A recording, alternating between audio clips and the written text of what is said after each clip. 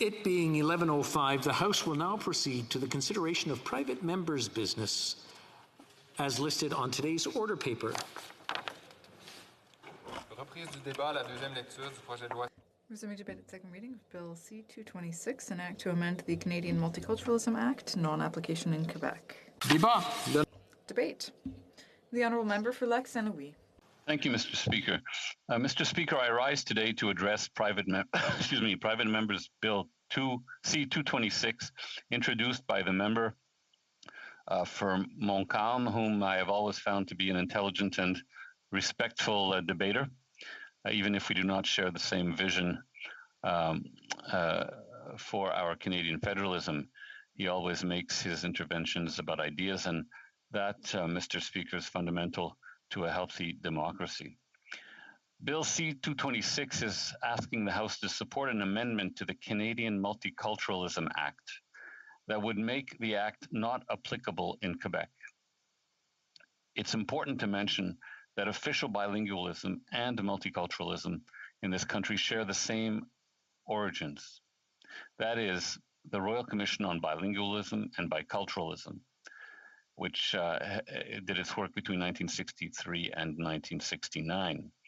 The commissioners believed, in fact, that official bilingualism and multiculturalism could be mutually reinforcing, and they were so very right. Through its multicultural policy adopted in 1971, the federal government recognized diversity as a fundamental characteristic of Canadian society, as a pillar of our value system.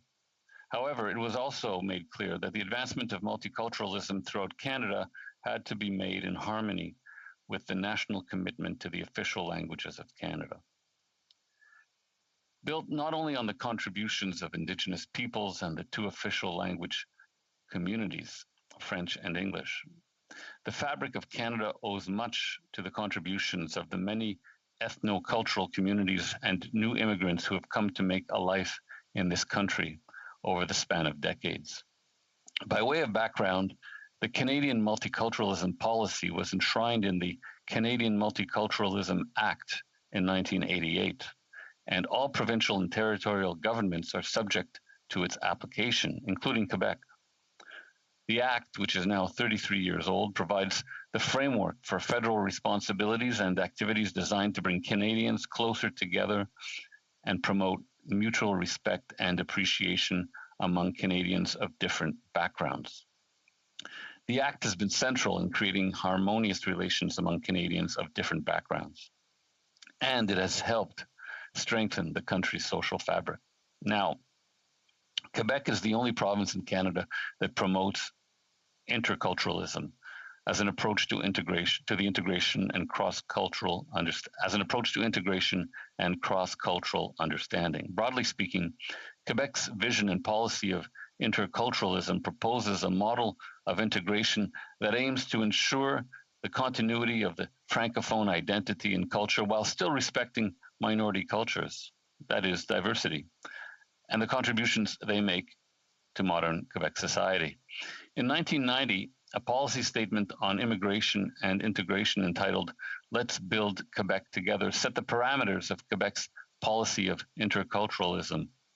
Developed by the Ministry of Immigration, Diversity and Inclusion, Quebec, the document reaffirms that interculturalism and adapting institutions to the values of diversity and reasonable accommodation are key parts of Quebec's approach to integration. As the Prime Minister often says, we are strong not in spite of our differences, but because of them. As many scholars and academics have noted, linguistic duality is at the heart of our Canadian values of inclusiveness and diversity. Accommodating two languages has fostered greater openness in Canadian society towards other cultures. The Official Languages Act and the Canadian Multiculturalism Act go hand in hand in defining the values Canada represents on the world stage. En 2021, nous célébrons. In 2021, we'll be celebrating the 50th anniversary of the Canadian Multiculturalism Policy that was introduced in the House of Commons by Prime Minister Pierre Elliott Trudeau. This is an opportunity to remember who we are and what unites us. It's also crucial to note that multiculturalism and interculturalism are not in opposition. They're not opposites, and they're not mutually exclusive. They both place great importance on integration and respect for shared civic and democratic values, and they've both been valuable to the social fabric of Canada since the 1970s. And I would add that Canada's federal multiculturalism policy is flexible enough to allow for their coexistence. The coexistence of these two concepts, multiculturalism and interculturalism. The Government of Canada places great importance on Canadians in all provinces and territories embracing the core values of openness, diversity, inclusion, and respect for others.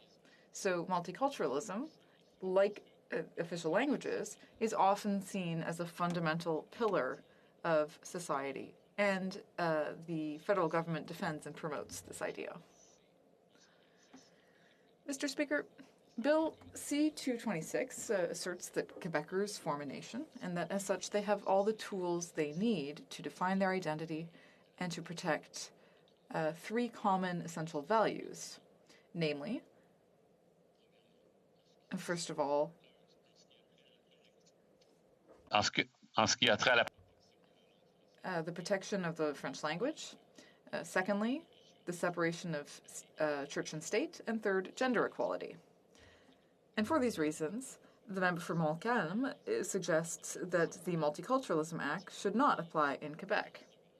But if you carefully analyze the federal act, you can see that these three principles also figure prominently. First, the application of the act does not exclude protecting French. Even the act's suggestion that we should value immigrant languages cannot be done without affirming the status of the official languages and expanding their use.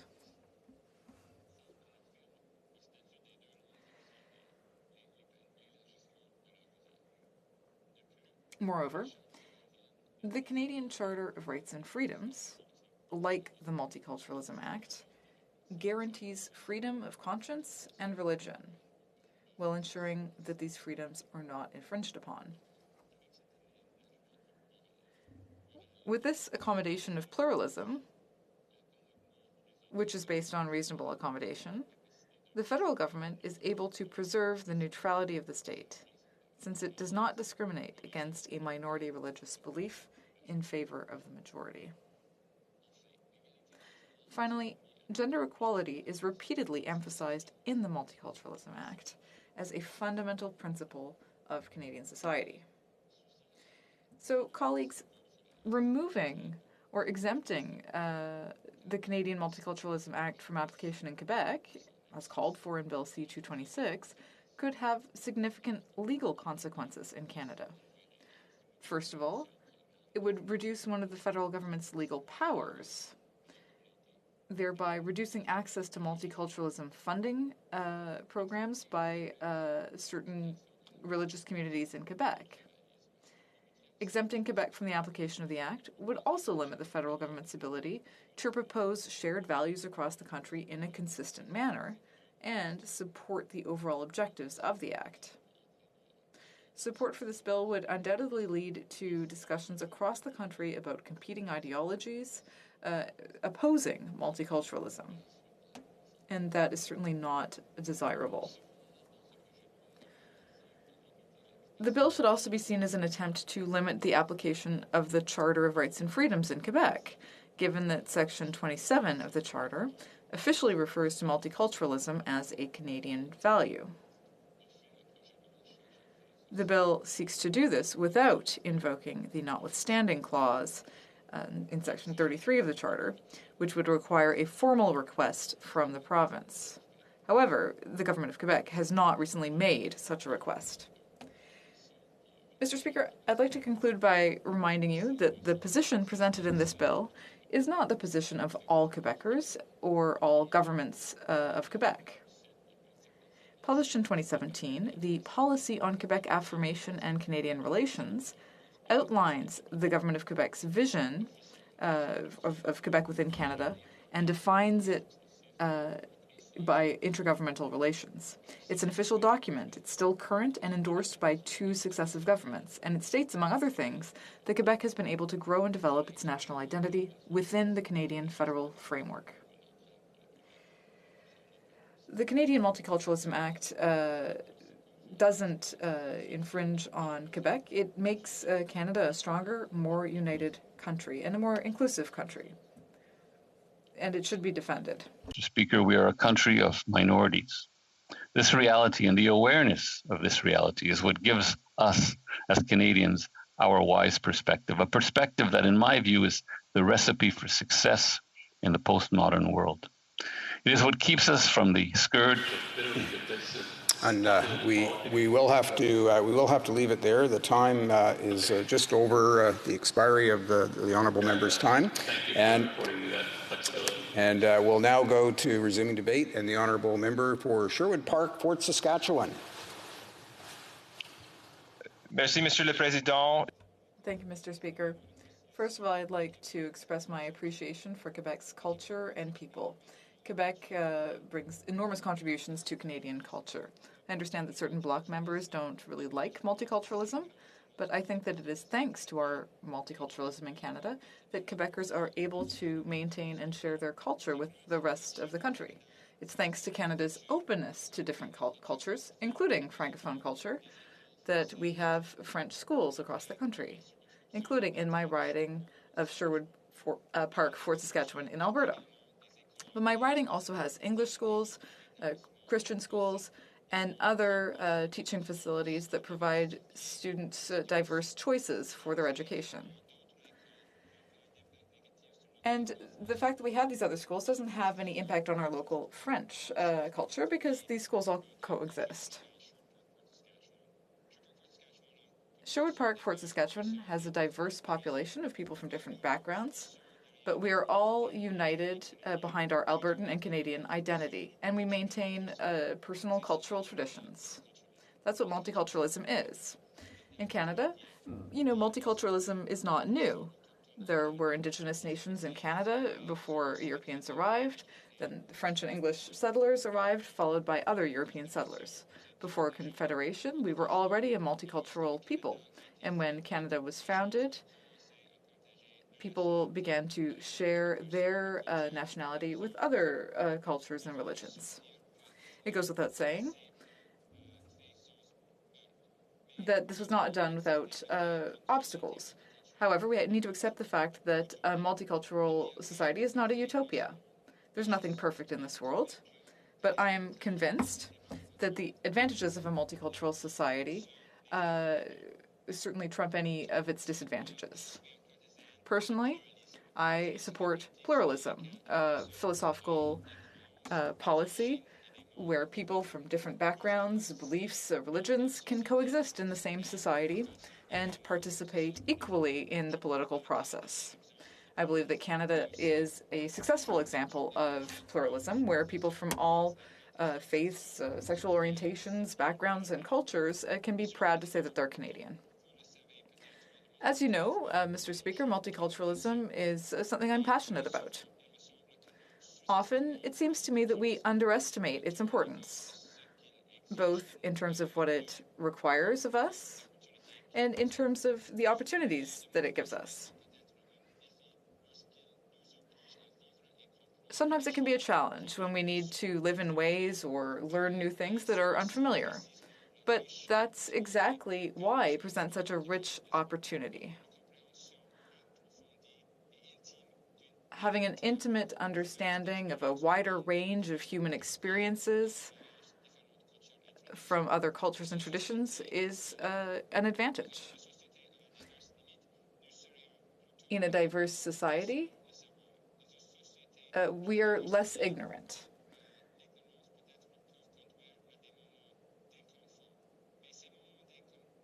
Sometimes multiculturalism can make us uncomfortable, but this gives us an opportunity to learn and grow.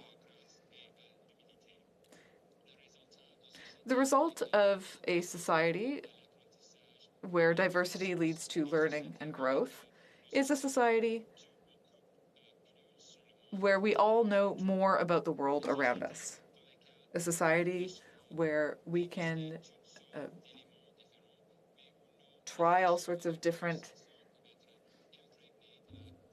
things, and we can also gain wisdom from teachers all around the world. Creating this type of multicultural society that really works for the good of everyone is important. Multiculturalism and its teachings can make us better artists, philosophers, and people more able to enjoy our personal and collective happiness through personal conversations and relationships. It can allow us to solve more problems by applying new types of technology or problem-solving approaches. And it can help us on the international stage to negotiate peace treaties, thanks to our ability to have respectful conversations anywhere in the world without being intimidated or manipulated. In order for multiculturalism to succeed, we need to learn a lot about other cultures and to interact with other cultures in ways that are richer than simply, avoiding offense. Sometimes it's easy to make quick judgments or to resort to xenophobia. But approaching people with openness is essential if we want to have a diverse, successful society. That's why the diversity of opinion is so crucial, because it allows us to coexist and to understand others in an ethnically diverse society. I'd like to take a bit of time to talk about the Multiculturalism Act and to explain why it's important that it apply to all of Canada, including Quebec.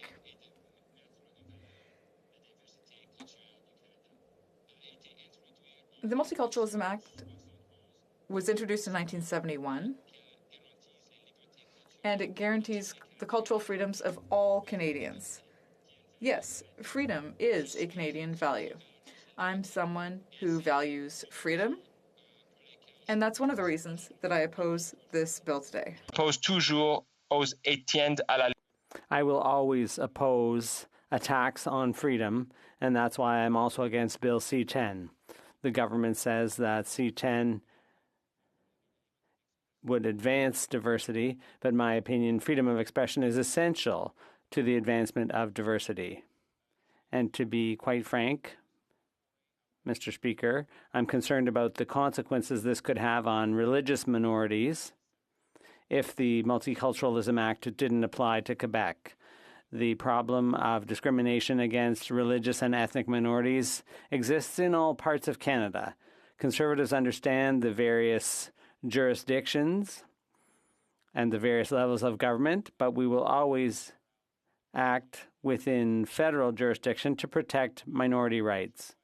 And now for the next point, Mr. Speaker, I think it's important to recognize that the way people talk about multiculturalism is a bit different in Quebec than in other Canadian provinces. Being a minority within Canada, it's understandable that Francophones in Quebec want to protect their culture and, above all, their language. Unlike some members, my colleagues and I in the Conservative Party recognize that the French language in Quebec is in decline and something has to be done about it. However, contrary to some other members, I do not believe that the assimilation of minority communities or opposing multiculturalism are effective responses to this problem. As a matter of fact, many immigrants who settle in Quebec already speak French, like immigrants from Haiti, Africa, Morocco, and Algeria, as well as some Middle Eastern countries like Lebanon. All of these cultures are proud of their French, and they all maintain their religious and cultural traditions at the same time. Multiculturalism could be a great asset to Quebec in order to attract new French speakers from other countries and increasing the Francophone presence in North America. Mr. Speaker, I'd like to now deal briefly with the question of religion in this debate because it is raised in the preamble to the bill. I understand the pain that's caused when an individual or a community has a negative experience with a religious organization and why they might want to turn and head in the opposite direction. But hypothetically, a repressive situation in the name of secularism is just as possible and harmful as a repressive situation in the name of a given religion. In my opinion, political communities should focus on freedom, pluralism, and choice when it comes to religion, and not the imposition by the state of one particular point of view on religious matters or one particular approach to religious practices. That's what's expressed in the concept of separation of church and state. Not that the state actively seeks to marginalize faith, but that people are able to choose for themselves how they wish to act on their beliefs. Multiculturalism and pluralism express the human desire, the universal desire to have the freedom to make one's own choices and seek the truth on fundamental questions without being controlled in the process by government. Multiculturalism is important and shouldn't be done at the expense of Quebec's rich culture. I understand that it can even improve that, especially when it comes to the French language, and attract more French-speaking immigrants. That's the end of the time allotted for the speech. Resuming debate, the honourable member for Jonquière. Thank you very much, Mr. Speaker. I understand from my colleagues' interventions who don't support the bill, they all boast about the fact that they all recognize the fact that Quebec is a nation, but when it comes time to do something about it, unfortunately, they say nothing. I'd like to talk about the context that led to multiculturalism. In the 60s in Quebec, with the arrival of Jean Lesage, there was the Quiet Revolution, and Lesage said that the Quebec government would be the driver. What was he talking about? He was creating a specific political context. Not only would Quebec henceforth have a specific cultural identity, but it would have its own policies too. And Lester B. Pearson in 1963 said, "How can I attract Quebecers?" And he came up with the idea of two founding peoples. And I will read what the Commission on Biculturalism and Bilingualism's mandate was. So the mandate was to recommend steps to take so that the Canadian Confederation could develop according to the principle of equality between the two founding peoples. Between the two founding peoples. And what would happen after that? Biculturalism and bilingualism. Biculturalism went out the door. It was trashed. Canada became a multicultural and bilingual country. Why multicultural instead of bicultural? Well, biculturalism gave Quebec a shield, allowed Quebec to be a distinct society, and that has always scared federalists. There's one identity in the head of a federalist, and that is the collective identity of being Canadian. That doesn't work for us because we reject ethnocultural diversity. We have a distinct identity, and that's been shown across the board over the years. It's been demonstrated in the Bouchard-Taylor report. It was the result of two constitutional amendments that failed, the two deals. But we've made no progress in this arena. The Laurendeau-Dunton Commission was one of the first times that Quebec was rebuffed. There have been others since, but that was the first time Quebec was told, no, you have no unique status. So keep that in mind. I'll come back to it later. There's another essential element to understand by way of background when we talk about multiculturalism. Multiculturalism is two things. It's an institutional policy, the policy we see here, but multiculturalism is also a liberal theory. And I recall the Prime Minister using the idea of a post-national state, that Canada was a post-national state. He borrowed that term from some theorists. I'm not sure he fully grasped the concept, but that's where he got the idea from some theorists. And the idea is recognizing ethnocultural diversity. Yes, but what else? It's also recognizing national minorities. Never in Canadian multiculturalism, in our legislation, never was any recognition offered to national minorities. Certainly not Quebec, the Quebec minority, nor Indigenous minority nations. So along the way, a system of integration was developed. And what does that mean exactly? It means that even though we may recognize, if you recognize all cultures, you end up recognizing none. But to give them so it's one thing to recognize them, but the Federalists have never wanted to give those minorities, national minorities, any power.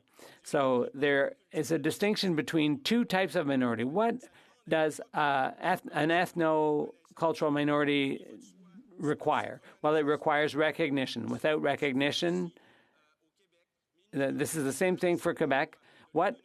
It also requires political autonomy.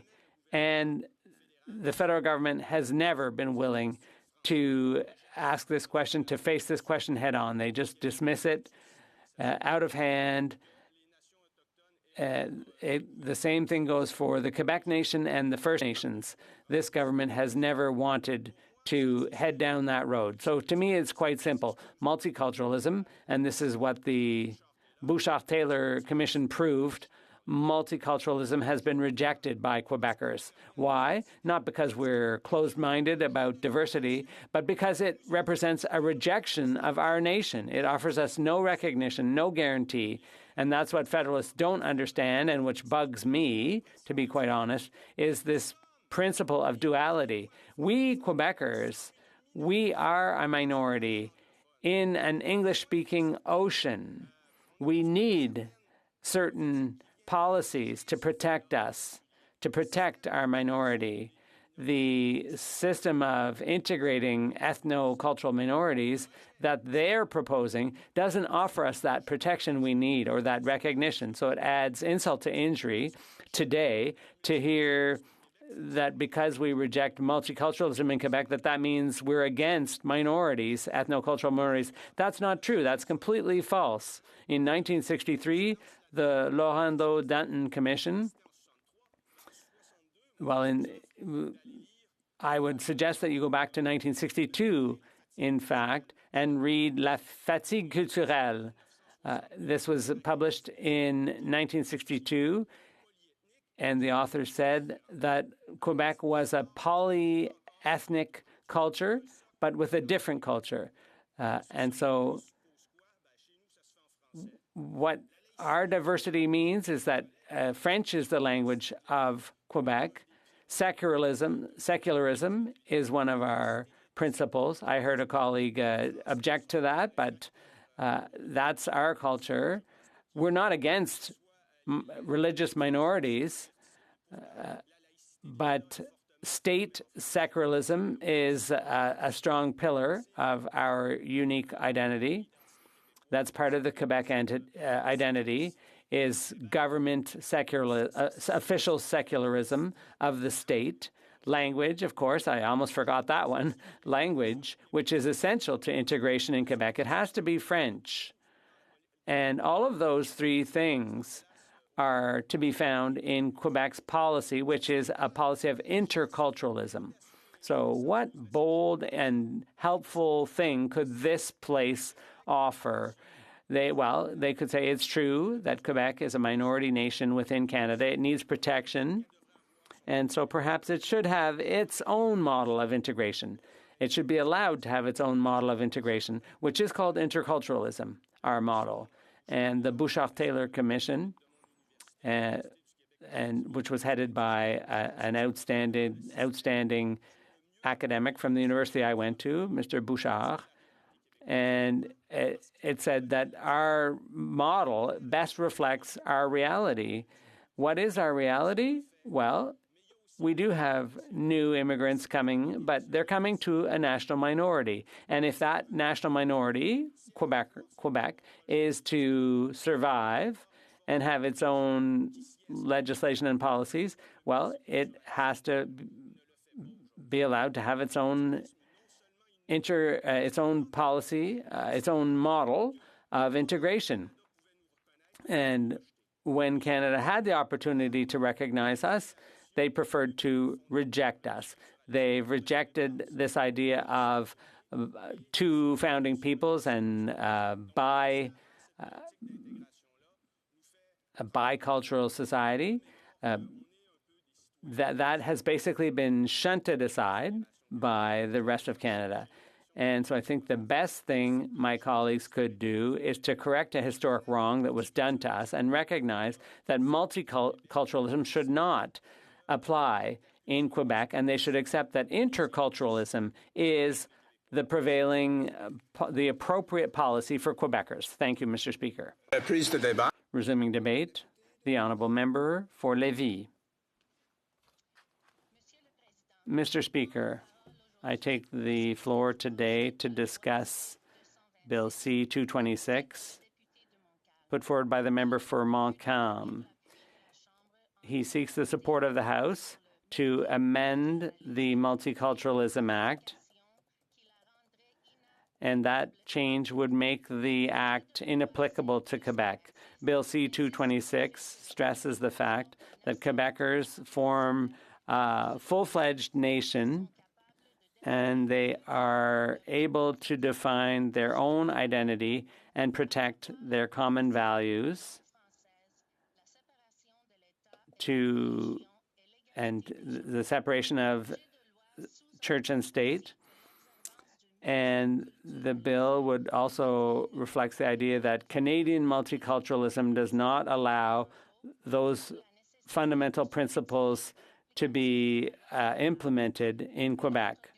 Since the introduction of the Canadian policy of multiculturalism in 1971, many Quebec political sciences and political leaders have asserted that multiculturalism was inappropriate for the majority French-speaking province, and so it should not be applicable to Quebec. The adoption of the Charter of the French Language in 1967, Bill 101, was an expression of the inappropriateness or the conflict between the Canadian model and the Quebec model. And the multiculturalism was felt to run counter to the protection of the French language. And the Quebec model is definitely intended to protect the language and culture of Quebec. The Society of Quebec is a cultural and linguistic minority, which is often described as being in jeopardy in North America. Bill 101, for many Quebecers, addressed the fear that the absence of language laws would damage the prevalence of the French language because of demographic factors, and that this would threaten the Quebec identity. Quebec nationalism is also largely based on this fear of assimilation. and a fear of a diminished contribution of Quebec to the Canadian identity. A statement was made by Prime Minister Pierre Elliott Trudeau in 1971 when he presented the policy of multiculturalism in Canada and suggested that Canadians have to choose between those two languages. For most Quebecers, this free choice between the two languages was inconsistent with Quebec's unique identity. And this was corrected in 1978 when an agreement was reached between the Government of Canada and gave Quebec the right to choose its own economic immigrants. And therefore, Quebec was given an additional lever to enhance the arrival of French-speaking immigrants. With a massive influx of immigrants, the Government of Quebec suggested a policy of cultural convergence entitled So Many Ways to Be a Quebecer. This new policy had as its main goal ensuring the maintenance and development of cultural communities and their uniqueness, raising awareness among Quebec Francophones to the contribution of cultural communities to our common heritage, and finally, promoting the integration of cultural communities into Quebec society, particularly in areas where they are underrepresented. Many researchers and analysts have pointed out that the policies and programs of the Government of Quebec, which were developed in the 1980s in Quebec, in order to promote the development of ethnocultural communities in the province, are strangely similar to multiculturalism in a French-speaking context, and are therefore quite similar to what the federal government itself had proposed 10 years earlier in 1971. In 1988, the Canadian Multiculturalism Act pointed out in the preamble that the primacy of human rights, equality of the sexes, and the importance of combating all forms of racial discrimination. The legislation reaffirms official bilingualism as governed by the Official Languages Act since 1969 and underscores the importance of increasing their use to promote their development. The Canadian Multiculturalism Act reasserts that freedom of conscience and religion, these are freedoms that cannot be infringed upon. This allowance for religious pluralism led many experts to conclude that the system enshrined in a de facto way the separation of church and state. In many ways, Bill C-226 and the Canadian Multiculturalism Act are based on similar foundations, and these need to be appreciated and promoted.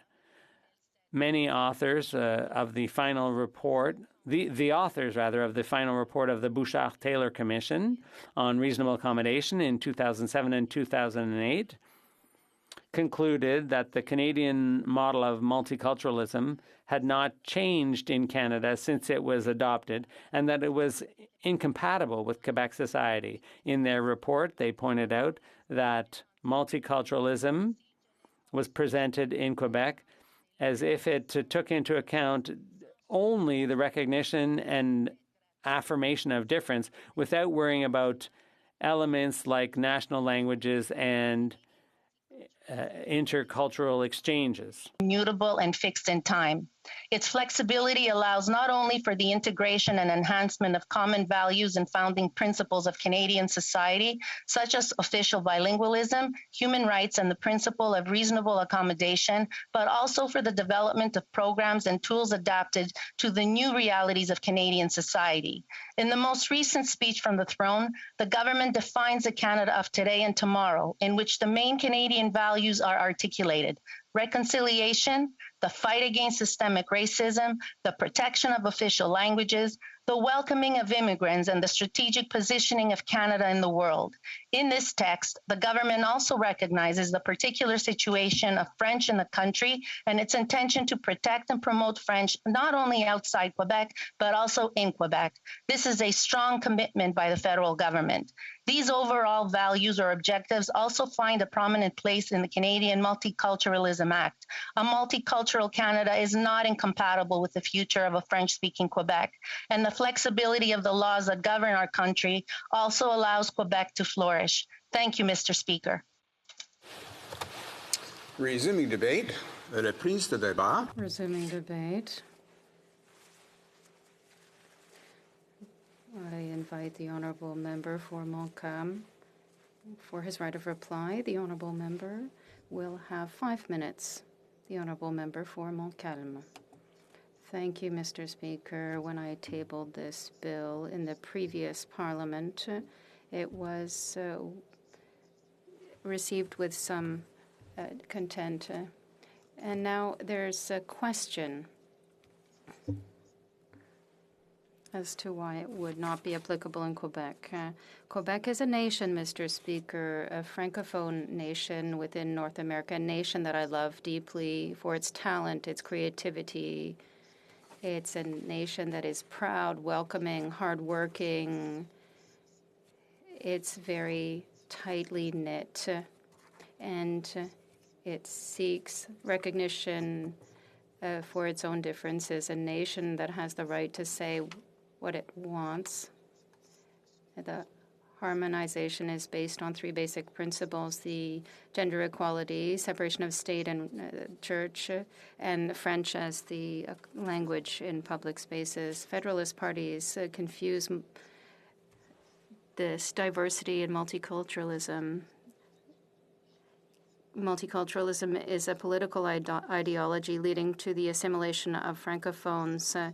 Even if a number of Federalist parliamentarians consider multiculturalism as an unchallengeable virtue, it is more like a state dogma, a political ideology that is imposed on Quebec since the 1970s, and that was consecrated politically in 1982 with the Canadian Charter of Rights and Freedoms and the Constitution that we never signed.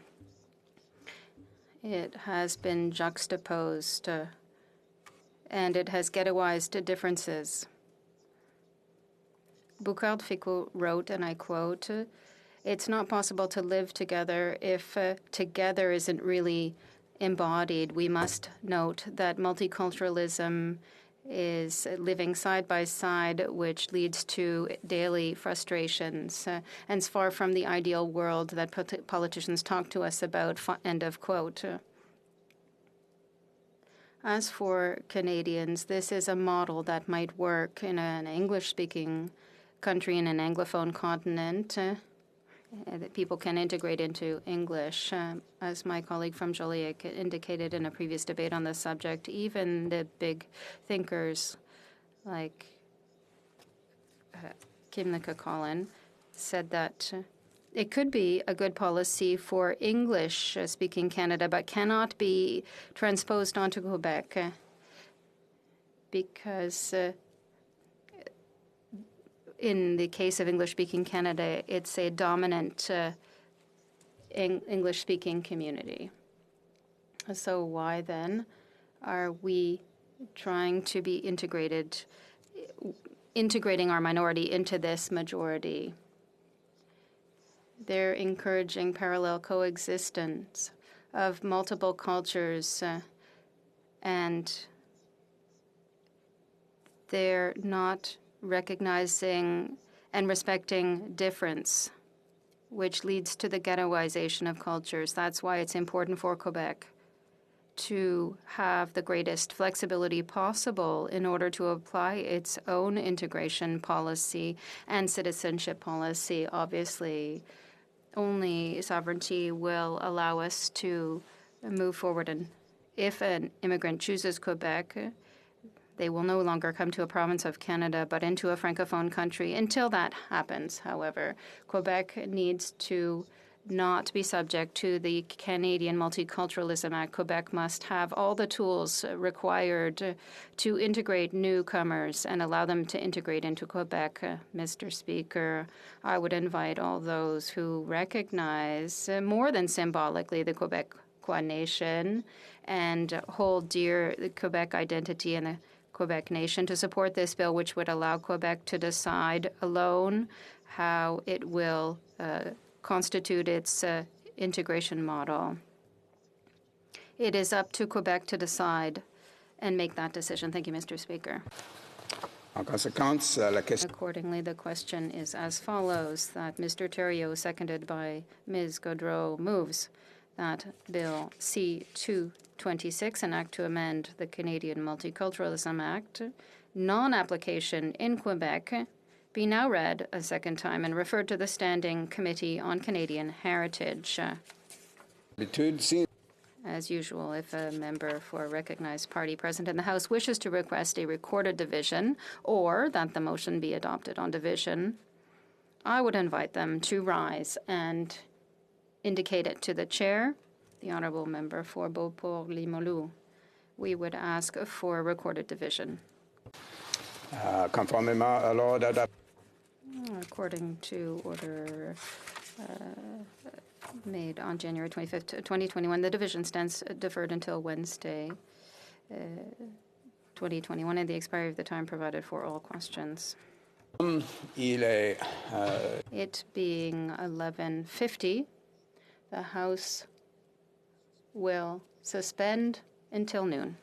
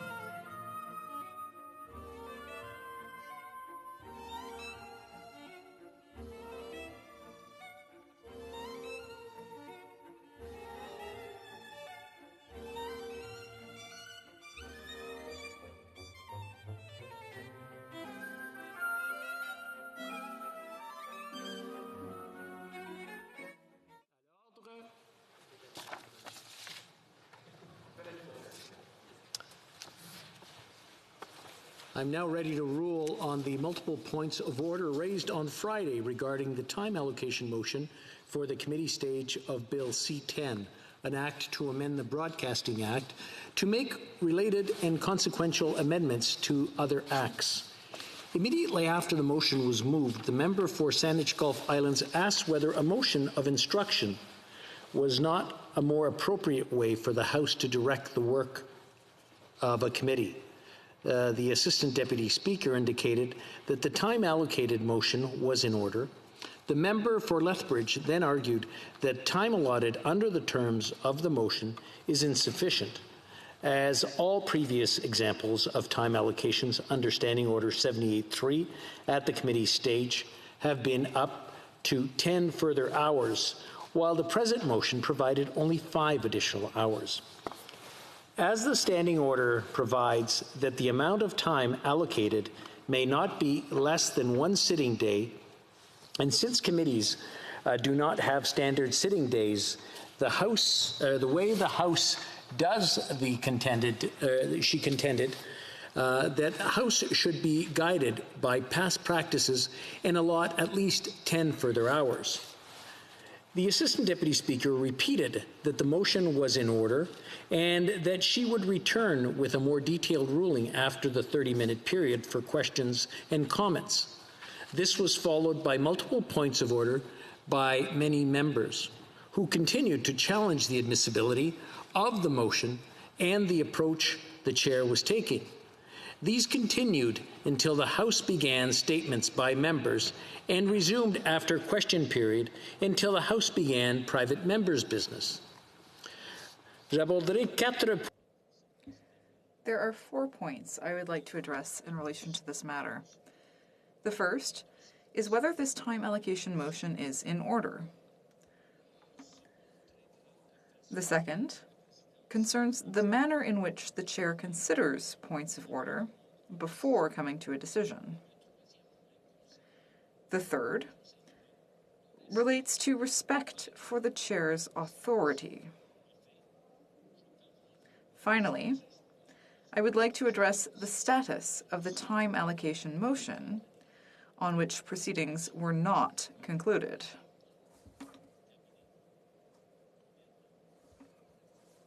First, it is clear to the chair that it is possible to move a time allocation motion in relation to the committee stage of a bill. As the member for Lethbridge acknowledged, there are 3 previous examples of such motions under Standing Order 78.3 for bills before standing or legislative committees, all of which providing for 10 additional hours of study by the said committees.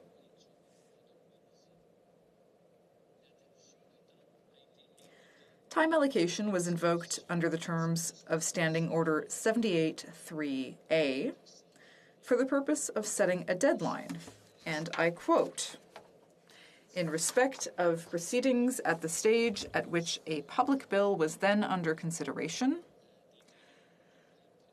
either in the House or in any committee, for the purpose of allotting a specific number of days or hours for the consideration and disposal of proceedings at that stage, provided that the time allotted for any stage is not to be less than 1 sitting day." End of quote. The Standing Order makes no distinction between the stages of a bill, except for the possibility of moving one motion to cover the proceedings at both the report and the 3rd stages. Moreover, while it is possible to allot a specific number of hours or days for the consideration of a stage, the minimum length of time is expressed in sitting days.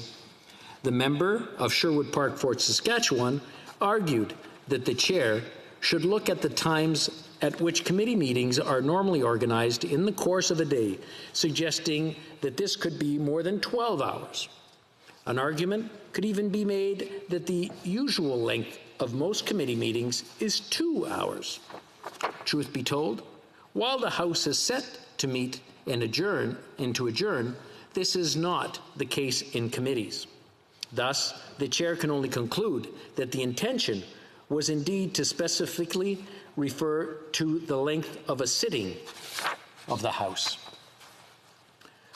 What then is the equivalent of a sitting day when a motion is expressed in hours? In a ruling made on June 8, 2012, a previous speaker, the member for Regina Capel, offered a historical review on an application of Standing Order 78. In his conclusion, he stated that the average length of time for the consideration of government orders in a typical week is approximately 4.7 hours per day, and that, accordingly, a motion allotting a rounded up number of 5 hours was the equivalent of a sitting day. There have been multiple examples of time allocation motions under Standing Order 78.3 allotting 5 hours for the second reading stage, for report stage, and for third reading stage. For all these reasons, the chair does not see why the committee stage would be any different. I therefore rule that the motion is in keeping with the requirements of Standing Order 78.3.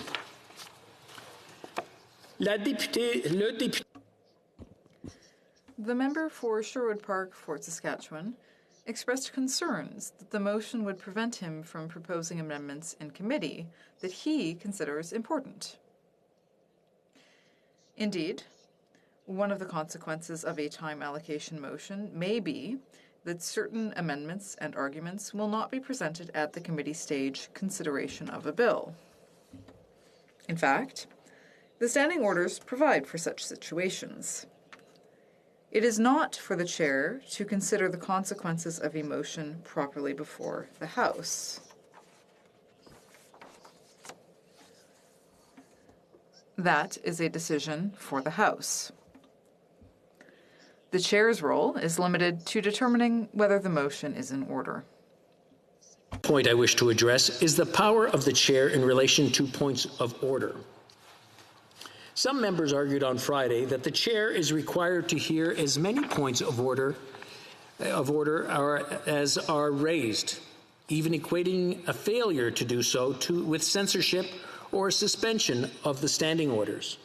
Certain members also asserted that the chair is required to give reasons for decisions, and that failure to do so immediately enables members to continue questioning the chair's ruling. This is not the case. Dans une décision, in a ruling given on June 4th, 2018, at page 20,170 of the debates, my predecessor, the member for Halifax West, stated, and I quote,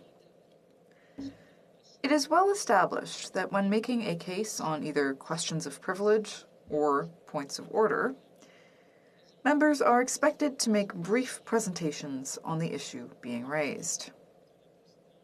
The chair, once satisfied that sufficient information has been given, may inform the member accordingly." Acting Speaker DeVolen explained this well on June 13th, 2012, at page 9,374 of the debates, when he stated, "The floor is not the members until they choose to stop. The Speaker has a right to terminate that discussion.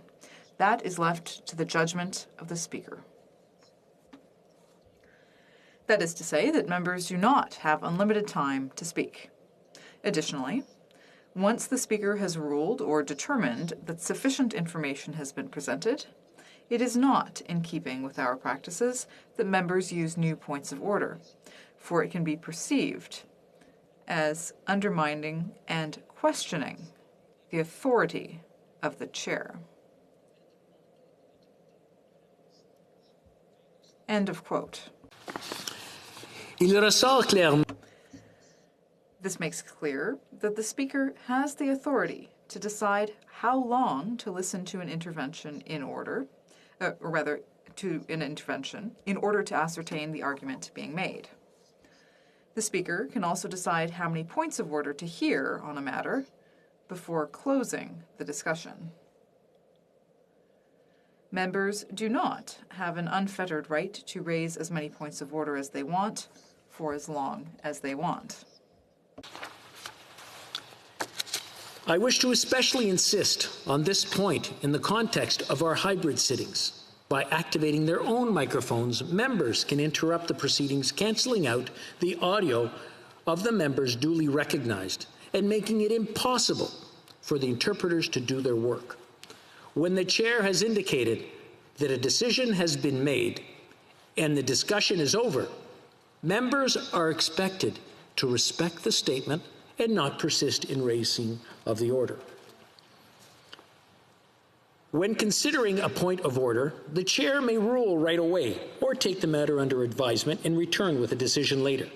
However, it is also possible for the chair to provide an immediate ruling and return with more detailed reasoning at a later time.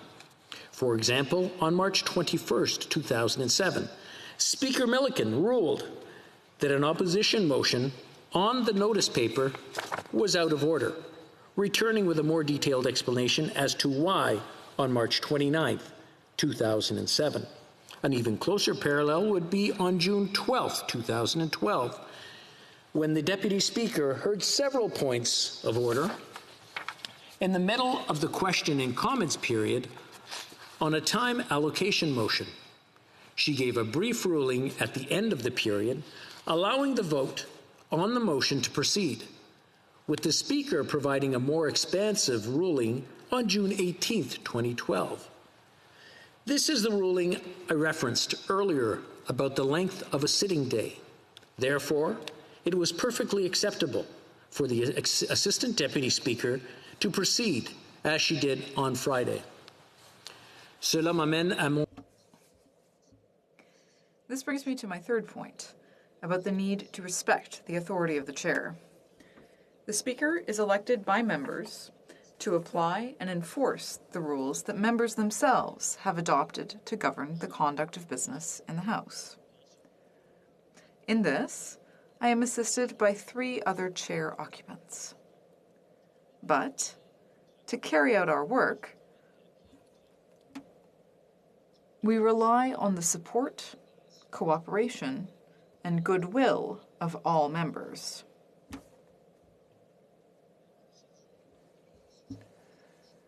House of Commons Procedure and Practice, 3rd edition, reminds us at page 641 that, and I quote, "Once the decision is rendered, the matter is no longer open to debate or discussion, and the ruling may not be appealed." End of quote.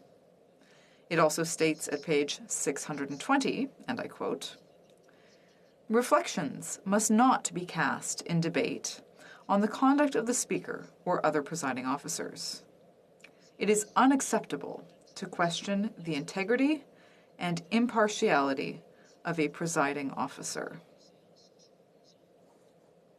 End of quote. The tone of debate has recently taken a turn for the worse. This past week, both sides of the House openly challenged rulings of the chair. On Friday, derogatory remarks towards the chair were heard. I recognize that there are moments when tensions run high and when disagreements are strong. However, disregard for our rules and established practices is not only disrespectful to those entrusted with the responsibility of maintaining order and decorum and deciding procedural questions, it is also disrespectful to the House as a whole. On March 14th, 2008, in a similar context, Speaker Milliken said at page 4183 on the debates, and I quote, "Like all Canadians, and indeed all honourable members, I realize and respect that political exigencies often dictate the strategies adopted by parties in the House. However, as your Speaker, I appeal to those to whom the management of the business of Parliament has been entrusted, the House leaders and the whips of all parties, to take leadership on this matter. I ask them to work together to find a balance that will allow the parties to pursue their political objectives and will permit all members to carry on their work. I am confident that working together in good faith, they can come to an agreement that will return us to the equilibrium that our procedures and practices have been designed to protect. End quote. J'arrive maintenant à mon dernier point. I come now to my final point, which concerns the status of the time allocation motion moved Friday.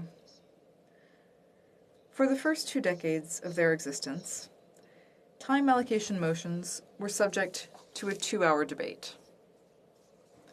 However, since 1991, such motions are no longer subject to debate. In 2001, following a recommendation of the Special Committee on the Modernization and Improvement of the Procedures of the House of Commons, the House instituted a 30-minute question and comment period when a time allocation motion is moved under Standing Order 78-3.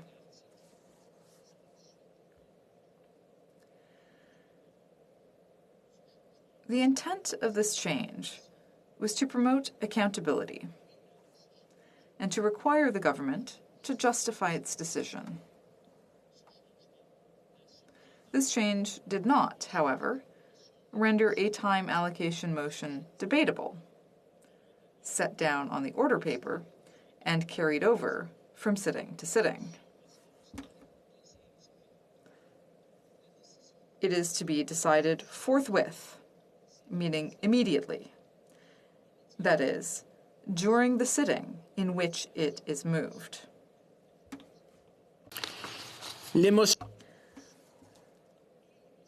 Time allocation motions and closure motions are non-debatable motions where the question is not put on them right away because of the 30-minute question and comment period.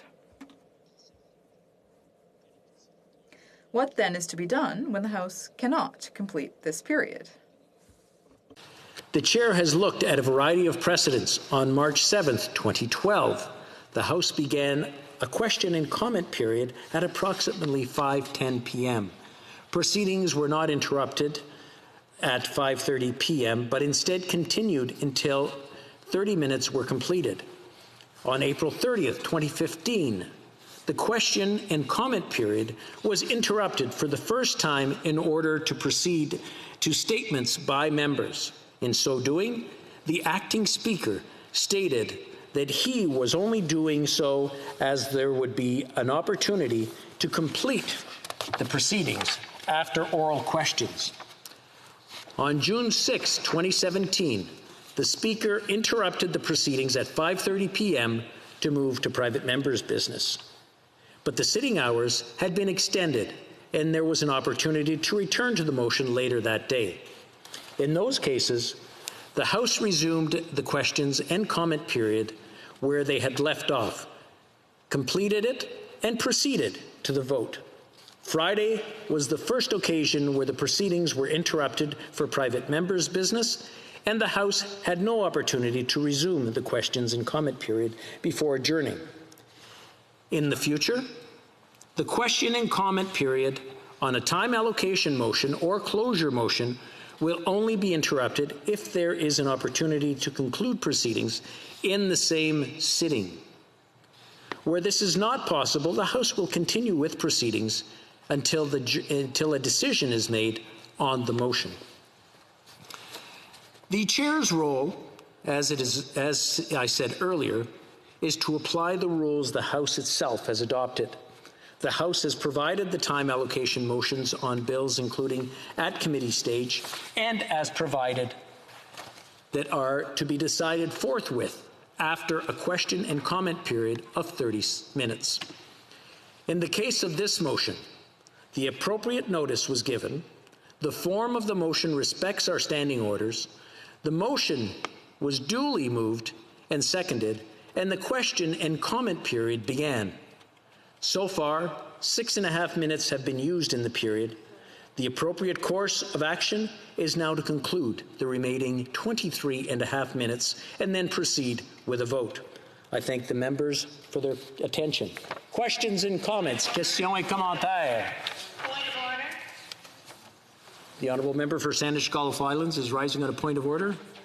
Yes, Mr. Speaker, and I do apologize, but reflecting on the events of the day in question, first I wish to thank you for the clarity you've provided. I was the first to rise on a point of order because as the motion was read out, and based on the quick research I was able to do before we began, it seemed to me that the motion was not in conformity with the standing orders for a motion to instruct a committee, but I did immediately accept the Speaker's ruling. The difficulty before us, Mr. Speaker, if you check the record, I do not believe that we can say 6.5 minutes elapsed because I wasn't able to hear anything from the questions or the comments that were being put to the Honourable Minister. I respectfully think we should restart the clock with the full 30 minutes because this is a rather important matter. There are important motions that I can tell you, Mr. Speaker, the Honourable Member for Nanaimo Ladysmith has before the committee in clause by clause. The effect of passing this motion on C10 may be to preempt putting forward important amendments that could improve the bill. I do think it requires a full debate, and I don't wish to dispute anything you've said, Mr. Speaker, but I do think if you check the record, we did not have 6.5 minutes of usable, comprehensible questions and answers.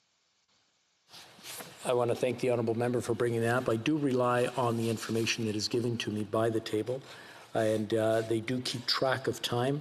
If you don't mind, I will consult with the table for a moment before making a decision on that.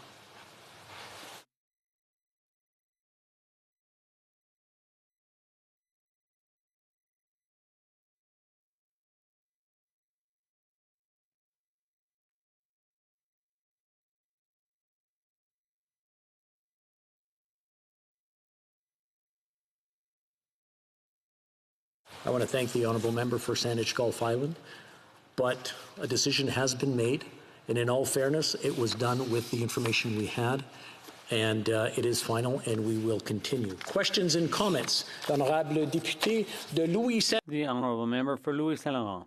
Thank you, Mr. Speaker. Mr. Speaker, it has been found that this government, since they took office, has repeatedly said that committees are independent and that the government could never intervene in the work of a committee. But this motion by the government does precisely that. They are using a practice that has been used 3 times under the standing orders to intervene directly in the work of committees, even though they've always said the opposite, that it couldn't be done. The opposition parties this is a matter of a gag order. They're trying to muzzle MPs in committee and prevent them from doing their work. When I was at the National Assembly, I was in favor in stricter measures, and I had suggested that the question period be interrupted so the Prime Minister could speak to the opposition leaders at the National Assembly about this. So my question for the government is quite straightforward. Why use a gag order on a bill that on the very surface of it is an attack on freedom of expression? The Honourable Minister. Thank you, Mr. Speaker, and I'd like to thank my honourable colleague for his question.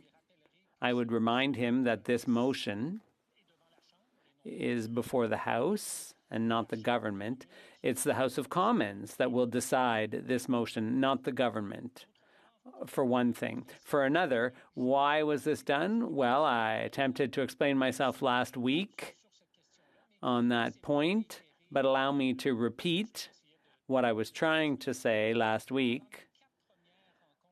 During the first 4 meetings of the Heritage Committee where Bill C-10 was being studied, the committee did manage to get through 79 amendments.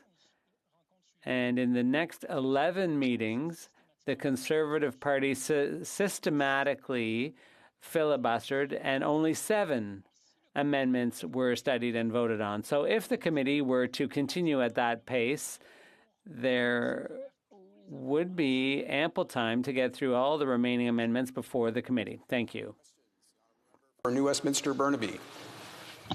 Thank you very much, Mr. Speaker. And I, of course, recall back in 2015, Liberals saying that they would change practices, be more open in Parliament, allow for more of the fulsome debate that they saw under the former Harper government being denied.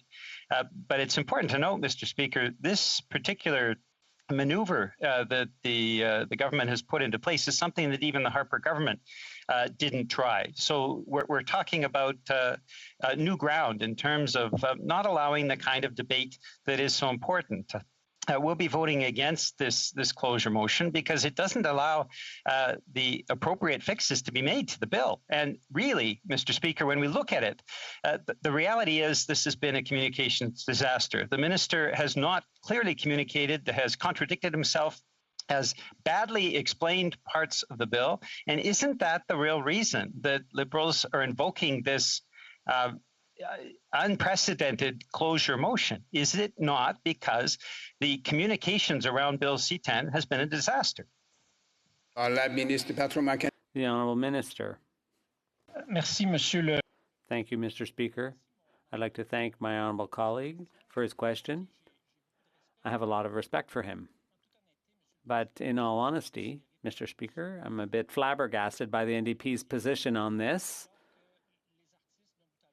Artists all across the country have been signing petitions, Francophones and Anglophones, Indigenous and racialized artists, cultural organizations, and I'm thinking of the Canadian Independent Music Association. They testified before the Heritage Committee, and there was a former NDPer behind this effort. They're all in favor of C-10 being passed as quickly as possible. And what the NDP is doing now, I never would have expected this, is that they're aligning themselves with the Conservatives to deprive artists of $70 million in income. I'm speechless. Questions and comments? The Honourable Member for La Prairie. Mr. Speaker, in order to expedite this work, this should not be a commonplace practice. It should be ultra rare. But they concluded that in order to expedite C-10, they had to take this route. A number of amendments have been amended. Our Bloc colleague has been ultra effective and efficient in getting these amendments dealt with.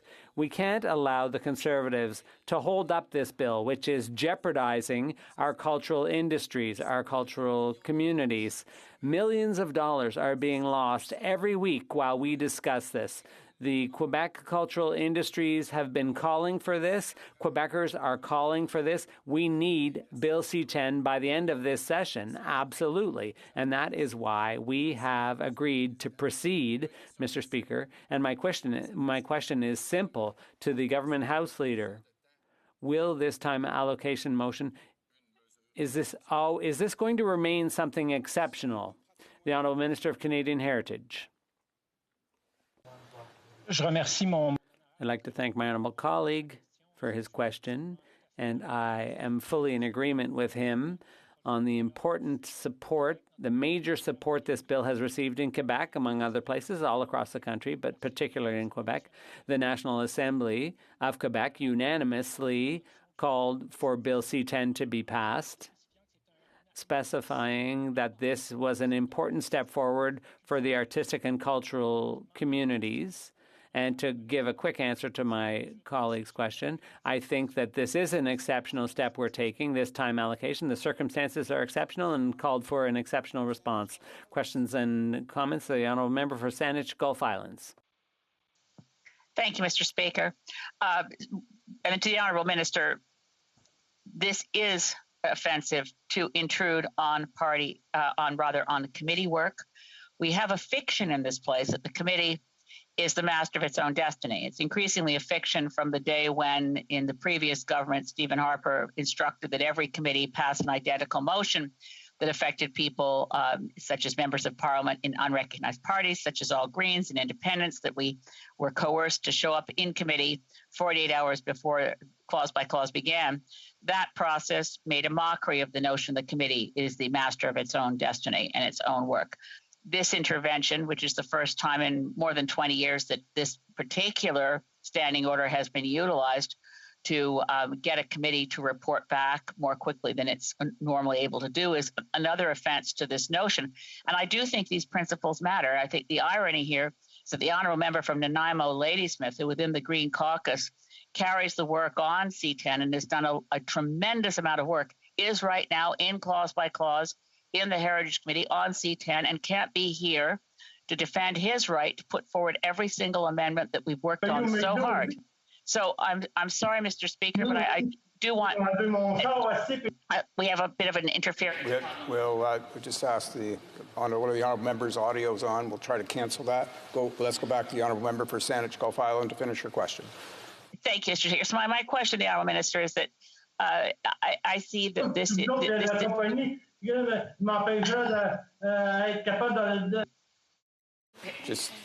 Let's just take a moment here. Obviously, one of the honourable members' audio's on, and I don't think he realizes. It's okay. He's a rookie. Pas vraiment.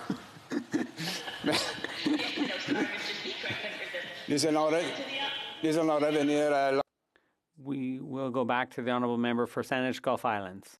Merci, Monsieur le Président. Thank you, Mr. Speaker. Mr. Is only this. I sympathize enormously with the position in which you find yourself, Mr. Minister. I was very uncomfortable moments ago in Ethics Committee with how rudely you were being treated. I think it's inappropriate.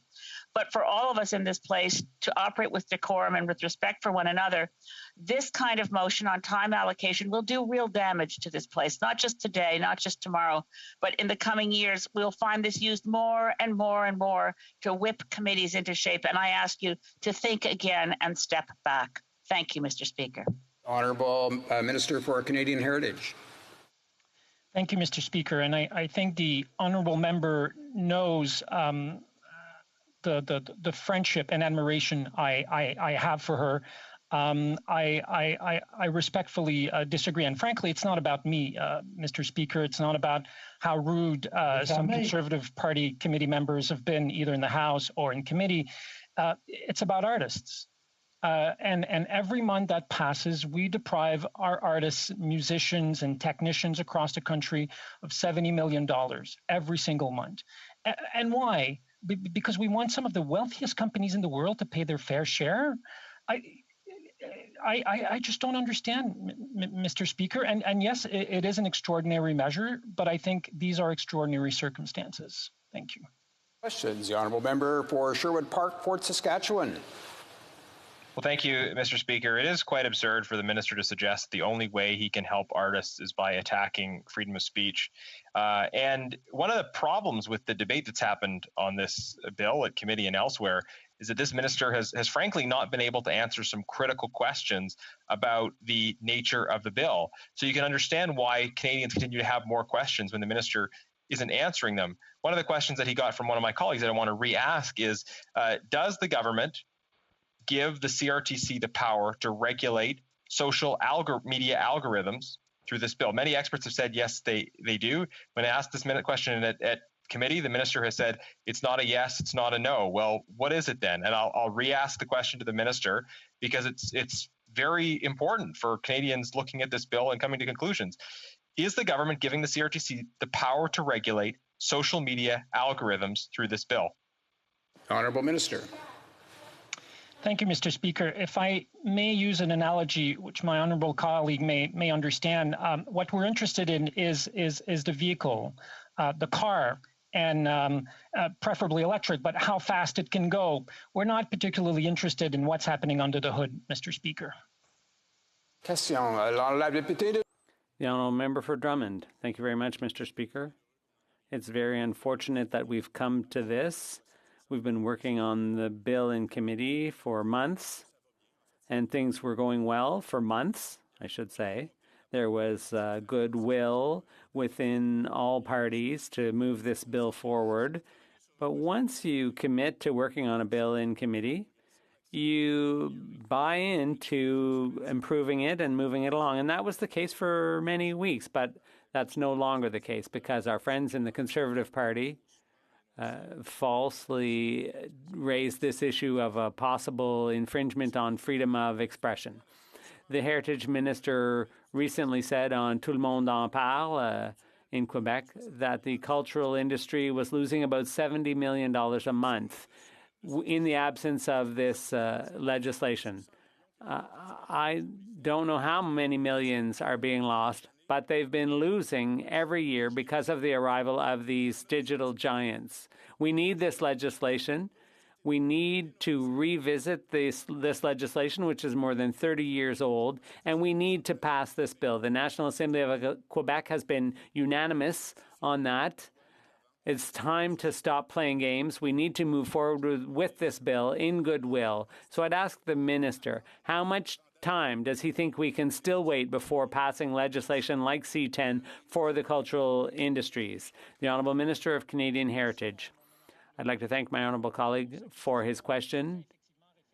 He does indeed refer to an estimate that the Department of Canadian Heritage presented at committee, an estimate of the expected results in terms of funding or the amount of money, $830 million a year that the web giants collect, and that's about $70 million a month that is lost to the Canadian cultural industry. So this bill has to be passed as quickly as possible. That's what the cultural industries in Quebec and all across the country have been calling for in the National Assembly, and that is also what most Canadians are calling for. Questions and comments? The Honourable Member for Rosemont La Petite Patrie. Thank you very much, Mr. Speaker. I find it a shame that we've come to this. The work on this bill was not done very well, and this government wants us to keep doing that. They say they want the web giants to pay their fair share. We agree in principle. We voted for this bill at second reading. That's not the issue now. The issue now is the use of a gag or a muzzle to prevent parliamentarians from doing their work at committee. That's what we're talking about now, not the importance of this bill and the stakes for artists. This use of time allocation has only been used 3 times in all of Canadian history. Even Stephen Harper never tried to put a gag order or muzzle a committee. So the NDP's position is let the committee keep doing its job in order to fix up this bill. The Honourable Minister. Thank you very much, Mr. Speaker. It's quite incredible what we're hearing from the NDP here. The ADISC, which is a cultural organization, and the Union of Artists, many organizations have called for the swift passage of this bill. They say it's a good bill. The National Assembly of Quebec has said it's good legislation, pass it. And the NDP somehow thinks they know better than everyone else, than all the people involved in that industry. They think there's a problem with this bill. It's incredible. For the Conservatives to do that, I would have understood. But for the NDP, I simply can't believe it. I can't get over it. There is still time in committee, if they resume the pace that they had initially taken, to pass all the amendments, if they choose to do so, if they want to. Lampton. Well, thank you, Mr. Speaker. Yesterday was D-Day, and Canadian men and women fought and died for the rights and freedoms that we're talking about today, including the freedom of speech. And so for the minister to be taking away not just the individual freedoms to post what they want, but in addition, shutting down debate here in Parliament and now infringing upon committees' rights, does he not appreciate the fact that people won these freedoms with their lives? And why is he trying to erode the freedom and rights of individuals, of Parliament, and of the committees? The Honourable Minister.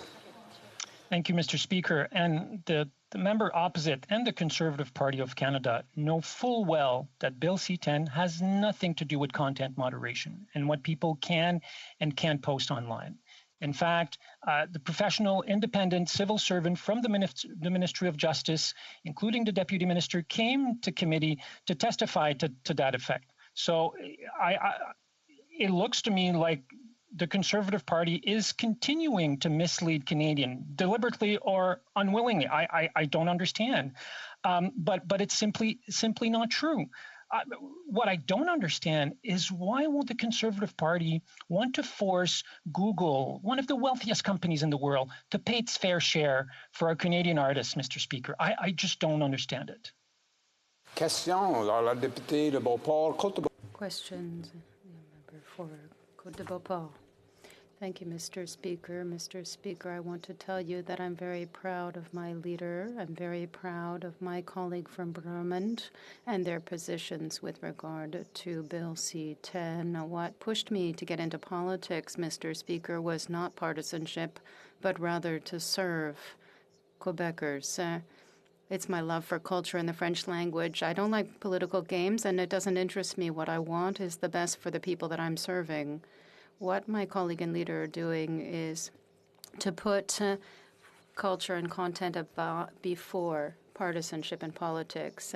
Gag order is never a good thing, never, ever. But people I know work in arts and culture, and they've been suffering for years, and they're demanding this legislation. I can only salute the position of the Bloc. I would ask the government if it recognizes the excellent work done by the Bloc Québécois in the committee in order to improve their bill, and also to allow for the passage of the Broadcasting Act. The Honourable Minister. Thank you. I want to thank my honourable colleague for her question. I almost hope that she would congratulate the work of Canadian Heritage, but that would be hoping too much. I think she knows the reality of artists who don't remember the statement made by Pierre Lapointe a few years ago, which recalled platforms like Spotify and others are only paying crumbs to our artists, just crumbs. And it's exactly what we want to address with C-10. These big multinational companies need to do their fair share. We're not asking them to do more than others, rather just to do their fair share, as Canadian radio broadcasting companies are doing. For Cumberland, Colchester. Thank you, Mr. Speaker. Thank you for recognizing me. And I do want to say congratulations to the Minister of Heritage, because I, as a former artist for 33 years of my life, say good on ya. Thank you so much. This is exactly what artists across Canada need. We just had the Juno Awards last night and saw how much great talent there is in this beautiful country. And as a former actor, I've got to say the Actors Union is behind this. We are all behind this. We are cheering you on, and we want to get this passed as quickly as possible. So, Minister, could you please expand on why it's so important to get this done now? Thank you. The Honourable Minister of Canadian Heritage. I thank my honourable colleague for her question. I mean, since the last time the Broadcasting Act was reformed, we have seen the important and ever increasing role of platforms, either on television, movie, and certainly on the music side of things. And our laws and regulations simply have not adapted to this new environment, which is costing our artists, our musicians, our technicians, tens of millions of dollars every year, Mr. Speaker. And Bill C-10 aims specifically at correcting this so that we can continue to having a thriving artistic and cultural ecosystem in Canada. The Honourable Member for Sherwood Park, Fort Saskatchewan.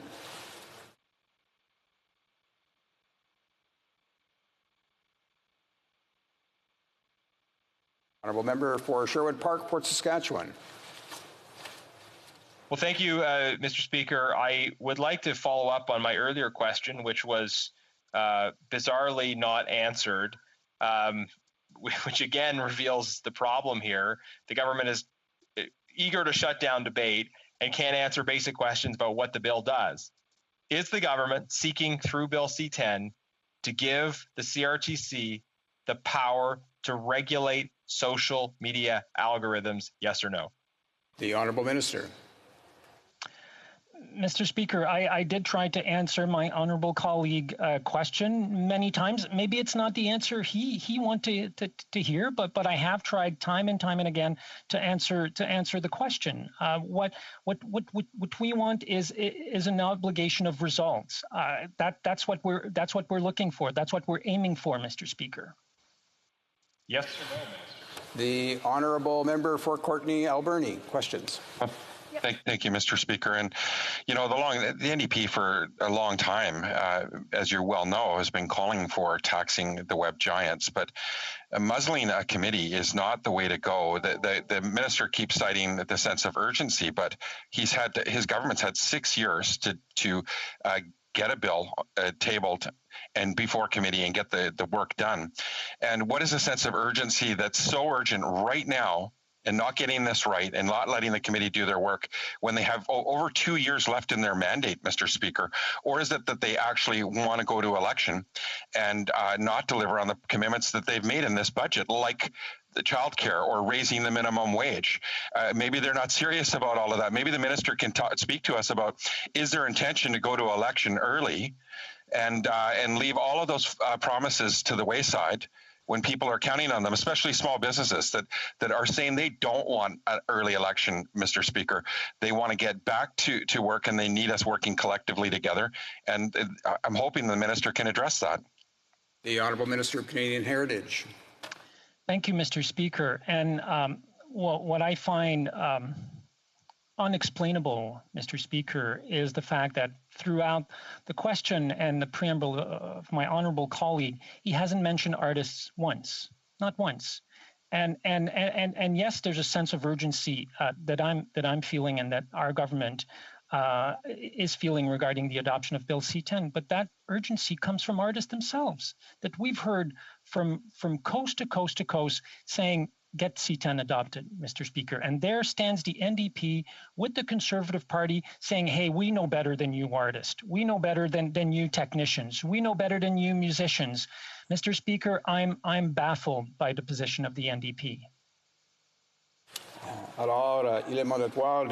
It is my duty to interrupt the deliberations and put the question forthwith to the motion before the House. Follows, Mrs. Fortier, seconded by Mr. Guilbeault, moved that in relation to Bill C-10, an act to amend the Broadcasting Act and to make related and consequential amendments to other acts, not more than 5 further hours shall be allotted to the consideration of the committee stage of the bill.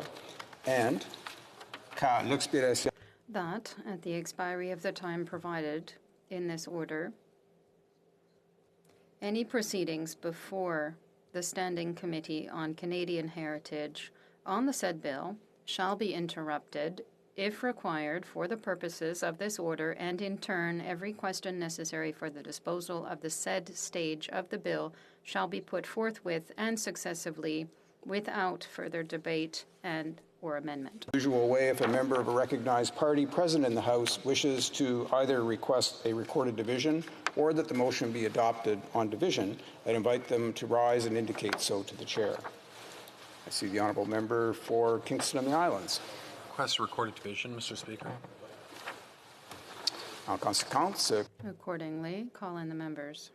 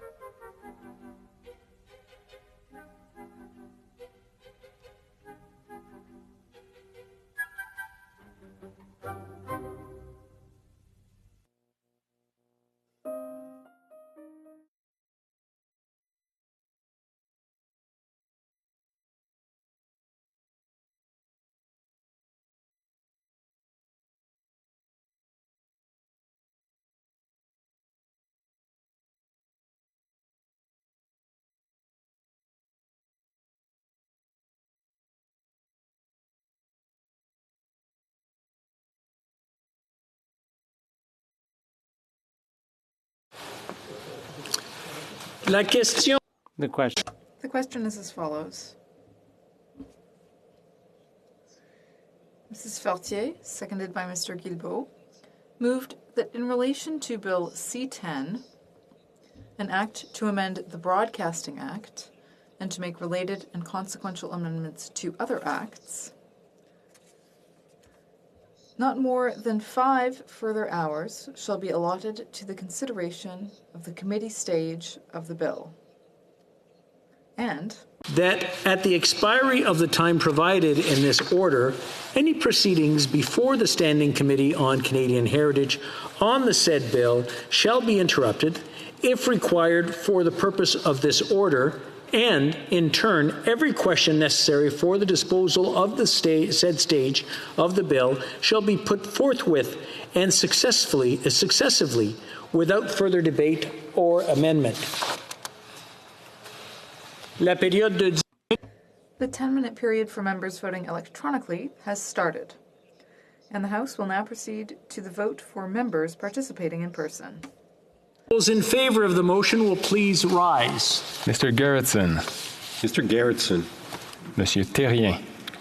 Monsieur Terrien. Madame Vignola. Madame Vignola. Madame de Bellefeuille. Madame de Bellefeuille. Monsieur Champoux. Monsieur Champoux. Monsieur Trudel. Monsieur Trudel. Monsieur Beaulieu. Monsieur Beaulieu. Que tous ceux qui s'opposent à la motion veuillent bien se... All those opposed to the motion will please rise. Monsieur Deltel. Mr. Bazan. Mr. Bazan. Monsieur Reyes. Monsieur Reyes. Mr. Viss. Mr. Viss. Mr. Baldinelli. Mr. Baldinelli. Mr. Melillo. Mr. Melillo.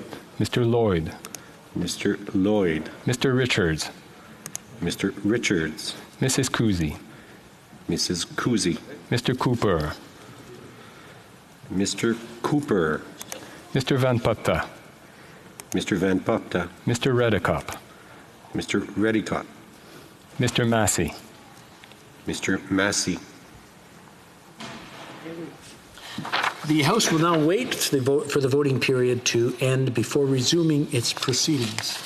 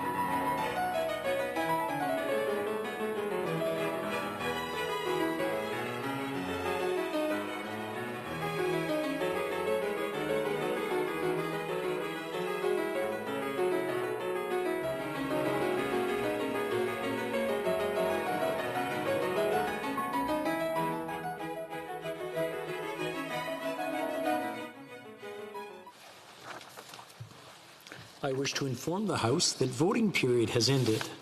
Si des députés n'ont pas pu voter en raison de problèmes. If members were unable to vote due to technical difficulties, they may now use the raise hand function and the chair will recognize them. The table will now compile the results of the vote.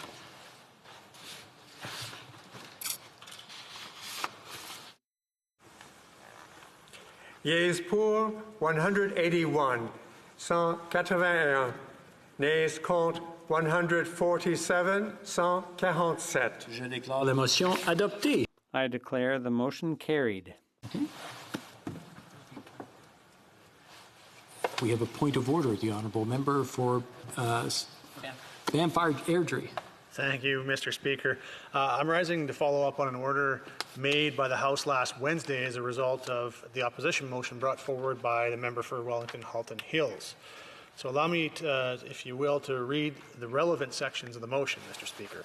I quote, that an order of the House do issue for the unredacted version of all documents produced by the Public Health Agency of Canada in response to the March 31st, 2021 and May 10th, 2021 orders of the Special Committee on Canada-China Relations respecting the transfer of Ebola and Henipah viruses to the Wuhan Institute of Virology in March 2019, and the subsequent revocation of security clearances for and termination of the employment of Dr. Zhenggu Qi and Dr. Kedig Cheng, provided that A, these documents shall be deposited with the law clerk and the Parliamentary Council in both official languages within 48 hours of the adoption of this order, and B, the law clerk and Parliamentary Council shall promptly thereafter notify the Speaker, who shall forthwith inform the House whether he is satisfied the documents were produced as ordered. End quote. Now the motion goes on from there, but I want to focus on those 2 points. Part A stipulates that the documents shall be deposited with the law clerk within 48 hours. The order was adopted on Wednesday, June 2nd, 2021 at approximately 4:25 p.m., which means the documents were due to be delivered by Friday, June the 4th at 4:25 p.m., after the House had adjourned for the week. Part B stipulated that the law clerk shall notify the Speaker, who will, and I quote, forthwith inform the House whether he is satisfied the documents were produced as ordered, end quote. So my simple question to you, Mr. Speaker, is when do you plan to inform the House as to whether the law clerk and Parliamentary Council is satisfied that the government has produced the documents as ordered by the House? I want to thank the honourable member for his intervention. I do not have any information at this point, but I will endeavour into looking into what has come of the information and return to the House as soon as I have something. Thank you. Orders of the day. Government orders, government bills, commons. Resuming debate at third reading of Bill C6, an act to amend the Criminal Code, conversion therapy. Resuming debate, the honourable member for Skeena-Bulkley Valley. Thank you very much, Mr. Speaker. I'll be sharing my time, pardon me, I'll be sharing my time this morning with the member from Cowichan-Malahat-Langford. And it's always an honor to rise in the House, even the virtual House, on behalf of the people of Skeena-Bulkley Valley.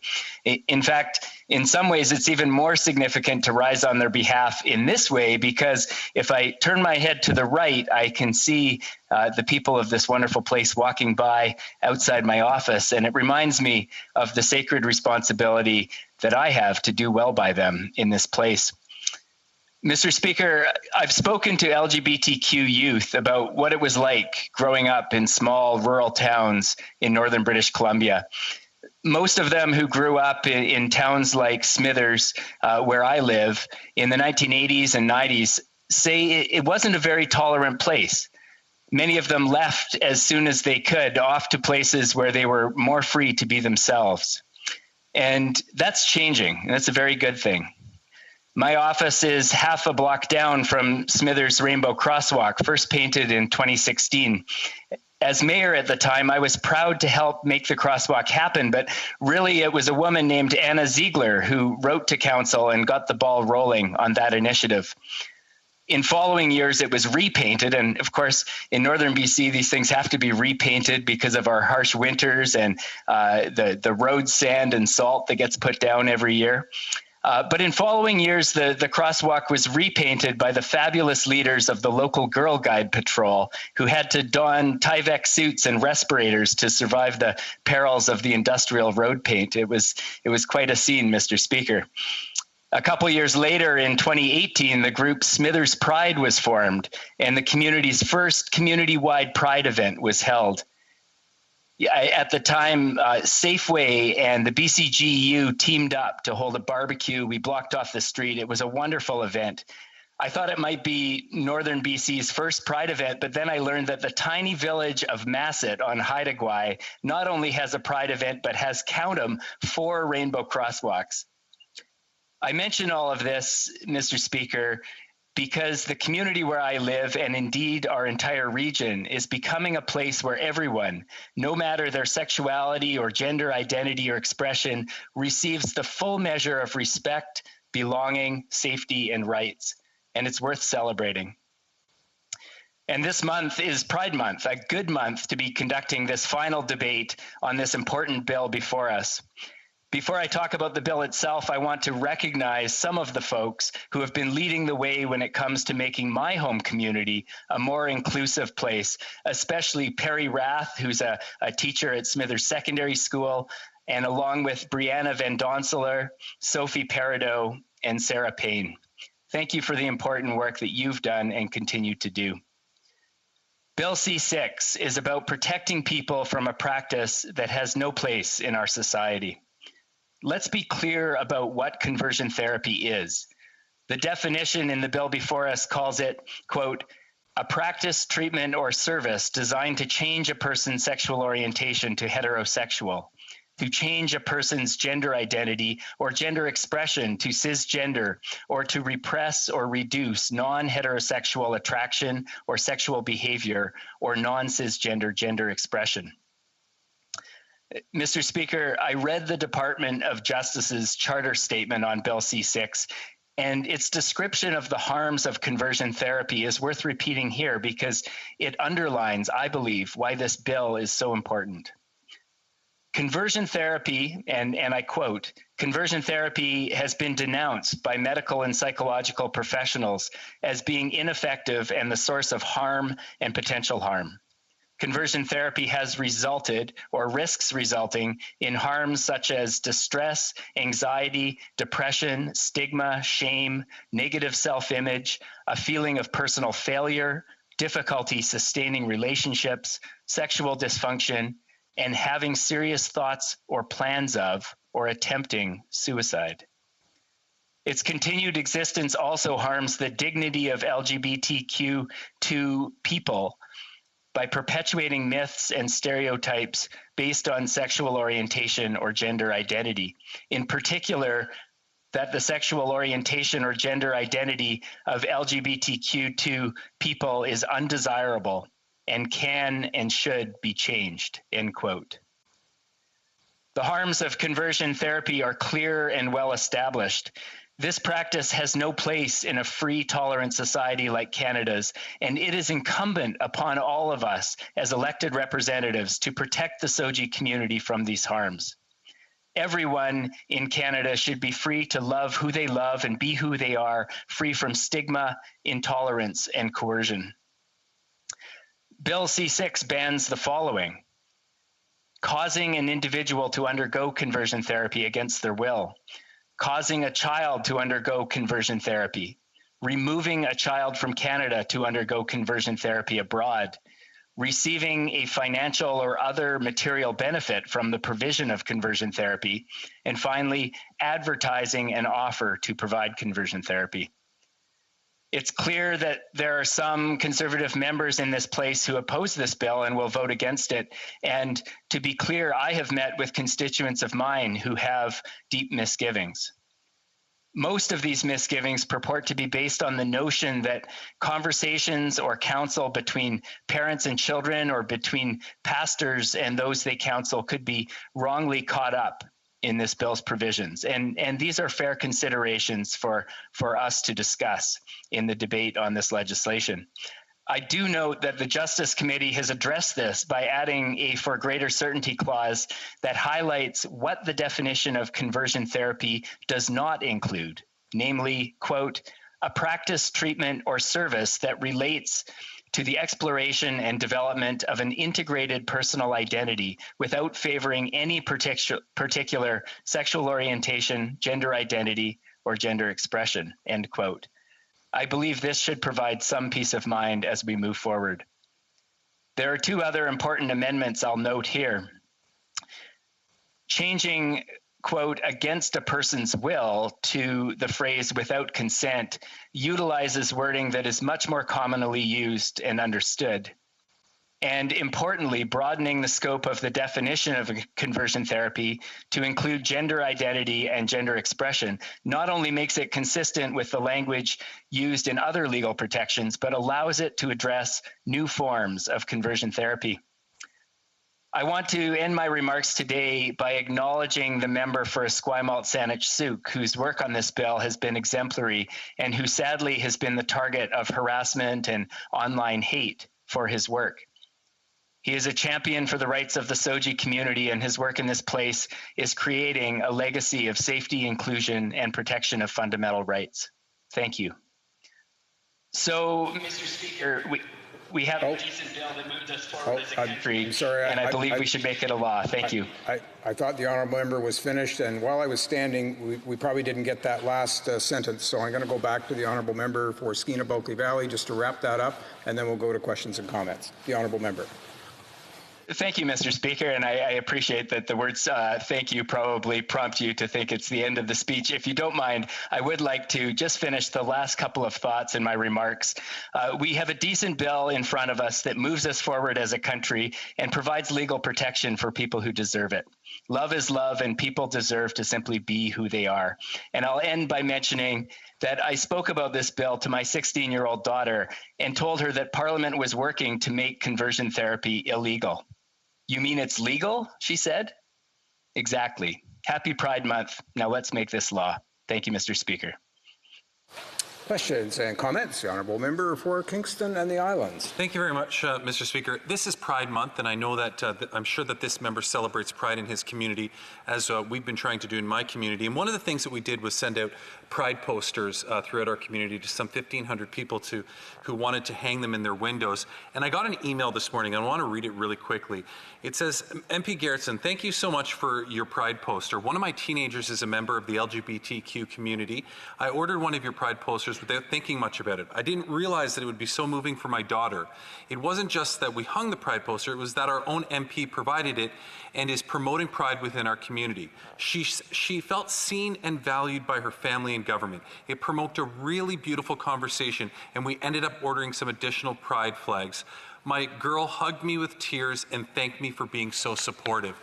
Mr. Speaker, this bill is about so much more than just banning a harmful practice. It's about changing the attitude and the way that Canadians engage, in particular with the LGBTQ community. Can this member provide some insight into where he thinks that having these conversations are so important to changing awful stereotypes that we unfortunately had more predominantly a few decades ago?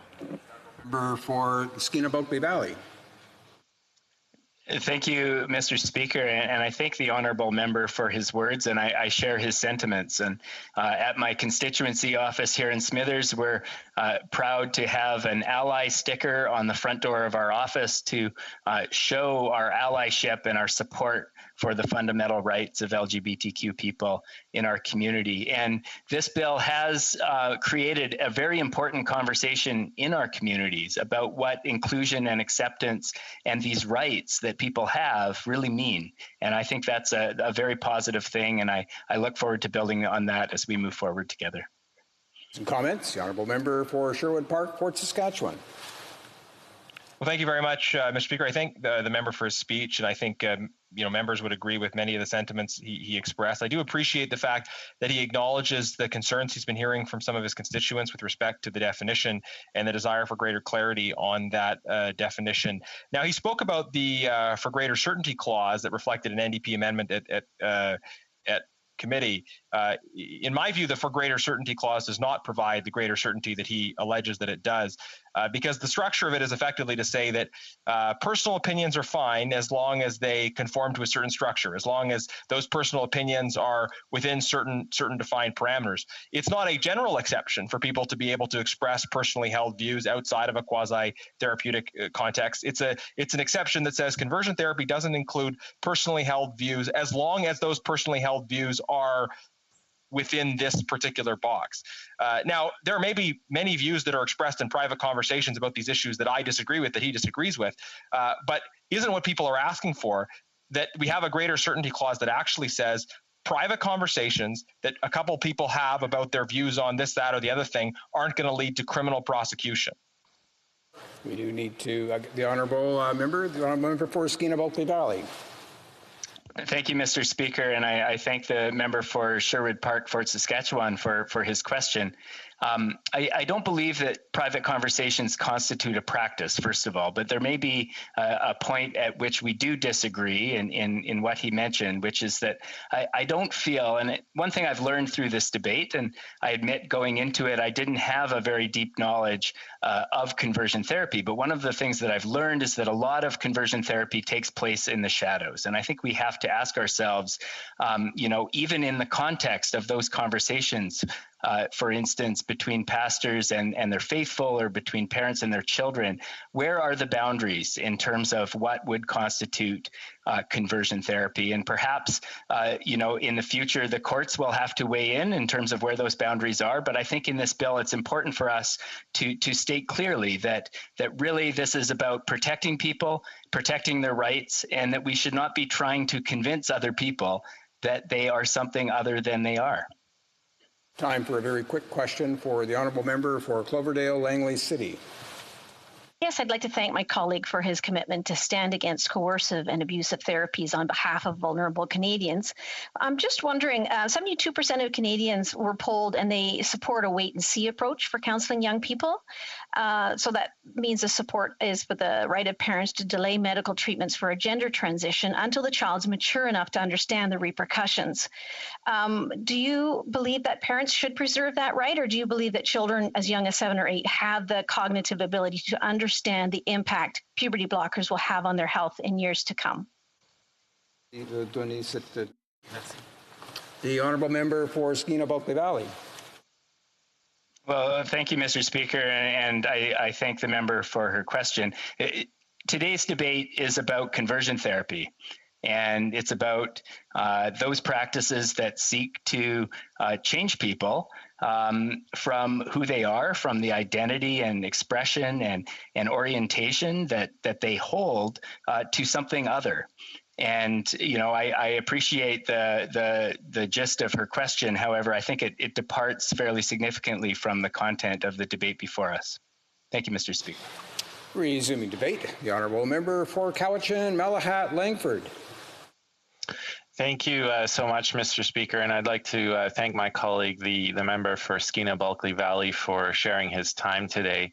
I think from the outset, I want to acknowledge the LGBTQ community in my riding of Cowichan, Malahat, Langford.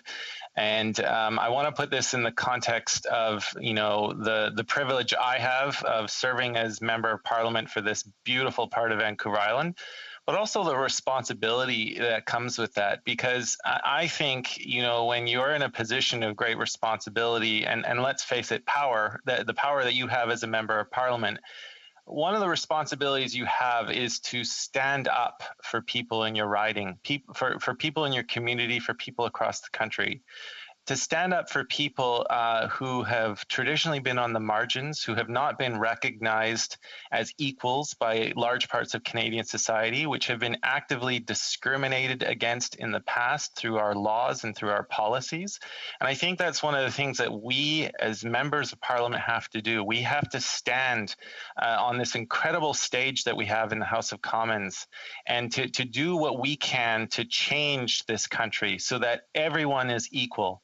no matter who they love, no matter what their social background is, no matter what race they are, what their origins. We have to absolutely stand up and try to be champions for every member of our community. And I take that responsibility very seriously in my role and in the privilege I've had over the last nearly 6 years in this job.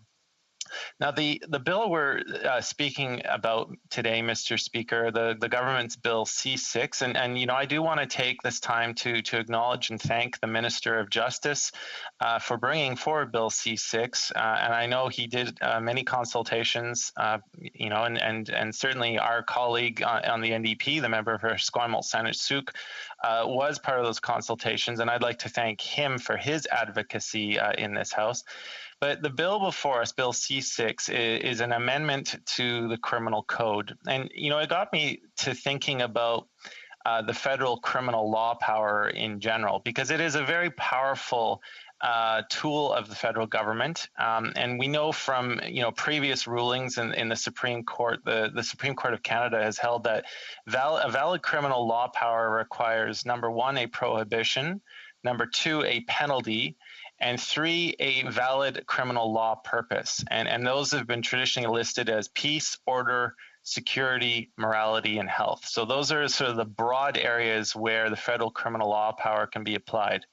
So when I look at C6 and the prohibitions it's trying to institute, the practice it's trying to ban, to prohibit, I can see that falls very clearly under security and morality, because it is morally wrong. It is so morally wrong to force people to undergo a change from who they are. And I think it also applies under our Charter's clause of Section 7, the security of the person. You are denying, in a sense, a security of the person to an individual by forcing them to go through conversion therapy. And we know this is an extremely harmful practice. We have heard testimony about how it has ruined lives. And like many members before me who have spoken to Bill C6, I think when you speak with your constituents, there has always been a sense of surprise that this practice is still ongoing here in Canada today. Reparative or conversion therapy is a very dangerous practice that targets LGBTQ youth, and it seeks to change their sexual or gender identities. It's sometimes been called reparative therapy, but you know, I hate the fact that we're even using the word therapy, because therapy in my mind, and I think in the mind of most Canadians, indicates a practice or some sort of counseling that is going to help someone get to a better place. This does not do that in any way. It is a range of dangerous and discredited practices that falsely claim to change a person's sexual orientation or gender identity or expression. And it has been found by all experts to be fraudulent and harmful. In fact, the practices have been basically rejected by every mainstream medical and mental health organization for decades. But because there is continuing discrimination and societal bias against LGBTQ people, some practitioners continue to conduct this practice. And we know that minors are especially vulnerable, and that the practice of conversion therapy that they have been forced through has led to depression, it has led to anxiety, it has led to drug use, homelessness, and in worst cases, death by suicide. We have heard powerful testimony at the Justice Committee and by survivors of this practice even before the bill began its formal process of debate, documenting what this practice has done to their lives. And the fact that it is still going on in Canada does lead to a lot of shock. In fact, just to show you, you know, the way the world has changed in such a short time, but also the change that we still need to see. You know, it was only until 1990, you know, 31 years ago, that homosexuality was considered by the World Health Organization to be a mental disorder. And we are in the unfortunate place today where we still have 68 nations around the world where gay sex remains illegal. And we know there are very serious penalties, including the death penalty, and complete ostracization from mainstream society in those countries. So, that's, I think, an important role that Canada has to play on the world stage, is to show that, we accept people for who they are, and we do not judge, but we also have to be a voice of moral clarity on the world stage and to really speak out against those harmful practices when we see that. And I know we do that to some extent. We know that this forcing, like this from societal pressure, the forcing of gay and trans people to become heterosexual, to be some kind of a societal norm, it has been extremely harmful, and many of these practices have been based on religious practices. They have included talk therapy, hypnosis, in some cases electrical shocks, and in some cases fasting. So I think it's incumbent upon us as the House of Commons, as the people's elected representatives, to recognize how harmful this practice is, to stand up, make our voices heard, and to say no more. We are going to use the full force of the federal criminal law power, make a stand, and declare how harmful this practice is, and we are going to take steps to prohibit it. Now, if you look at the particular sections of the bill, Mr. Speaker, you can see that the prohibitions that are listed are prohibitions against forced conversion therapy, prohibitions against causing a child to undergo conversion therapy, prohibitions against advertising conversion therapy, and prohibitions against having a material benefit from conversion therapy. Now, I want to take a moment to address the concerns that have been raised by some of my colleagues in the House, because in all of those prohibitions, we see the phrase conversion therapy, and this bill has taken the time to provide a definition of what conversion therapy is. Now, in response to some of the current concerns, the greater certainty clause of that definition was expanded, and it now includes phrases or the wording that says that the exploration and development of an integrated personal identity without favoring any particular sexual orientation, gender identity, or gender expression. So that means the definition does not include a practice, treatment, or service that relates to those specific things. And in my mind, that helps provide that clarity where, those conversations, between parents and their kids, between a church minister, between someone who just simply wants to have that conversion or that conversation in a semi-formal it does not in any way prohibit conversations from occurring. So in my mind, at least, I believe that the concerns have been dealt with, and that the harms that come from this practice warrant that this bill be passed. So in conclusion, Mr. Speaker, because I see my time is running up, I would like to say clearly and unequivocally that I will be supporting Bill C6, and I hope that my colleagues will join me so we can send this to the other place for royal assent in short order. Thank you. And the honourable member for Cowichan Langford will have 5 minutes for questions and comments when the House next returns to debate on the motion. But now we're going to go to statements by members, déclaration de député, and we're going to start off with the honourable member for Kitchener-Conestoga. Thank you, Mr. Speaker. Mr. Speaker, I was proud to meet with Woolwich Healthy Communities, an organization in Kitchener-Conestoga that is doing outstanding work locally to help protect our environment. Woolwich Healthy Communities has several working groups that are dedicated to making a difference here in our riding. I spent a beautiful sunny day in Elmira this weekend planting over 300 trees with my daughter Brooklyn and other volunteers from the group Trees for Woolwich.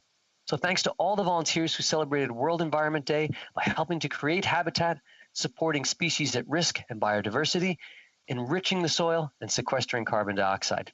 Thousands of trees will be planted for this nature reserve with benefits and rewards decades away. The shade of these trees will not be enjoyed by the volunteers that planted them, but rather future generations to come.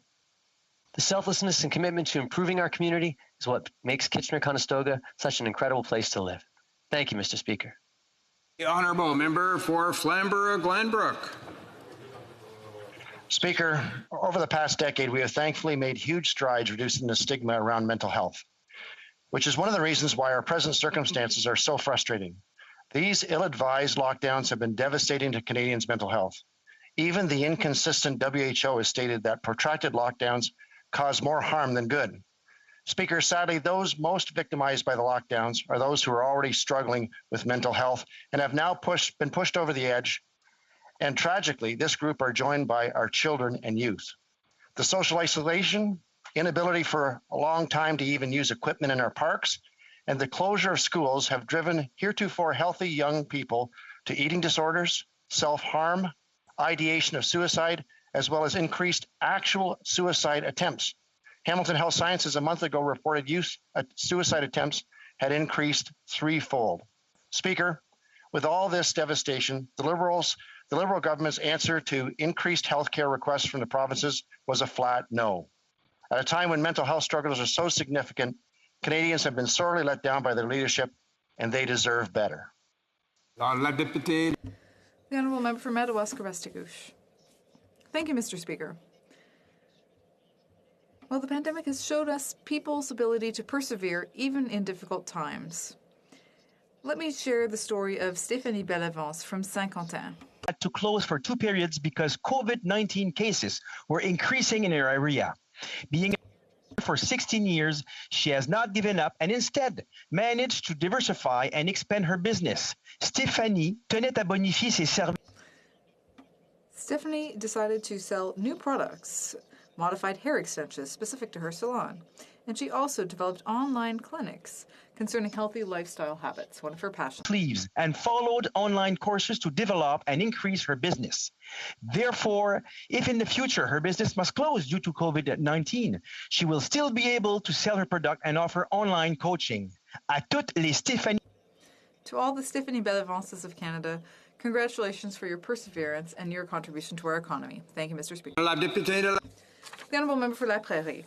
Mr. Speaker, her niece is Jocelyn Bates, but I always refer to her as Madame. This exceptional woman with a distinctive smile is marking 30 years in municipal politics this year.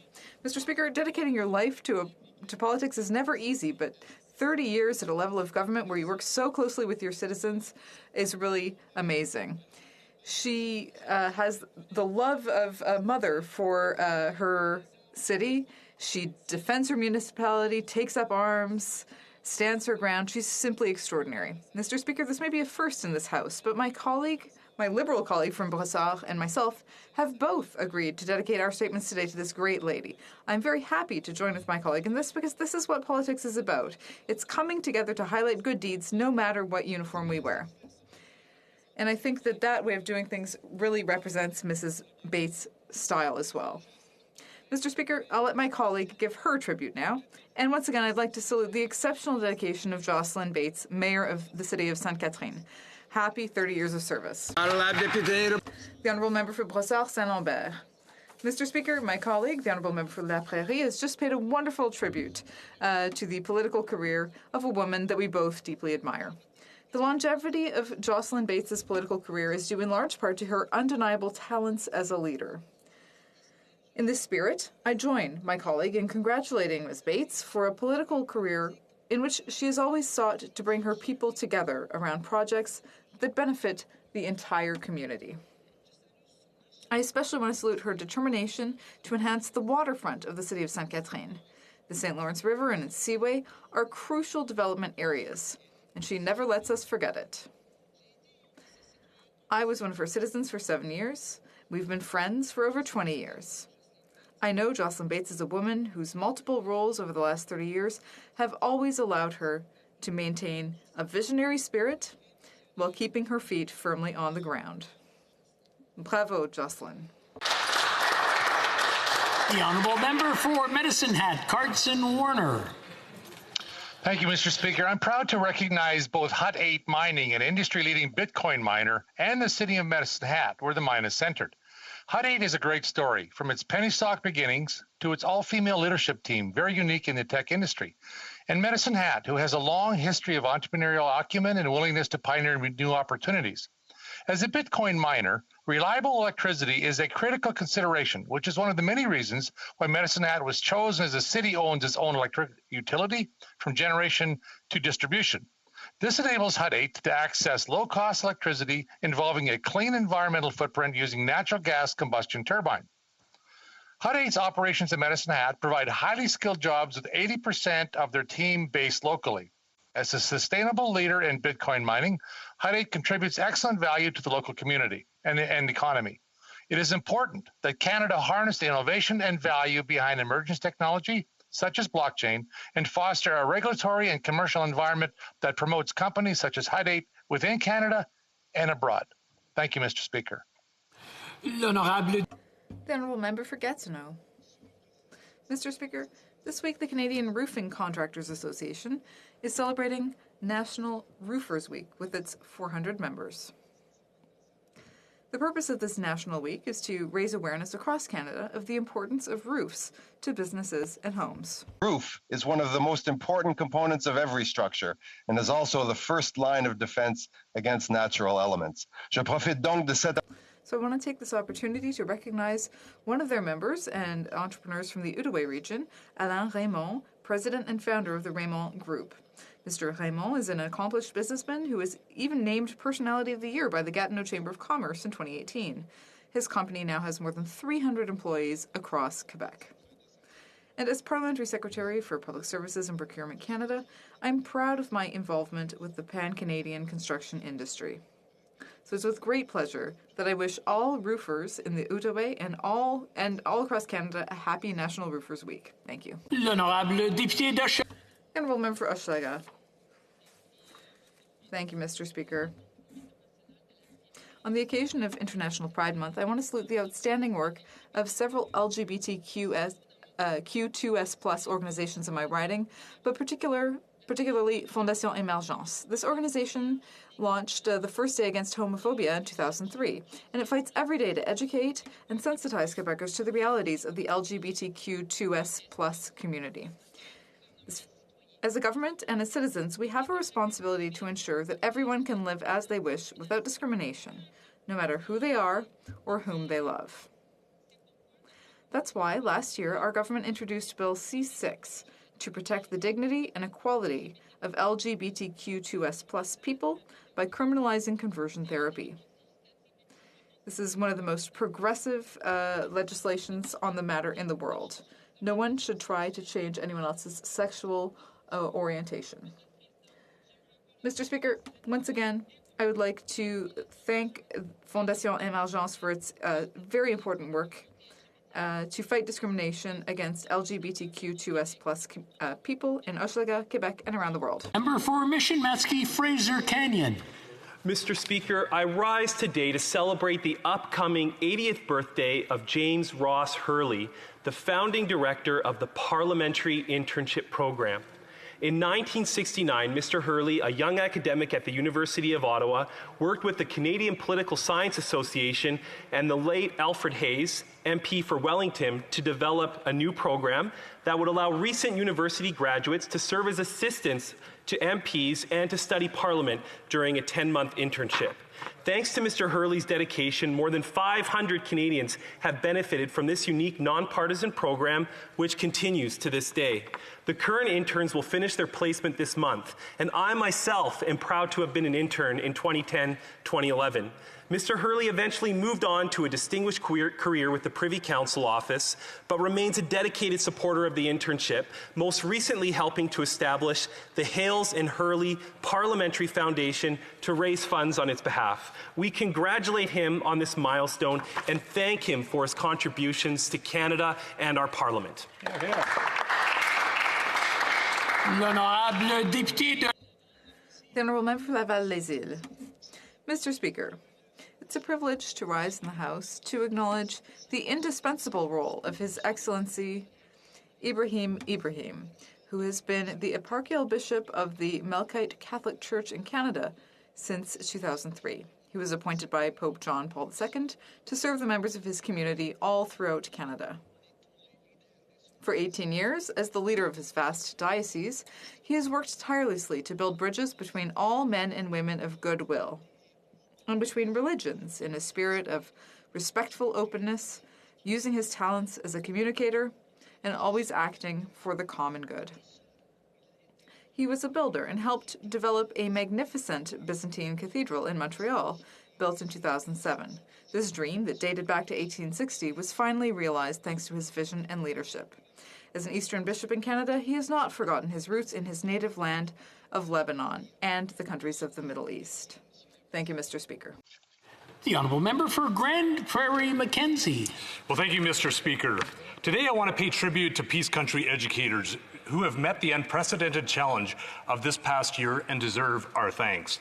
These past months have been challenging for all of us, but teachers have navigated some really unique obstacles. The unexpected shutdown of in-person learning forced teachers to innovate and learn new technology skills so they could continue to teach their dispersed students at home and create ways for students to connect with one another. Families across the Peace Country have faced the pain of financial pressure, job loss, and isolation. And I know that educators and staff have helped students navigate these realities while many face these same challenges in their own homes. These past months have been unprecedented in our lives, but Peace Country teachers, staff, and administrators have met the challenges. As we come to the end of this school year, on behalf of myself, our family, and on behalf of Peace Country residents, I want to thank you for your dedication and service to our kids as we look forward to more normal days ahead. The Honourable Member for Richmond-Athabasca. Mr. Speaker, the prestigious Quebec Major Junior Hockey League President's Cup is back in my region. 19 years after their last triumph, the Victoriaville Tigers won the top honors on Saturday with a spectacular victory over the Val d'Or Foreurs. I really want to congratulate them. Bravo to the players who thrilled us in the last few months, despite COVID-19. I also want to salute the work of Carl Mallette. Imagine, 19 years ago, he scored the winning goal in the final as captain of the Tigers. This weekend, he helped lift the cup as head coach. Congratulations, Carl. Congratulations also to his assistants, Maxime Desruisseaux and Sébastien Charpentier, to General Manager Kevin Cloutier, and the President Charles Pellerin, and all those who were involved with the team. On behalf of myself and all the fans, I want to say, go Tigers, go. You are the champions, and we are proud of you. The Honourable Member for Cowichan, Malahat Langford. Mr. Speaker, as we slowly and cautiously emerge from the pandemic, I want to take this opportunity to acknowledge and recognize a remarkable young woman from my riding, Spencer Middle School student Kylie Booth. The last 15 months have been incredibly difficult for our youth. At a time in their lives that is supposed to be about learning and experiencing new things, they've had to completely readjust their time at school. They've been cut off or distanced from their social circles, and many have struggled. But some have stepped up to community service. With help from her mom, Colette, Kylie started learning to use the family sewing machine and took it upon herself to start designing and creating masks for the community, which she gave out for free. In her words, "The community has done a lot for me, and I thought it would be a good time to give back." Thank you, Kylie, for this dedication to making your community safer, and congratulations. The Honourable Member for Salaberry-sur-Roi.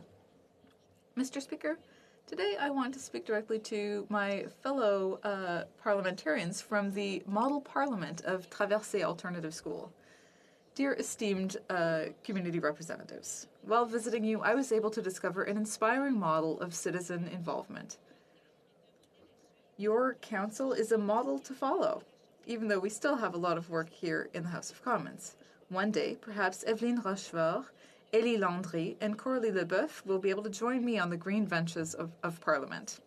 I'm also certain that Julien Fink, Zach Berube, and Hugo Morin would also make excellent elected officials, as they helped mobilize the school to support the mission Pacte de Rue in Salaberry de Valleyfield. So it's no surprise that Vox Populi recognized the democratic commitment at your school. I want to congratulate you officially. And ladies and gentlemen, please share my warm words with Sabrina Dubé, Suzanne Blouin, and your principal, Isabelle Perron. I will always be pleased to work with you in the future. The honourable member for Lakeland. 6 years before the Conservative government apologized for residential schools and launched Truth and Reconciliation in 2008, I wrote my undergrad thesis on the system's harms and government's responsibility. Last week, 215 lost children were found. There are more. That so many Canadians were shocked shows the long, painful road behind and still ahead. So many open hearts and minds give hope. History's importance is poignant and clear. In Lakeland, Blue Quills Residential School once helped break spirits, languages, faiths, traditions, and families. Today, it's Canada's first Indigenous-owned school for 50 years, offers degrees in First Nations languages, job skills, and intergenerational healing. After visiting, one Albertan said, "My uncle was sent to residential school. I thought I understood. His time was never spoken of. I thought I understood. My wife's uncle taught at Blue Quills. I thought I understood until I listened to the words and heard the stories I didn't know." Indigenous people deserve peace, safety, freedom, and jobs. MPs should raise awareness and make real changes for their well-being and outcomes in their lives. The honourable member for Ottawa South. Mr. Speaker, Ottawa has lost a true legend. Mike O'Reilly, the remarkable local artist, musician, and comedian, has passed away. Born in England to a Canadian World War II serviceman and Devonshire girl, Mike was raised in Ottawa. He studied at Glebe Collegiate, the University of Ottawa, and then earned a teaching degree at Queen's University. Mike O'Reilly was a world-class bluegrass performer and a true festival favorite. He wrote more than 200 songs and formed many bands over the years. He was the frontman for Cody, the Radio Kings, and Bolt Upright. Mike O'Reilly was also half of the comedy duo Delmer and Cecil, known for gems like Meadow Muffin Blues. To his wife, Rosemary, his children, Rylan and Devon, his mother, Mary, and his many, many friends and fans, Mike's legacy will live on in our countless happy memories of this amazingly talented artist. Thank you, Mr. Speaker. Oral questions. Question orale. The Honourable Deputy Leader of the Opposition. Mr. Speaker, the Finance Minister promised 1 million jobs by the end of June. Well, here we are at almost the end of June, and the numbers are painting a very different picture. 300,000 jobs lost in the last 2 months because of the Liberal vaccine failure. While in other countries like the US and the UK, economies are roaring back, here, Canadians continue to live locked down at home without a paycheck and continuing to see their savings emptied. Mr. Speaker, when will the Liberals finally release a detailed plan to reopen our economy and get Canadians back to work? The Honourable Minister. Mr. Speaker, if the Conservatives want to talk about the economy, let's talk about the economy. As of May 2021, over 2.4 million of the 3 million jobs lost at the peak of the pandemic, 8 in 10 have already been recouped. And Mr. Speaker, on April 26th, S&P reaffirmed Canada's AAA rating. And just last week, Moody's also reaffirmed our AAA rating. Our plan is sustainable, responsible, and it's working. The Honourable Deputy Leader of the Opposition. Mr. Speaker, does that member not look around and see businesses shut down across the country? This Liberal third wave has brought our economy to a halt.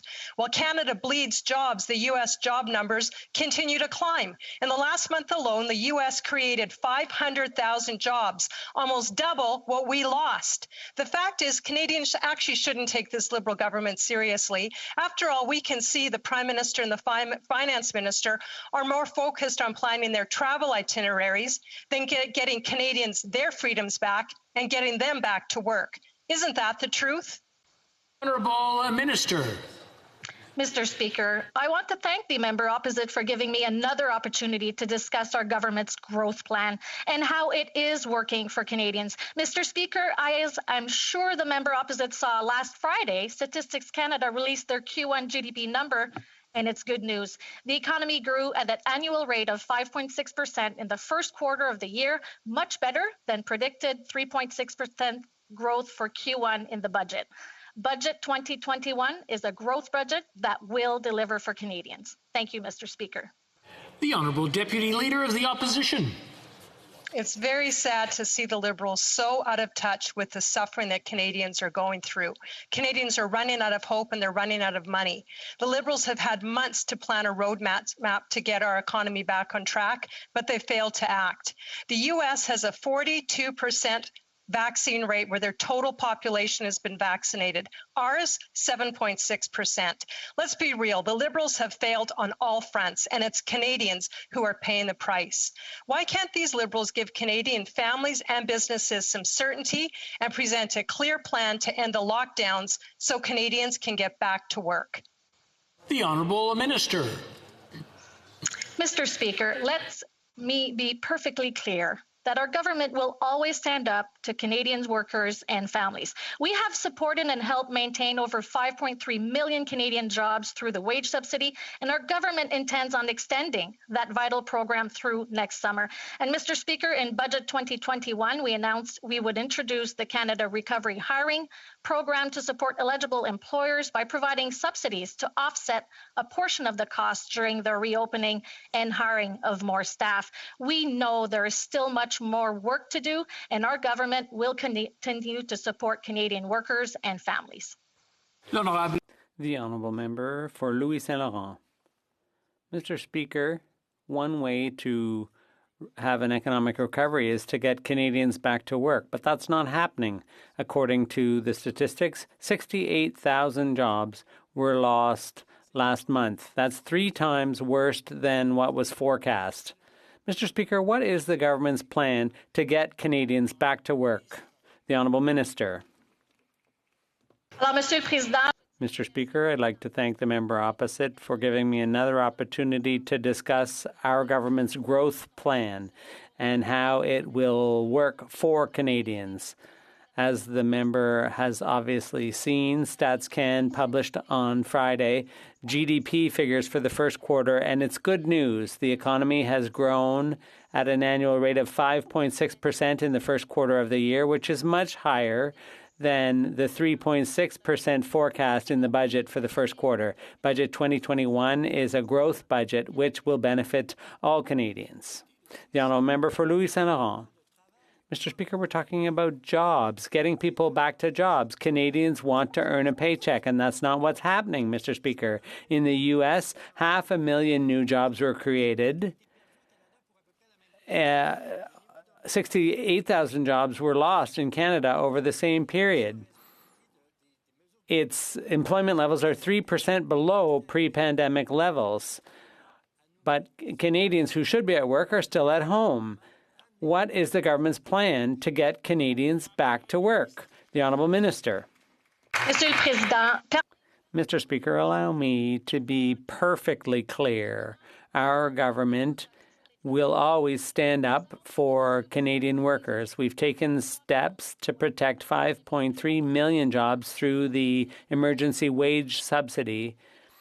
And what's more, Mr. Speaker, in Budget 2021, we announced the introduction of the hiring program to encourage employers by providing subsidies to cover some of the reopening and rehiring costs. We know that there's still a lot to be done, and that is why our government will continue to support workers and Canadian families. The Honourable Member for La Prairie. Mr. Speaker, Quebec wants to apply Bill 101 to federally regulated businesses in order to protect French as a language of work. But the minister keeps telling us she wants to extend the scope of the Official Languages Act instead. Except the Official Languages Act doesn't protect French, it protects bilingualism. But get this, Mr. Speaker, Quebec is not bilingual. Quebec is French, and French is in decline. And they know this. What's the minister going to do? Use Bill 101 to protect French, or use the Official Languages Act to promote bilingualism instead? The Honourable Minister. Thank you, Mr. Speaker. I agree with my colleague that French is in decline in Quebec and all across the country, and obviously we want to do more to protect our beautiful French language. We, too, wish to recognize that Quebecers and Francophones living in heavily French areas elsewhere in Canada have the right to work in French. They need to be served in French. They shouldn't be discriminated against the interpreter points out that there's interference on the line. So we will move ahead with modernizing the Official Languages Act. I'd like to remind members joining us in hybrid fashion or virtually to turn their mics off because this is causing problems. We want to make sure we understand both the questions and the answers. The Honourable Member for La Prairie. Quebecers don't want just the right to work in French. They want French to be the language of work.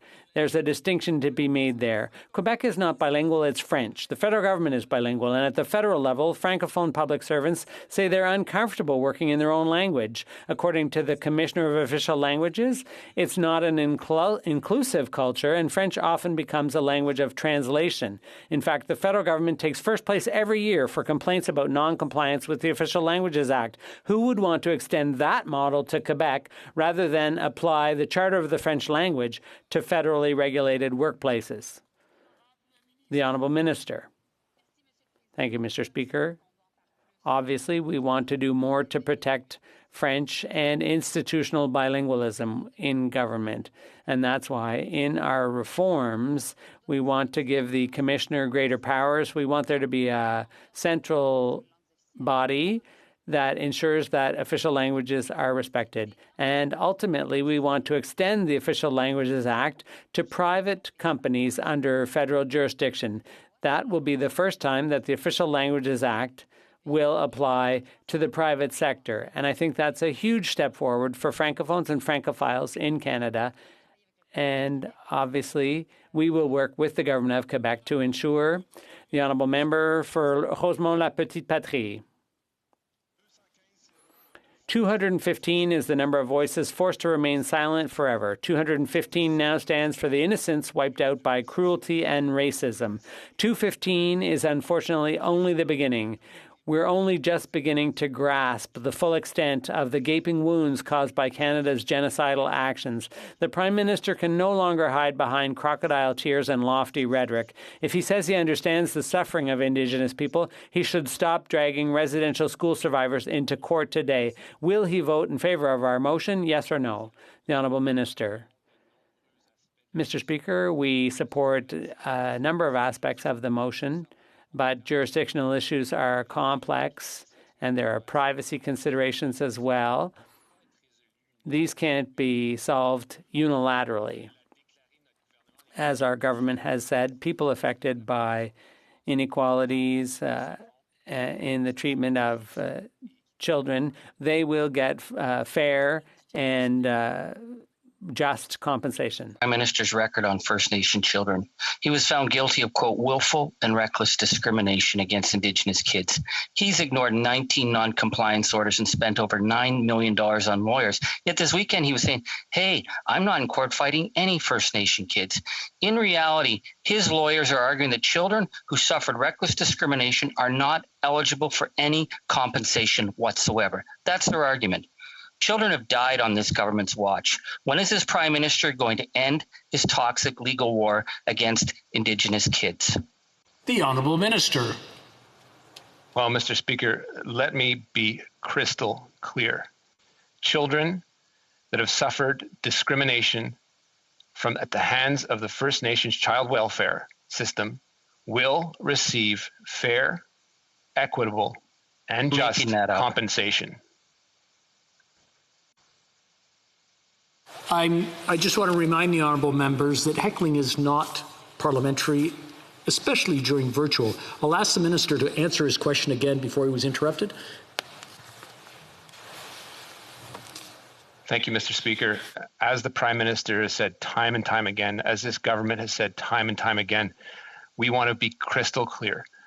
Every First Nation child that has suffered discrimination at the hands of the failed child welfare system will receive just, fair, and equitable compensation. Honourable Member for Abbotsford.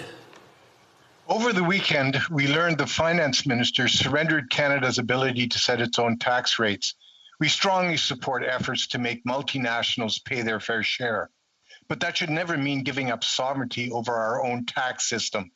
The global minimum tax might be great policy for large economies, but I'm going to interrupt the honourable member. We're having some troubles.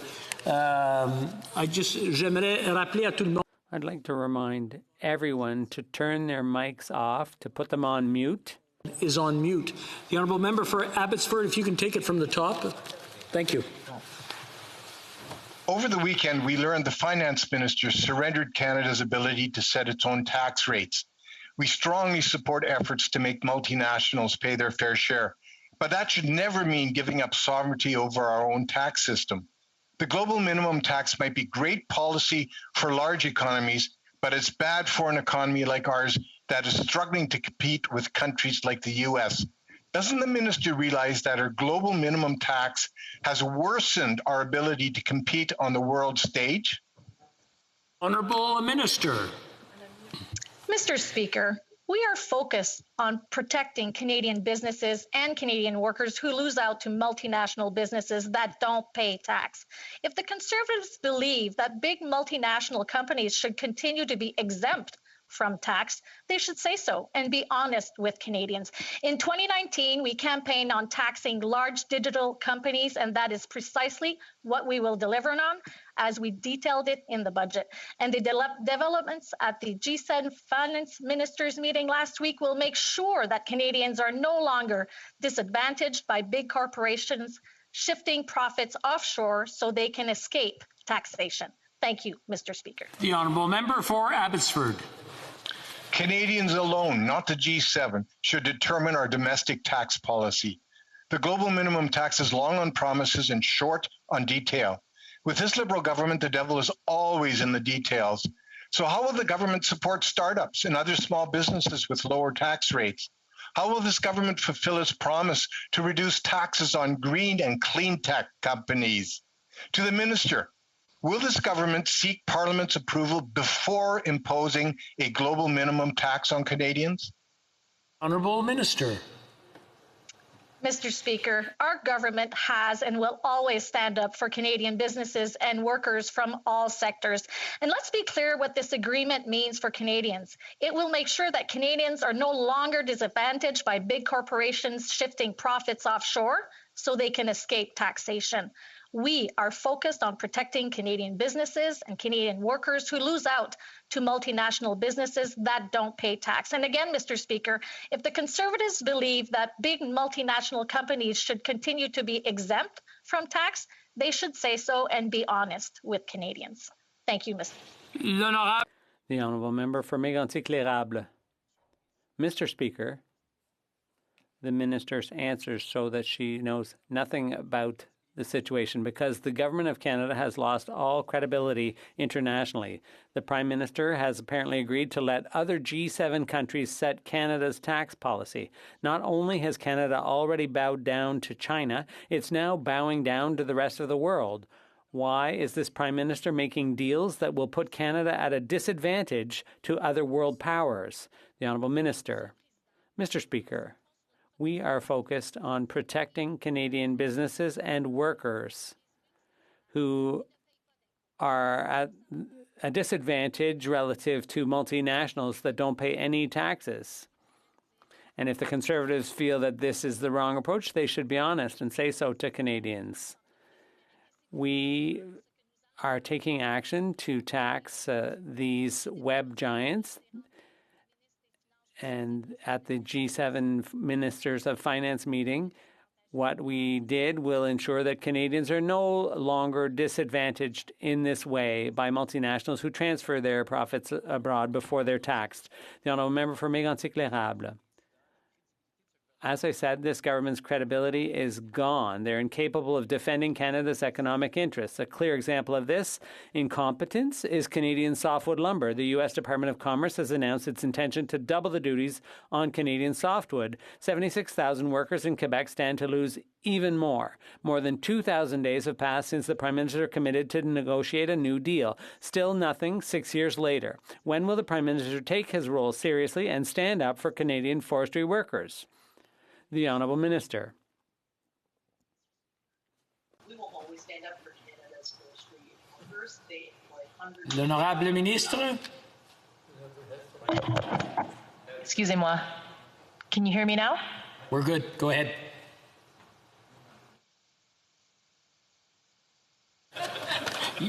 You're back on mute again. I'm not sure what happened. Okay. Very Trying good. it again. We'll take it All from right. the top. Okay, thank you very much. I want to assure the honourable member and Canadians in the forestry sector that we will always stand up for them and the hundreds of thousands of workers that they employ across communities in the country. Let me begin by saying that we unequivocally the duties against Canadian softwood lumber by the U.S. are unjustified and they hurt workers on both sides of the border. I've raised this issue at every opportunity with the President, with the USTR, as well as with the Commerce Secretary. Our government will continue to work on this issue. We will vigorously defend our softwood lumber industry and our workers. Thank you, Mr. Speaker. The Honourable Member for Kelowna Lake Country. Mr. Speaker, the U.S. Commerce Department announced it intends to double Canadian softwood lumber duties. This will be devastating to our forestry sector and further increase costs for Canadians due to our integrated market. The last negotiated agreement by Conservatives expired in 2015.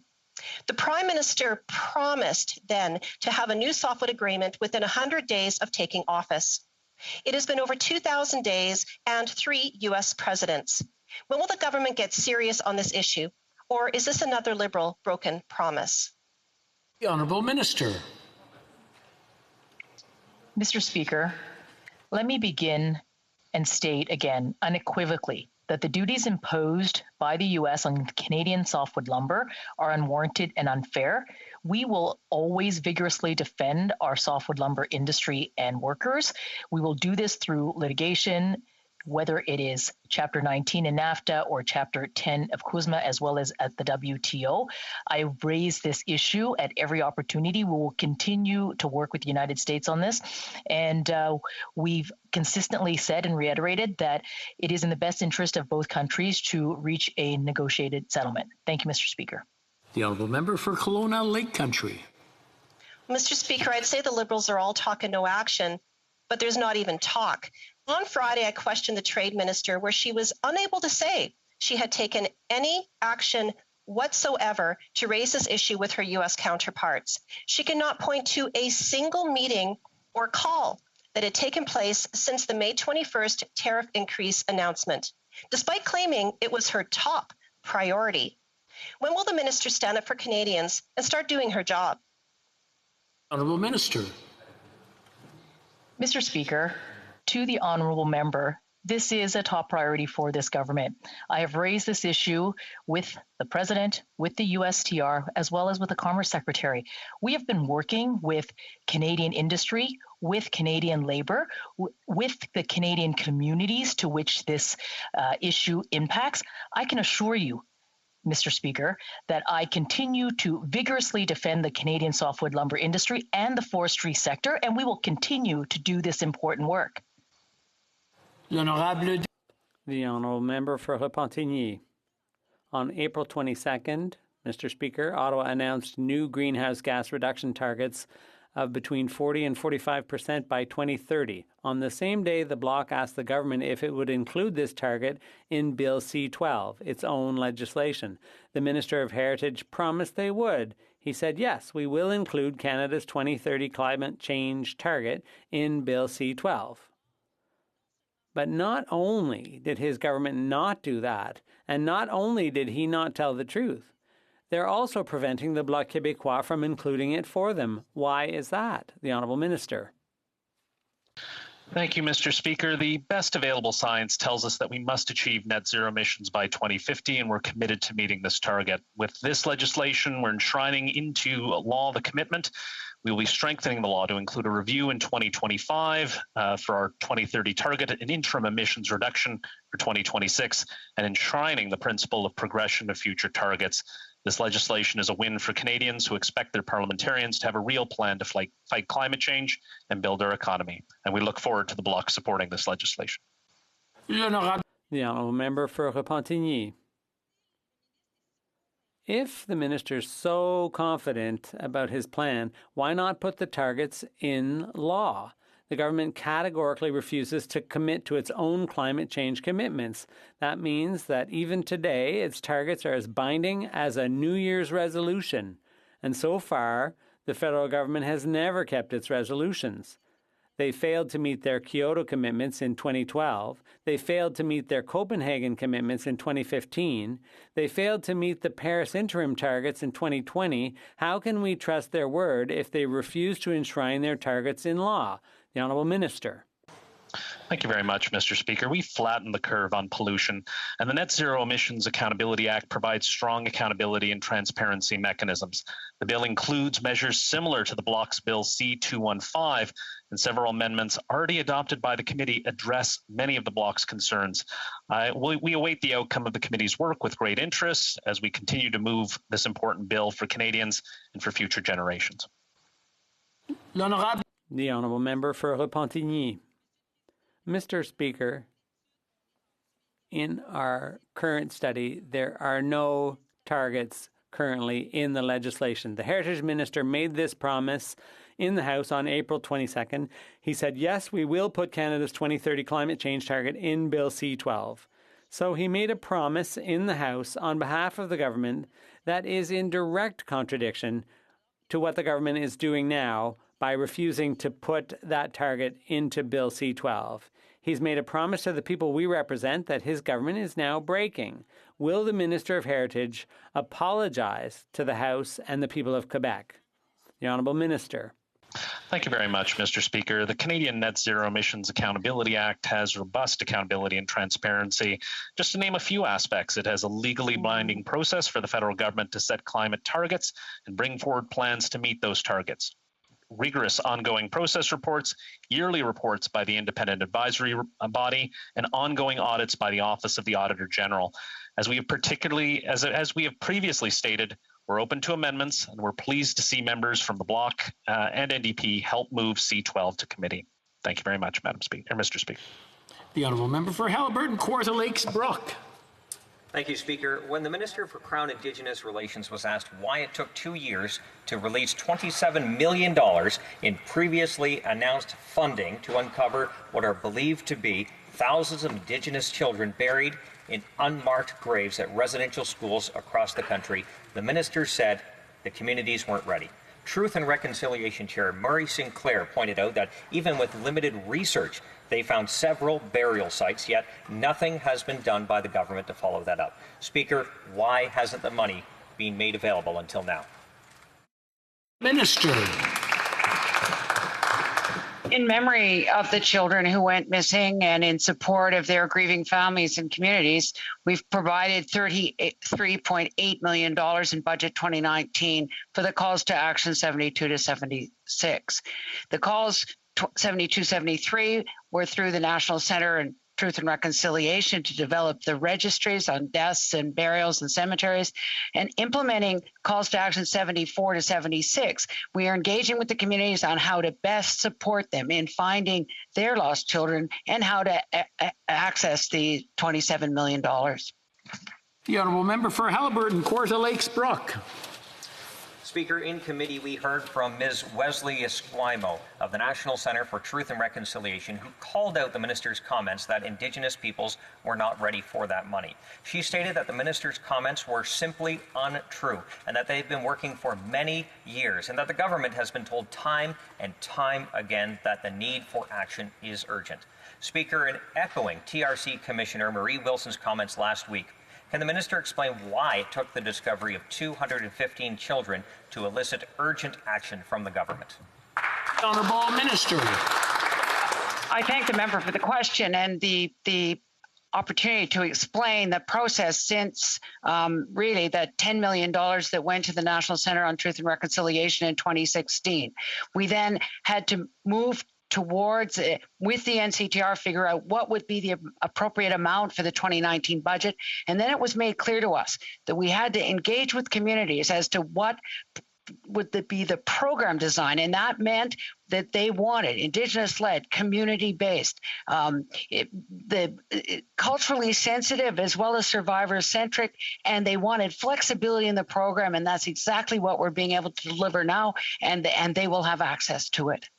The honourable member for Haliburton, Kawartha Lakes, Brock. Speaker, within hours of the Truth and Reconciliations report being released in December of 2015, the Prime Minister pledged to implement the calls to action. 6 years later, the government's own website, not updated since September of 2019, acknowledges a failure to get this done. Only a dozen of the 90-plus calls to action have been completed. When asked when they would be fulfilled, the minister would not offer a specific timeline. So will the minister promise right here to deliver a comprehensive plan to address the calls to action 71 through 76 by July 1st? The honourable minister. Well, firstly, I want to remind the member that over 80% of the 76 calls to action under the sole or shared responsibility of the federal government are completed or well underway. The recent passage of C5 is an example, C8, C15, we hope, and this will result in sustained and consistent action to advance Canada's shared journey of healing and reconciliation. The honourable member for Nunavut. Mr. Speaker, the Prime Minister, the head of Canada, likes to use buzzwords like reconciliation to look good on the world stage without actually fulfilling basic human rights on Canadian soil. The Government of Canada destroyed records on residential schools, erasing vital information. The Catholic Church holds remaining records on these institutions. If Indigenous lives are so important as the Prime Minister likes to portray, why wouldn't he do everything in his power instead of taking knees and making apologies? Why won't this government force the Church to provide information that is rightfully ours? The honourable minister. I totally agree with the member that except for the destruction of documents by the Canadian government, which were all handed over to the National Centre on Truth and Reconciliation, the residential school survivors and those dealing with it need to hear the Pope apologize and explicitly for a Catholic Church's role in this tragedy to unlock the healing and support closure. The Prime Minister formally requested an apology when he met with Pope Francis at the Vatican, and our government continues to call on the Pope to apologize and to release all relevant documents. The Pope's statement on Sunday doesn't go far enough. The honourable member for Winnipeg Centre. Mr. Speaker, it took 2 years after the national inquiry into missing and murdered Indigenous women and girls for this government to release a national action plan without an implementation schedule. What Professor Pam Palmater has deemed, in quotes, code for we didn't come up with a plan, and Chief Judy Wilson of the Union of BC Indian Chiefs has called it another, in quotes, flowery reconciliation speeches that fall short in action, referring to it as a government delay tactic. Mr. Speaker, what date will the government release an implementation plan and finally act to end genocide against Indigenous women, girls, and Two-Spirit? The honourable minister. I thank the member for her ongoing advocacy, and our hearts are always with the survivors and the families of missing and murdered Indigenous women and girls and Two-Spirited LGBTQIA+ people. On June 3rd, we were, with all of the contributing partners across Canada, came together to release the National Action Plan and the federal pathway to finally end the ongoing tragedy.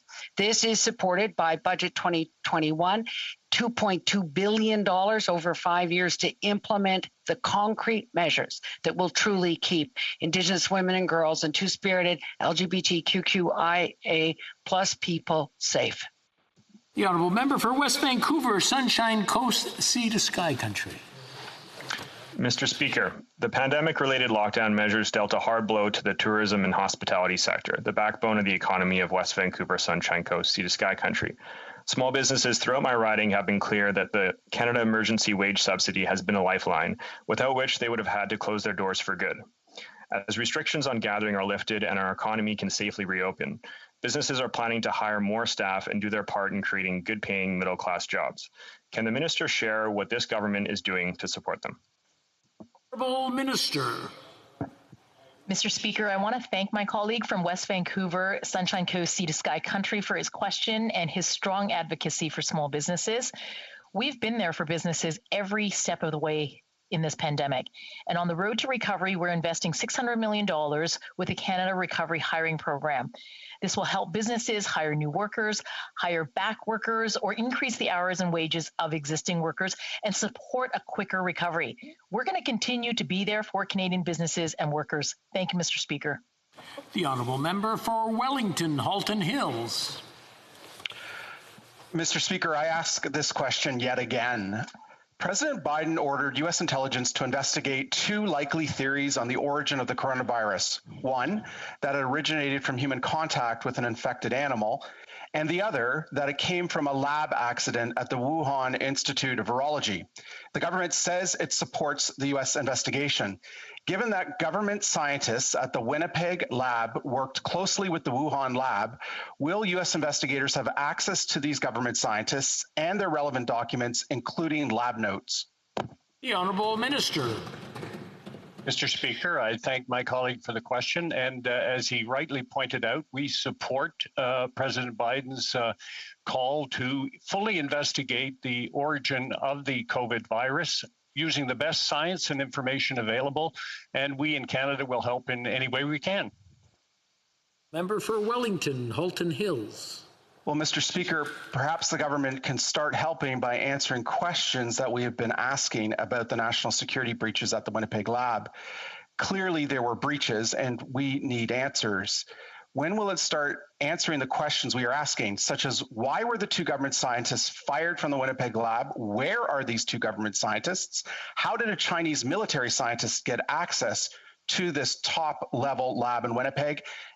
And were there any unauthorized transfers of materials from Winnipeg to Wuhan? The Honourable Minister.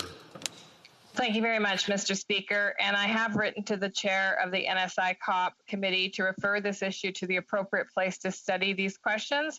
As well, the agency has provided the committee the unredacted documents through the clerk, the House clerk. Thank you. The Honourable Member for Charlebourg-Saint-Charles. Mr. Speaker, Canada had an agreement with China that allowed Dr. Q to share information and virus samples with the Wuhan Virology Institute, but 2 months after Dr. Q coordinated sending several viruses to China, including Ebola, she was escorted out of the lab and the RCMP began an investigation.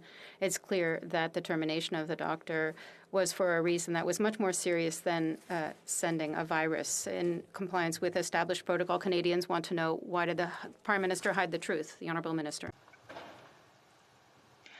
Mr. Speaker, on the contrary, as that member opposite probably just heard, I have written to the chair of the NSI COP committee, which is the appropriate level of security to review items of national security. I've referred this issue to the chair.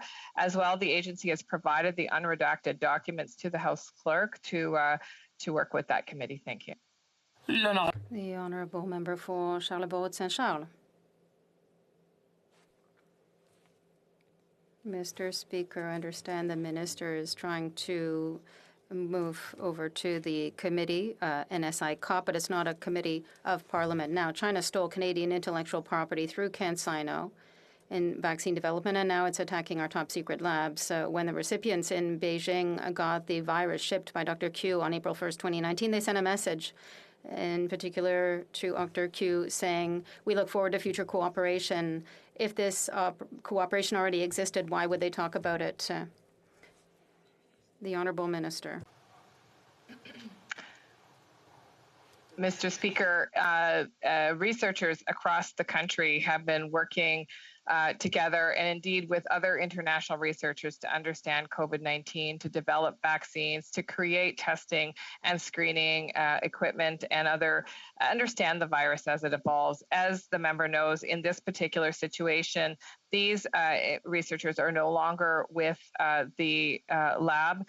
And in fact, the director of the lab has been very clear that there's no connection with their departure in COVID-19. I think it's irresponsible of the member to try and draw that link. I have referred this item to the appropriate committee with the appropriate level of security to review the documents. The Honourable Member for Drummond. 30 years, Mr. Speaker, 30 years since the last update on the Broadcasting Act. Before social networks, the web giants 1991. It was like a horror film. The internet was very slow, and pagers were more popular than cell phones. It's been 30 years, and conservatives were still calling themselves progressives. Does the Minister of Heritage believe that we have the luxury of waiting months to pass C-10 to finally modernize the Broadcasting Act? The Honourable Minister.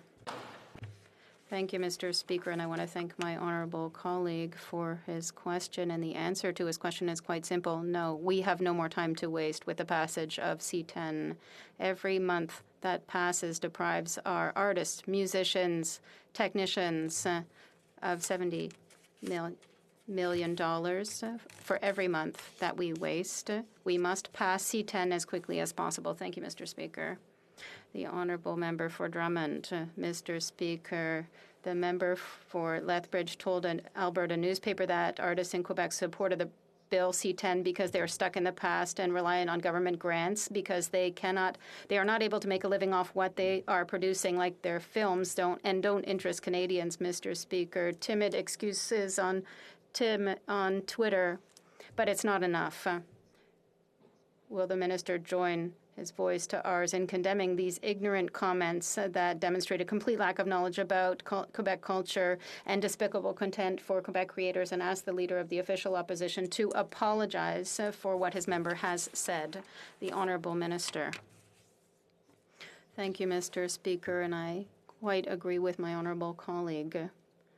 The comments made by the member for Lethbridge are unacceptable. She must apologize in the House, and the Leader of the Official Opposition must also apologize in the House. I'd be curious to know whether, based on her criteria, if she understands that there are artists that are beating records every day and doing great productions. It's unacceptable. The member for Lethbridge and the Leader of the Official Opposition must apologize. The honourable member for Lambton, Kent, Middlesex.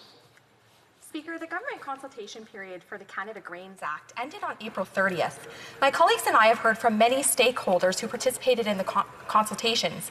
On May 13th, I sent the Minister of Agriculture a letter asking and explaining that stakeholders are frustrated because of the lack of information available to them regarding the government's next steps. Mr. Speaker, when will this government tell the stakeholders what the plan is and a timeline for releasing the results of the consultation? Honourable Minister.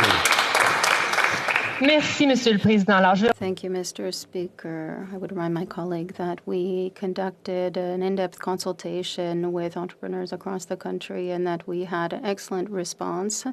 The department is working on drafting the report, which will summarize all those consultations, and we must continue our studies because we want to make recommendations that will be based on conclusive data. This is a priority for us to review this legislation. The honourable member for Beauce.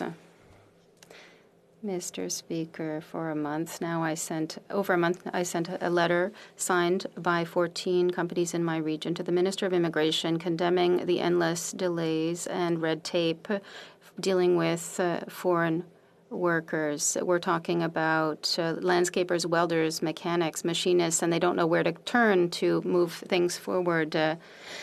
It's like their last chance is Santa Claus. Who at least answers all these questions? Will the minister finally do something to help these companies? The Honourable Minister. Mr. Speaker, we're on the right track to meet the targets set by Quebec in 2021, and this includes the family class and even temporary foreign workers. We have also added resources. We introduced policies to show our progress in our work. I will continue to work with my colleagues in order to ensure that they can get all the immigrants they need. Thank you, Mr. Speaker. The honourable member for Portneuf-Jacques-Cartier. Mr. Speaker, the end of the pandemic is in sight, and thousands of businesses want to take part in the economic recovery. Unfortunately, this Liberal government isn't able to find solutions to help these men and women who want to save their businesses by hiring foreign workers. Beyond statistics and the lengthy wait times, can this government do what is needed to grant access rapidly to laborers and support our brave Canadian entrepreneurs? The Honourable Minister. Mr. Speaker, I want to thank the member opposite for that important question. We have already admitted 8,500 qualified workers in Quebec this year, 1,000 foreign workers. Not only will we meet the targets set by the Government of Quebec in 2021, but we will also recover from the pandemic. We continue to work in collaboration with the Government of Quebec in order to support the economic recovery. The Honourable Member for Lac-Saint-Louis. Mr. Speaker, be it whether a hike in nature or a walk in a park, our green spaces improve our well-being, our mental health, and allow us to escape our daily lives. Our forests also give us many environmental benefits, such as improving biodiversity and carbon capture. Can the Minister of Natural Resources inform the House of the progress accomplished by our government in achieving our ambitious commitment to plant 2 billion trees over the next 10 years? The Honourable Minister. Monsieur le Président. Mr. Speaker, I want to thank my colleague for the question. There is no possibility of achieving net zero emissions without our forests. Last Friday, I announced that over 30 million trees would be planted by the end of the year. Trees are already in the ground. We are building forests, new and permanent forests, enough to cover an area twice the size of Prince Edward Island. They are absorbing and stocking carbon and creating thousands of jobs. Mr. Speaker, today we are sowing the seeds for a better future. Thank you. The Honourable Member for Chatham-Kent-Leamington. Canada's internet costs are among the highest in the world and one of the few countries where they continue to rise. On May 27th, the CRTC reversed its own decision to reduce the broadband access costs from the large telecoms to the smaller internet service providers like TekSavvy, headquartered in Chatham. Whereas the railway secured Canada's future 136 years ago, Canadians need reliable, reasonably priced access to broadband to secure our future today.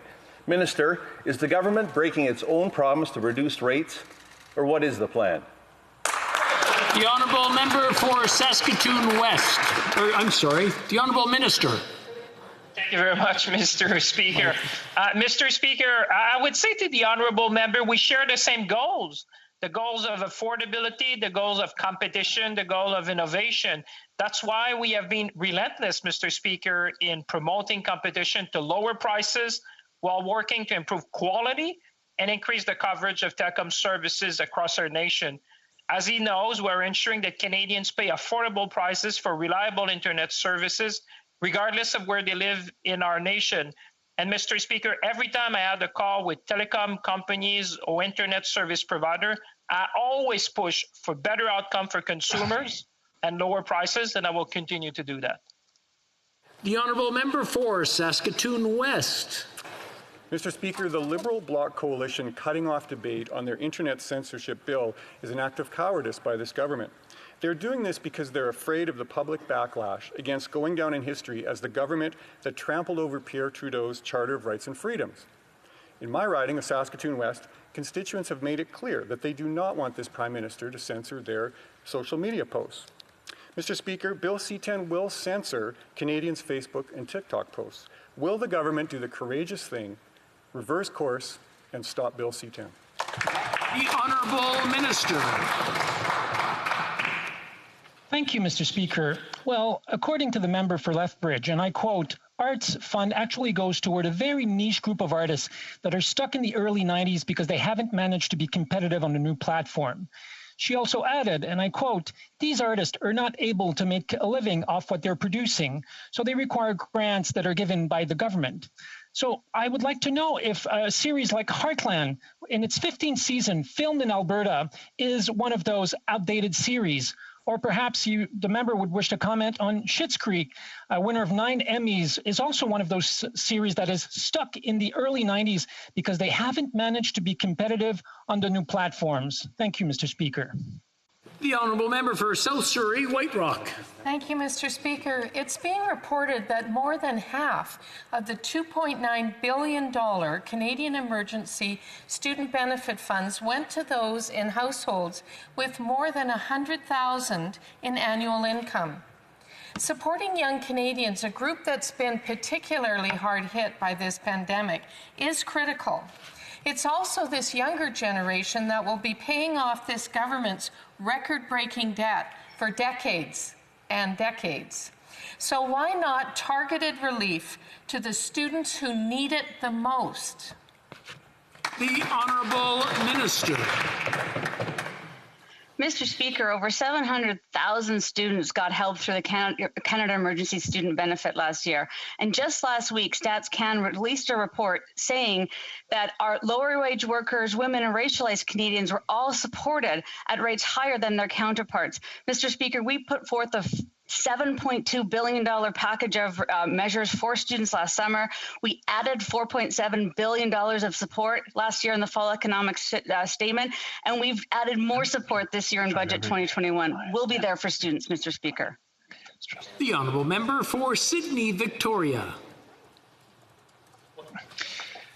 Mr. Speaker, despite only making up 4% of the population, Indigenous women and girls represented 28% of the homicides perpetuated against women in 2019. 2 years ago, the National Inquiry for Murdered and Missing Indigenous Women and Girls released their final report and calls for justice, which called for a national action plan to end the violence. Last week, contributing partners from across Canada came together to release that national action plan. Can the minister update the House on the federal component of that action plan? Honourable Minister. I thank the member for his exemplary leadership, and we honor the strength and resilience of the families and survivors for their decades of advocacy for justice, healing, and prevention. The federal pathway is a key contribution to the National Action Plan that will lead to lasting and transformative change. It outlines the concrete actions to end systemic racism, sexism, ableism, and economic inequality, root causes of violence against Indigenous women and girls, and to us LGBTQIA+ people who deserve to feel safe wherever they live. The honourable member for Esquimalt, Saanich-Sooke. Mr. Speaker, members of the Canadian Forces strive every day to uphold the highest standards when it comes to military conduct, and Canadians trust that they will always do so. But we've seen repeated failures of senior leaders to uphold those same standards, whether we're talking about sexual misconduct, the torture of detainees transferred into local custody in Afghanistan, or now the failure to report possible war crimes by Iraqi troops Canadians were supposed to be training. Will the Minister of Defense break this pattern of looking the other way when it comes to human rights violations? And will he now order an independent inquiry into the failure to report possible war crimes in both Iraq and Afghanistan? The Honourable Minister. Mr. Speaker, we're absolutely committed to making sure that we respect human rights and international law in all our operations. Training is always done for our members, and any unit that our members train go through some rigorous training. Every situation like this is rigorously looked at, and the current allegations are currently being looked at by the military police. Thank you.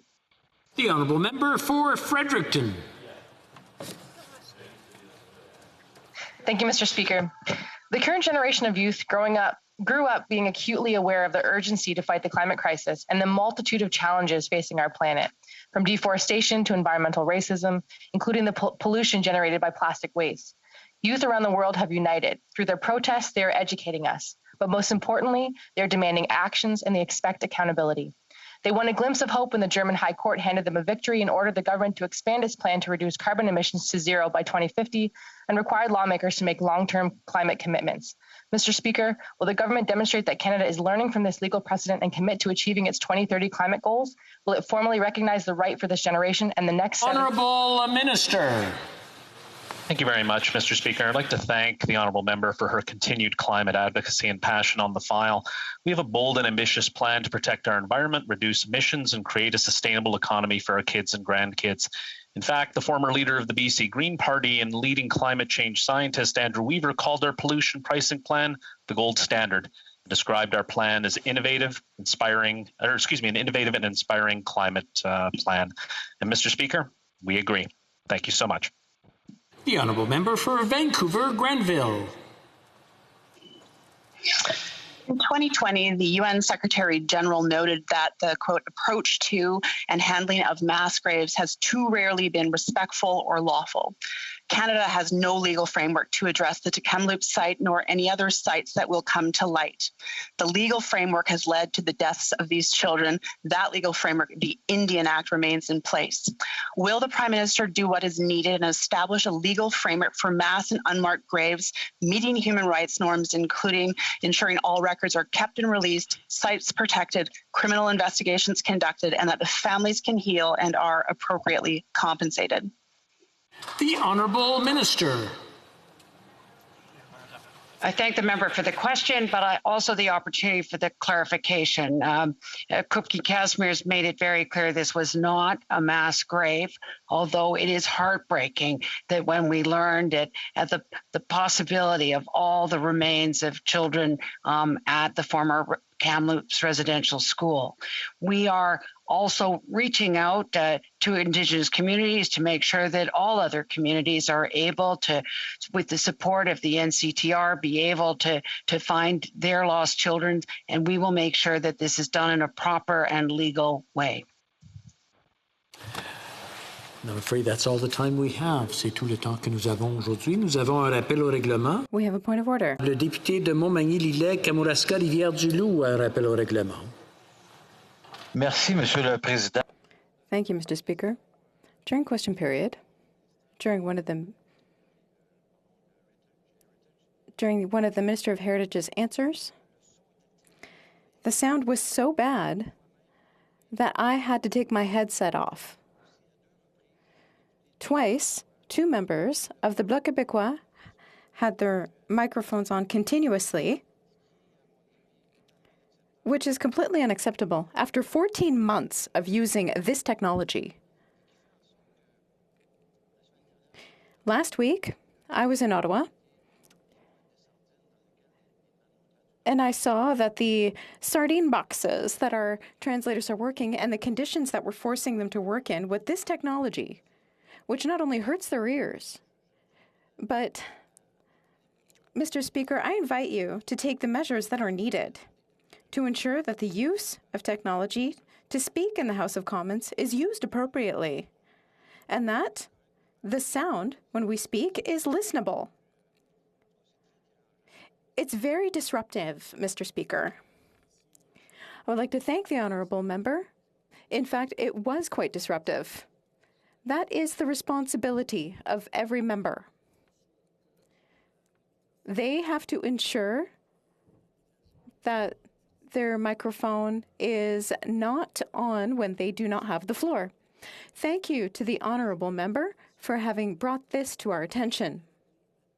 Once again, I would remind every MP that it is important not to speak when one's microphone is on and it is not their turn.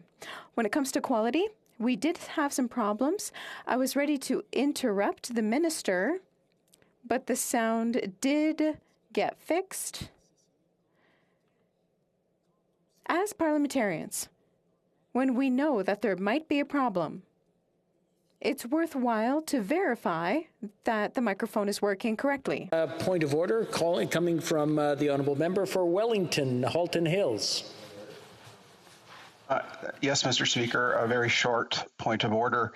As you know, Mr. Speaker, the House ordered the production of unredacted documents from the Public Health Agency of Canada by the end of day last Friday. The Minister of Health during question period twice indicated that the Public Health Agency of Canada has delivered the unredacted documents to the House clerk. Can you confirm that that is the case, Mr. Speaker? I can confirm, and I will be tabling the documents or the letter when we return or when we're under the rubric of tabling documents this afternoon. L'honorable ministre du patrimoine. The Honourable Minister of Heritage with a point of order. Merci, Monsieur le Président. Thank you, Mr. Speaker. I just wanted to emphasize that the department's name is Department of Heritage, and I spent quite some time with some technicians to try to resolve the problem. New equipment is going to be sent to me. It's a technical problem that we were unable to resolve. Thank you, Mr. Speaker. I would like to thank the Minister, and I will remind again all members that we have an excellent team. Our IT team is excellent. They certainly deserve your applause. And I encourage everyone, even if they have a minor question, to call because they are there to help us. As it is 3:15, pursuant to order made on Monday, January 25th, 2021, the House will now proceed to the taking of the deferred recorded division on the motion of Mr. Singh relating to the business of supply. Call in the members.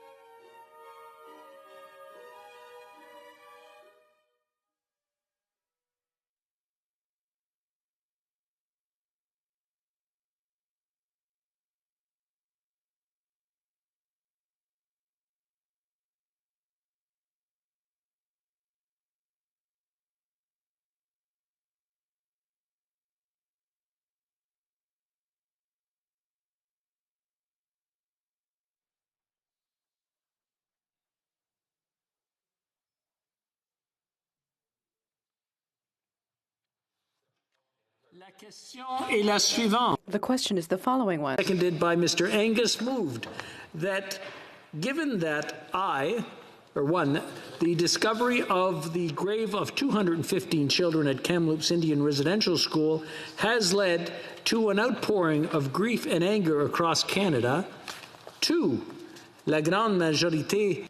The vast majority of the Truth and Reconciliation Commission's calls to action remain uncompleted, despite the clear path to justice and reconciliation that the Commission provides. 3, survivors, families, and nations are demanding concrete action to advance real reconciliation as opposed to just more words and symbolic gestures. La Chambre demande the House call on the government to de mettre fin à son approche, cease its belligerent and litigious approach to justice for Indigenous children by immediately dropping its appeal before the federal court in file numbers T-1621-19,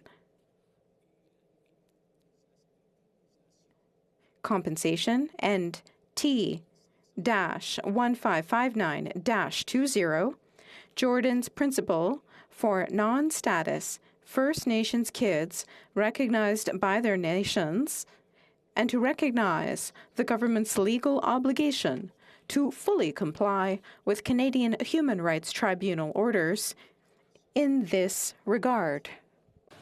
B, agree to sit down with the St. Anne's Residential School Survivors Organization, Peterbeck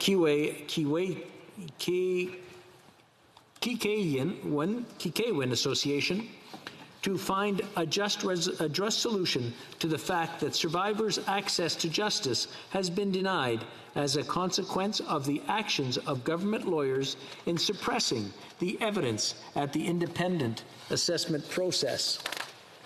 C. May I dispense? No. C. D'accélérer.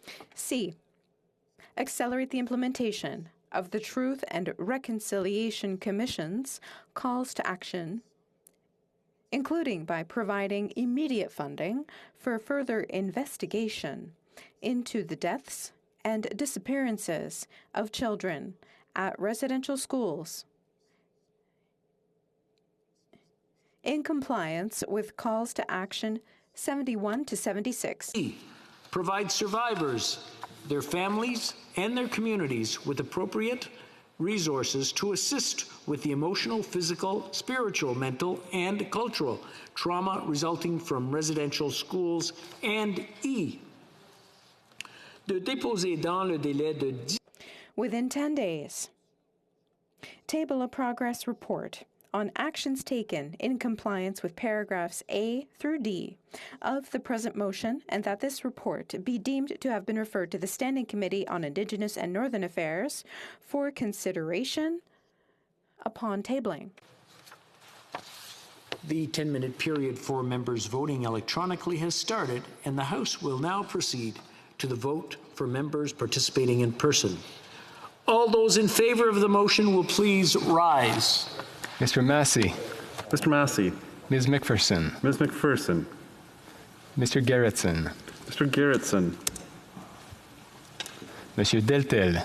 Monsieur Deltel. Monsieur Reyes. Monsieur Reyes. Mr. Viss. Mr. Viss. Mr. Lobb. Mr. Lobb. Mr. Melillo. Mr. Melillo. Mr. Lloyd. Mr. Lloyd. Mrs. Vecchio. Mrs. Vecchio. Mrs. Kuzi. Mrs. Kuzi. Mr. Cooper. Mr. Cooper. Miss Finley, South Surrey White Rock. Miss Finley, South Surrey White Rock. Mr. Epp. Mr. Epp. Mr. Richards. Mr. Richards. Monsieur Terrien. Monsieur Terrien. Madame Gaudreau. Madame Gaudreau. Madame de Bellefeuille. Madame de Bellefeuille. Monsieur Champoux. Monsieur Champoux. All those opposed to the motion will please rise.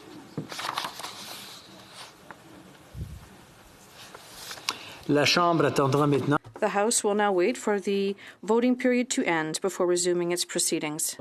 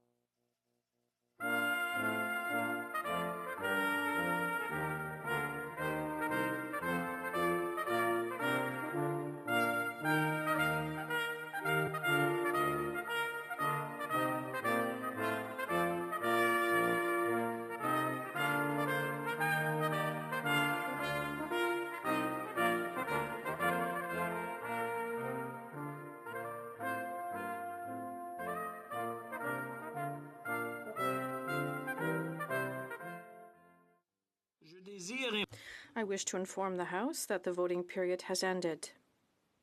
Are not able to vote due to technical difficulties, they may now use the raise hand function and the chair will recognize them. Ms. Ratanzi. Mr. Speaker, I vote in favor of the motion. Ms. Ratanzi, yay. Pour. Madame Vignola. Je vote en faveur. Madame Vignola, pour, yay. Mr. Shipley. Thank you, Mr. Speaker. I tried to vote. My vote was a yes, but I got a message back that I needed to confirm with the House. Could I get that confirmed that I'm a yes, please? It was counted as a yes. Thank you. Mr. Morrissey. Mr. Speaker, I could not access my voting app. I wish to vote yes. Mr. Morrissey, yay. Pour. Mr. Chong. Mr. Speaker, my voting app was not working, and I wish to vote for the motion. Mr. Chong, yay. Pour. Madame Gill. Merci, Monsieur le Président. Je voulais tout simplement vérifier que mon vote avait... I just wanted to check that my vote was counted in favor. Yes, it was recorded in favor of the motion. Thank you. Le bureau va maintenant compiler les... The table will now compile the results of the vote.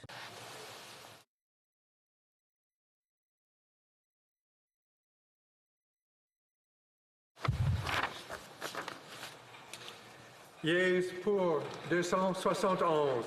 Nays contre, 0 aucun. I declare the motion carried. Okay. Now, yes, I believe we have a point of order. The Honourable Minister of Health.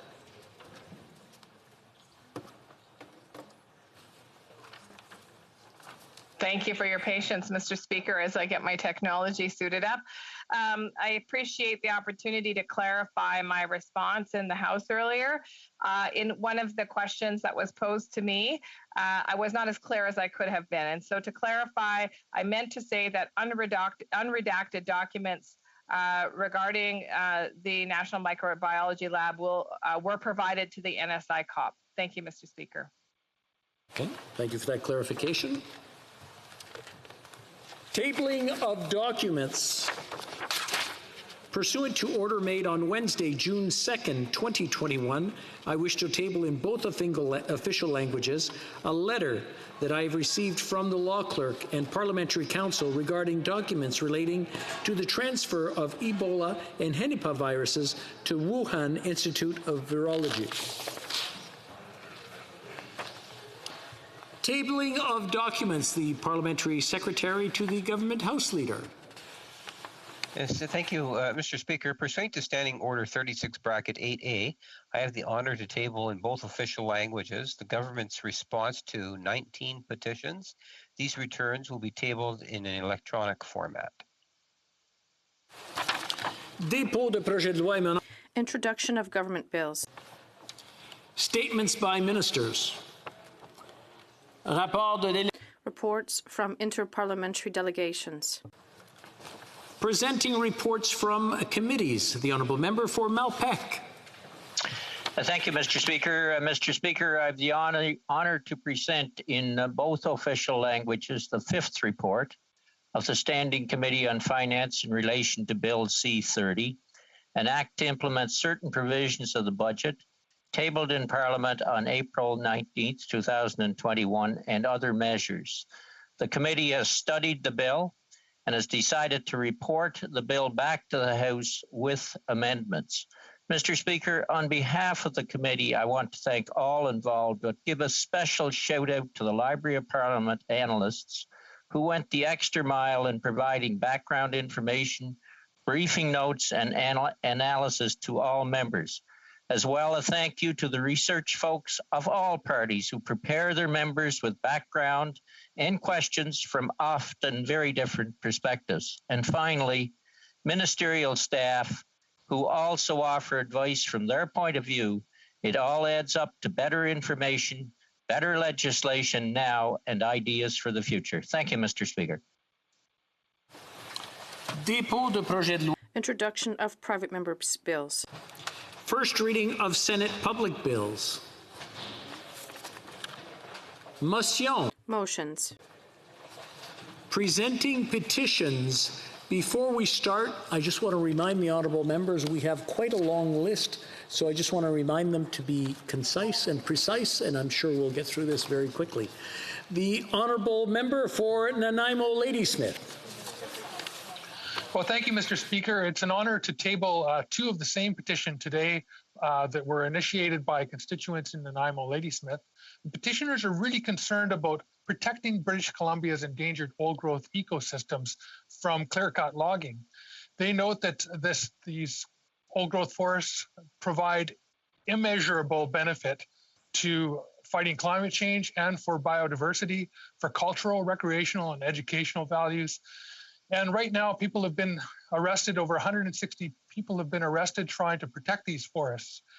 The petitioners are calling upon the government to work with the province of British Columbia and First Nations to immediately halt logging of endangered old-growth ecosystems, fund the long-term protection of old-growth ecosystems as a priority for Canada's Climate Action Plan and reconciliation with Indigenous people, support value-added forestry initiatives in partnership with First Nations to ensure that Canada's forestry industry is sustainable and based on the harvesting of second and third growth forests, ban the export of raw logs and maximize the resources for local jobs, and ban the use of whole trees for wood pellet biofuel production, which is contrary to any climate action measures. It's really a horrible practice. So thank you, Mr. Speaker. Again, I want to remind the honourable members to be as concise and short as possible. The honourable member presenting petitions, the honourable member for Mission-Matsky, Fraser Canyon. Thank you, Mr. Speaker. Today I'm presenting one petition on behalf of the constituents of Mission-Matsky, Fraser Canyon. They outlined that every 2 hours there's a death from opioids in Canada. The opioid crisis is out of control. They call upon the government to take steps to end overdose deaths and overdose injuries, to provide supports for recovery, and for the Government of Canada to play a larger role in funding such supports. Thank you, Mr. Speaker. Presenting petitions, the honourable member for Winnipeg Centre. Thank you so much, Mr. Speaker, and I'm honored to rise today to present my very first petition E2317, initiated by one of my constituents in Winnipeg Centre, Mackenzie Campbell.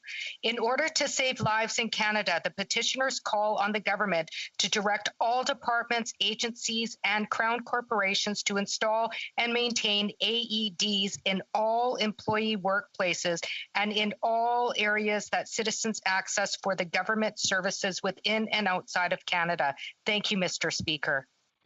Petitions, présentation de pétitions, the honourable member for Sturgeon River, Parkland. Thank you, Mr. Speaker. I'm pleased to rise and present three petitions from folks across Canada who are deeply concerned about the treatment of the Falun Gong people. We've learned stories of organ harvesting and abuses by communist China, and the petitioners are calling on the government to use Magnitsky sanctions against those responsible. The second petition is in relation to the ongoing conflict in the Tigray region of Ethiopia. The petitioners are calling on the Canadian government to immediately engage with the Eritrean and the Ethiopian governments in order to come with a peaceful solution.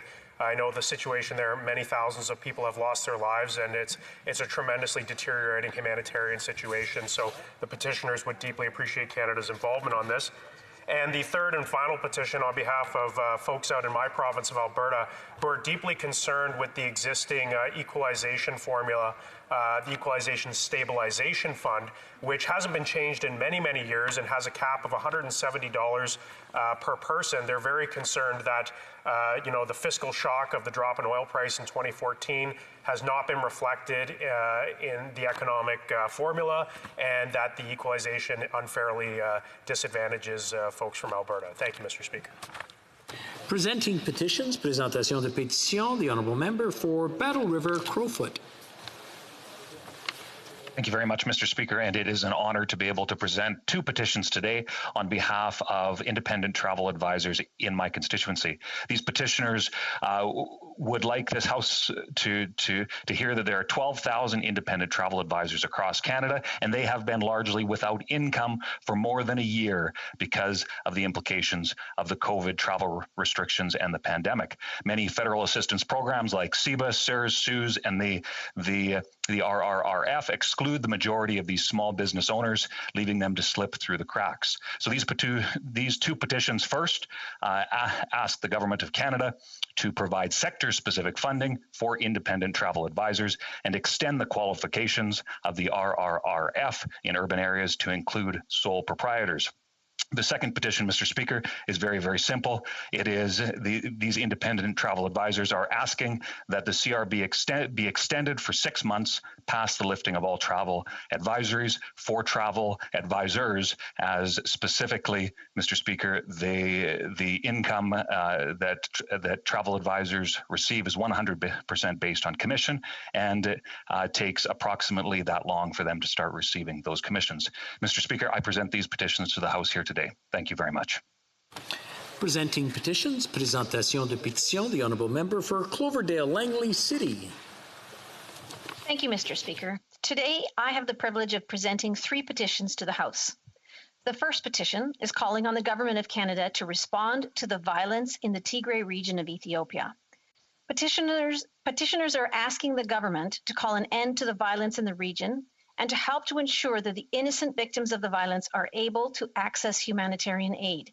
Canada has a history of supporting democracy around the world, and in addition to calling for an end to the violence, we need to do our part to ensure the fairness and legitimacy of the democratic process in Ethiopia. The second petition I will present today calls on the government to use the Magnitsky Act to sanction the perpetrators of the persecution and violence against the Falun Gong in China. There are credible reports of appalling human rights abuses against the Falun Gong, including forced organ harvesting.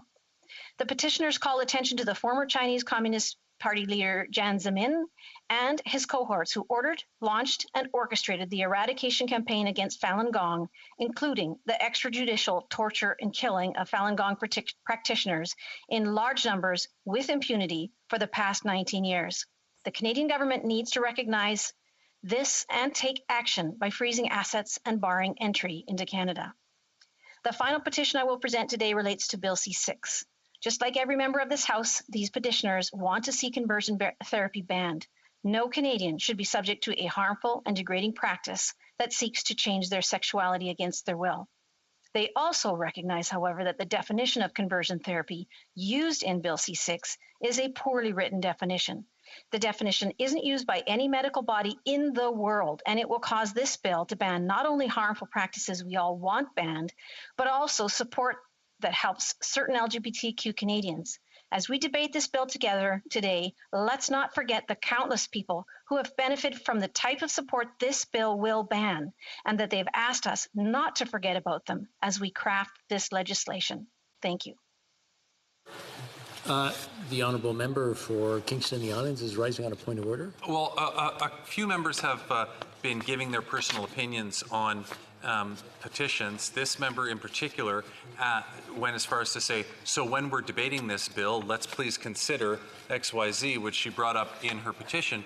We're not supposed to be referencing our own personal positions on this. We're supposed to be just representing what's in the petition and the content of the petition. So I'm wondering if you'd like to weigh in on that, Mr. Speaker, and remind members of that rule when we're presenting petitions. I think the Honourable Member just did an excellent job at reminding the Honourable Members, and I also wanted to remind the Honourable Members to be as concise as possible and just give us the highlights of the petition, not proceed to debate it.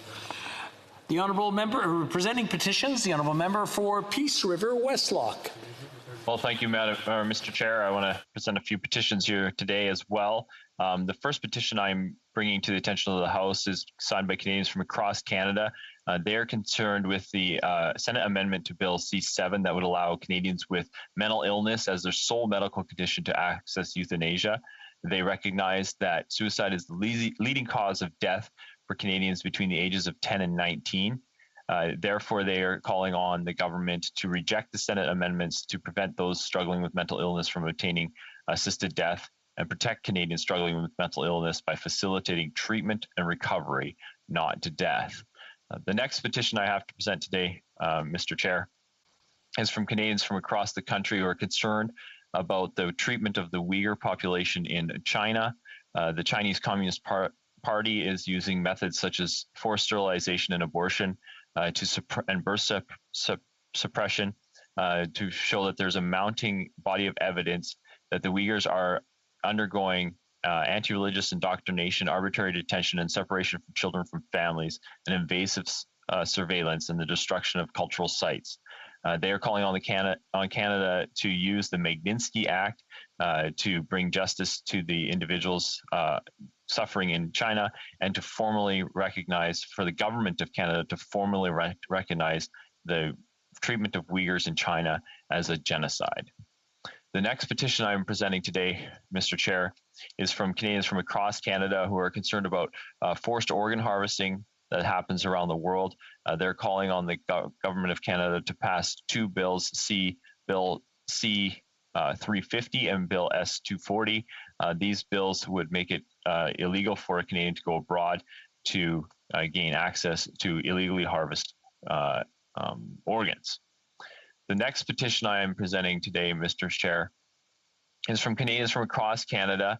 They are concerned about or mostly from Alberta, they're concerned about the relationship with the RCMP and Canada. They're calling on the government of Canada to work with Alberta to help Alberta introduce its own police force.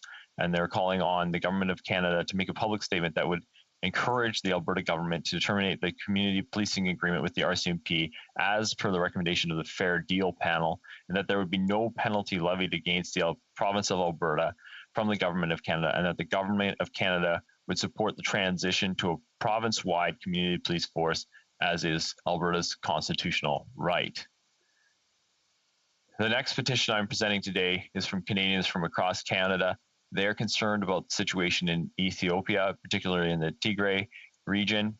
They're calling on Canada to take the following actions: immediately call for an end to violence and restraint from all sides in that conflict, to call for an international investigation into credible reports of war crimes and gross human rights violations, and to engage directly and consistently with the Ethiopian and Eritrean government on this conflict. The next petition I have today, Mr. Chair, is from Canadians from across this country who are calling on the government of Canada to impose Magnitsky sanctions on leaders in the Communist Party of China. They're calling for the recognition of the treatment of the Falun Gong using state apparatus, including the extrajudicial torture and killing of Falun Gong practitioners in large numbers and impunity for over the last 19 years. Therefore, the signers are calling for the government of Canada to deploy all legal sanctions, including the Magnitsky Acts, and barring entry to Canada against these perpetrators of the persecution of Falun Gong. Finally, Madam or Mr. Chair, I have the petition is from Albertans from across Alberta calling on the government of Canada to remove the per capita cap on the fiscal stabilization payments. The fall economic statement increased the per capita limit from $60 to $170, and that cap had not been changed since 1987. The petitioners are calling for the government of Canada to remove that cap entirely, given that there is no real good reason why it is there. And they're calling on the government of Canada to work to ensure that equalization is fair and stable across this country. Thank you, Mr. Chair. Presenting petitions, the Honourable Member for Sherwood Park, Fort Saskatchewan, has 2 minutes and 7 seconds, whatever he can get in, and then he'll have to continue the next time we present petitions. The Honourable Member for Sherwood Park, Fort Saskatchewan. Well, thank you, Mr. Speaker. It seems my reputation precedes me. I have many petitions to table today, and although I intended to go through them quickly, I don't think I'll be able to get through all of them in the time we have, but here we go. The first petition is in support of Bill S-204, a bill that would make it a criminal offense for a person to go abroad and receive an organ in a case where there hasn't been consent. It also creates a mechanism by which a person could be deemed inadmissible to Canada if they had been involved in forced organ harvesting and trafficking. And petitioners are in support of Bill S-204. They would like to see it passed as quickly as possible. The second petition, as my colleagues have tabled petitions on this, highlights the situation in the Tigray region of Ethiopia. Petitioners, concerned Canadians, are highlighting the situation in Ethiopia, in Tigray, and more broadly, they're calling for an end to conflict, restraint from all sides, humanitarian access, independent monitoring, international investigations around credible reports of war crimes and gross violations of human rights. They want to see the government of Canada engaging directly with the Ethiopian and Eritrean governments regarding this conflict and promote short, medium, and long-term election monitoring. The third petition highlights the sad reality that this government has still not yet recognized that Uyghurs and other Turkic Muslims in China are subject to an ongoing genocide. Petitioners want to see that recognition take place from Parliament, which has happened, from the government, which has not happened. They want to see the use of Magnitsky sanctions in this case, as well as reforms to supply chain legislation to prevent the importation of products made from slave labor.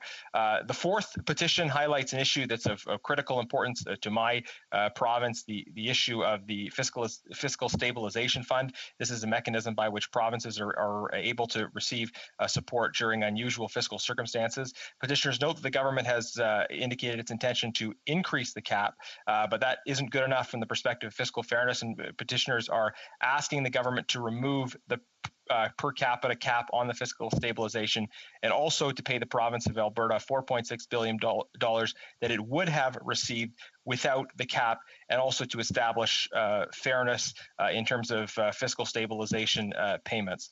Mr. Speaker, the next petition. Great, I'm going to have to stop the honourable member there. We just run out of time. Well, I let him finish off. And I do want to compliment the honourable member. He was very concise and very precise on his presentations, and I look forward to tomorrow when he continues. Questions on the order paper. The Honourable Parliamentary Secretary to the Government House Leader. Yes, thank you, Mr. Speaker. The following questions will be answered today. Questions 629 to 631, 633, 636, and 638. Furthermore, Mr. Speaker, if the government's responses, I should say, to questions number 632, 634, 635, 637, 639, and 640 could be made orders for return, these returns would be tabled immediately. Is it the pleasure of the House that the aforementioned questions be made orders for return and that they be tabled immediately? Agreed? Agreed and so ordered. And finally, Mr. Speaker, if I may, I would ask that all remaining questions be allowed to stand at this time, too, please. Thank you. Agreed? Agreed and so ordered. And we have a request for emergency debate. The Honourable Member for Sherwood Park, Fort Saskatchewan. Well, thank you, Mr. Speaker. I rise to draw the attention of the House to an emergency situation, the one that has sadly not got the notice or attention that it deserves. This Parliament must be engaged with foreign policy crises, and that must include emerging challenges in Africa. The Democratic Republic of Congo, or DRC, is the largest nation in sub-Saharan Africa. Currently, it is facing an insurgency while also suffering from the aftermath of a volcanic eruption and increased violence by local militias. On May 31st, the militant fighters of the AFD killed 57 civilians, including 7 children, in displacement camps in eastern DRC. According to the UNHCR, the ADF has caused the displacement of over 5,800 people in the province of Ituri. As a response to this, the politicians of the DRC have voted to extend martial law for 15 days in the provinces of North Kivu and Ituri. This recent attack by the ADF comes as the country is still struggling to deal with the volcanic eruption of Mount Nyiragongo, which is the largest natural disaster Congo has seen in nearly 2 decades. It left 31 people dead and over 20,000 homeless. The eruption caused an exodus from the Congolese city of Goma. The DRC also faces instability and violence from smaller local rebel groups fighting for territorial control. Issues of judicial fairness have also come under spotlight as a court recently handed death sentences to 29 people accused of violence on May 15th after a clash between 2 rival groups. The sentence was handed out after a 1-day session in courts. As aid agencies and the government are grappling to manage the different threats to Eastern Congo, we are also awaiting a verdict on the accusations of sexual abuse and exploitation by aid workers in Congo during the Ebola epidemic. Over 40 women have pointed the finger specifically at WHO employees, which points to the urgent need for accountability from international organizations for abuses that they may be involved in Congo. The multiplication of serious challenges requires greater attention and engagement from the world. As the DRC is encountering multiple deep-rooted issues, we need to recognize these issues and stand with this country to aid and support the people who are in dire need. If this were happening closer to home, Mr. Speaker, it would lead the news. We should still be talking about it. It still matters. Human lives are involved. The destabilization in the DRC affects lives and livelihoods. It also sends ripple effects throughout Africa, and it has consequences for well-being and security of many communities around the world. So I would ask you to give the House an opportunity to consider this question in greater detail in the context of an emergency debate. In my view, it is an emergency that requires it. Thank you. I want to thank the honourable member for Sherwood Park, Fort Saskatchewan for his intervention. However, I'm not satisfied that his request meets the requirements of the standing orders at this time. And while I have the opportunity, I just want to remind all the members that when submitting a request for emergency debate, to put some details in there so that the table and myself can be prepared for the submission when it's made. It just makes it a little bit more, it makes it easier to make the decision and gives us a better idea of what's coming.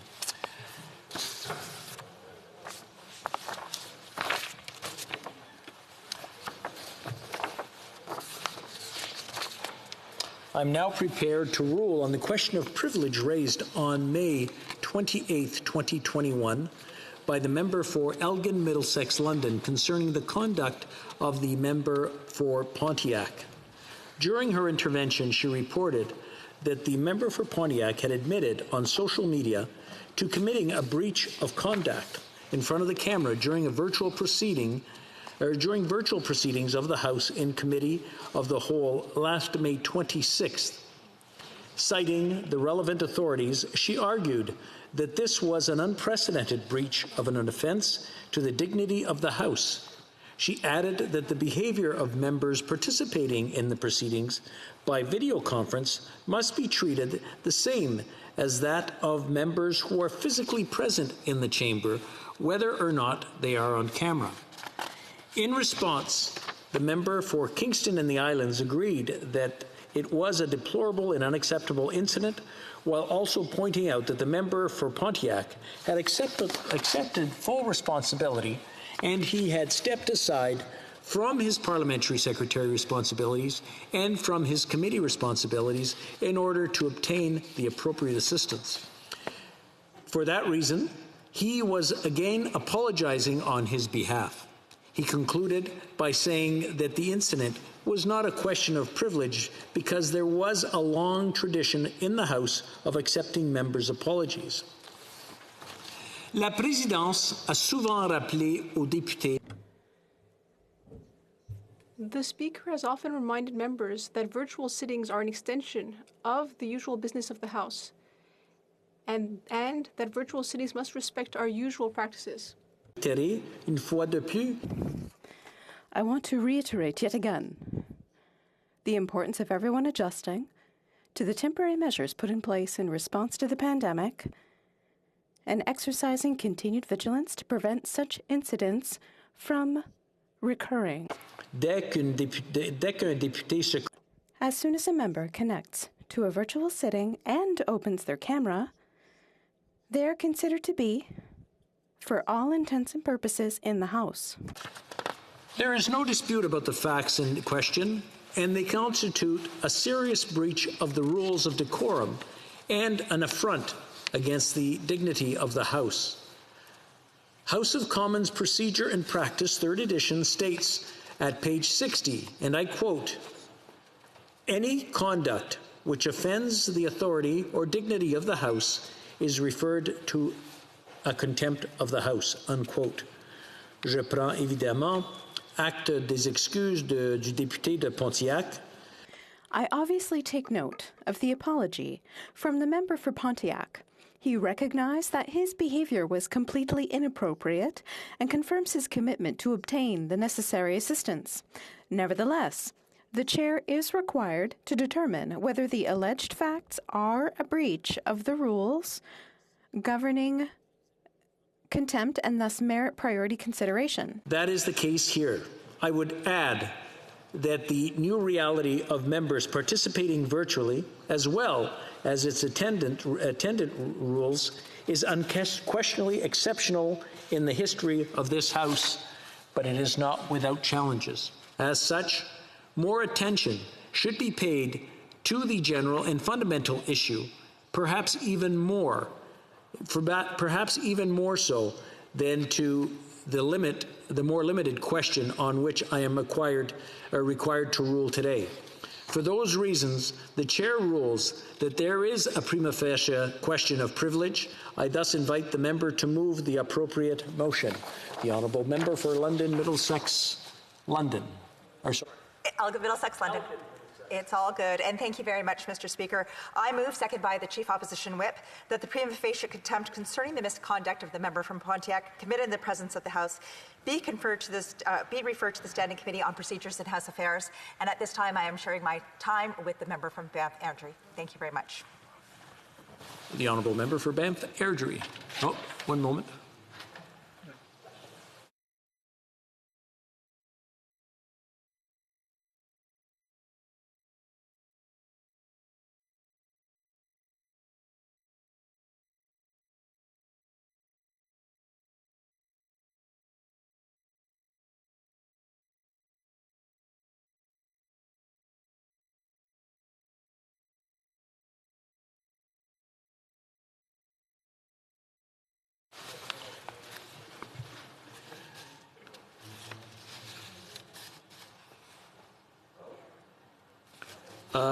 Moved by Ms. Vecchio, seconded by Mr. Richards, that the prima facie contempt concerning the misconduct of the member for Pontiac committed in the presence of the House be referred to the Standing Committee on Procedures and House Affairs. The honourable member for Banff Airdrie. Yes, thank you, Mr. Speaker, and certainly commend your ruling. I think it is important that this matter be examined. Obviously, when we have a case of someone, literally exposing themselves to the House on two different occasions, that is a pretty serious matter and one that does deserve to be reviewed by the Procedure and House Affairs Committee. I would also note, I think it's part of what we've seen is maybe a bit of a pattern of the general degradation of decorum and debate in this chamber by the fact that we have had the hybrid type of proceedings that we've had. Now, no one denies that they've been necessary, obviously, because we have been dealing with a pandemic. But certainly we have seen everything from issues with connections, sound quality, right through to instances like we've seen in the case of this member for Pontiac on a couple of occasions. And I would say that a lot of that stems from the fact that what we've seen is, I think people get more relaxed and more comfortable because they are at home or in their own offices and sometimes forget that they are still in proceedings of the House of Commons. And it's something that's very difficult, if not impossible, to do when you're here in this chamber, because you look around and you understand the gravity and the respect for which you have to provide this institution when you are part of the proceedings here, whether you're speaking or just in the chamber, observing debate or preparing for your opportunity. And I think that that relaxation, does lead to things like this. And so I do really look forward, very soon to the day, Mr. Speaker, when we're, able to see the end of hybrid proceedings and see us return, as we see vaccination rates go up in this country, et cetera, to very soon the opportunity for all members to be back in the chamber, here in the House of Commons, where we belong, where we all want to be, and hopefully that will help to prevent instances like this as well, as bring back elevation of the debate and the decorum in this place. So again, I do look forward to that opportunity very soon for all of us to be back here in this chamber in person, so that hopefully we can move on without these kinds of instances in the future. Questions and comments? Resuming debate. Okay.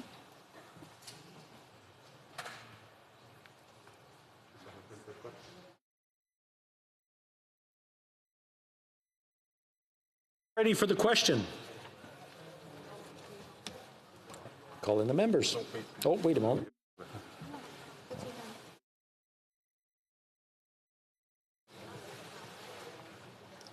Get it straightened out sooner or later.